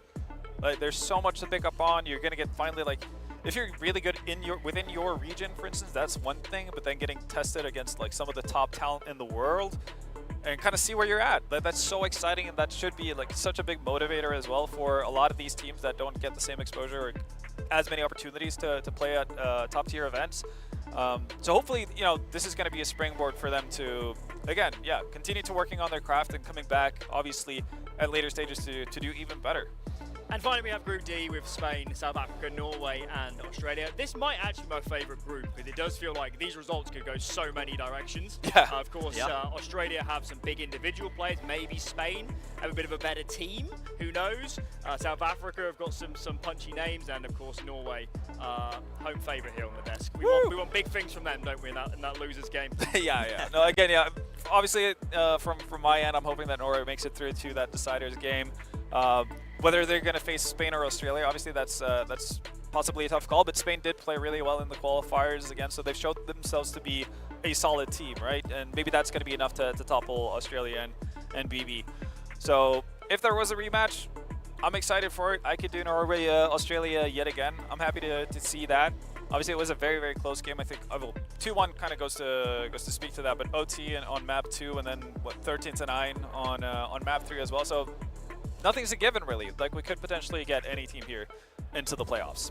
Yeah, I think Spain just in that qualifier, they were even able to win a best of 1 against France, for example. Which is that really just impressive. shows the class. Yeah, and in that map, they were really just winning like a lot of retakes and just looking really comfortable when doing so. I think they're probably the team with, it's probably them or Poland, you'd say, that have the best cohesion, but Spain, I think, they might actually have the best cohesion here. I might just say that. And that just poses a really interesting problem for anyone they go up against. If you have the best team play, if you have the best chemistry built up, that suddenly makes you a completely different team to go against. And that can be very hard to solve in the moment. If you're not expecting them to come in with that level of preparedness, you're just sitting there like, oh, cool, we're just getting crossfired and we're getting perfect timings. That feels awful. Everyone knows that feeling when you're kind of just pugging. You go against a 5-stack and they're swinging off each other perfectly and you're sitting there like, what are my teammates doing? Yeah, it's just not your day today, is Yeah. it? Sad times, sad times. Minus 25 elo. Happens to the best of us. It certainly feels like we're shaping up for a good playoffs. I guess credit to the format here, because a lot of the favourites, they're getting to play their best of threes, they're getting their vetoes, they're winning games. The top teams so far are progressing through, so we're set for a banger playoffs. I mean, especially when we hit the semi-final stage and the group winners are playing each other. These are going to be some mega series. It's going to be fireworks for sure. And again, and just to credit the format as well, you mentioned the fact that we have nations here that don't necessarily get to play that many tournaments and so on. Yeah. What a great opportunity for them to not just have 2 best of 1s and then go home.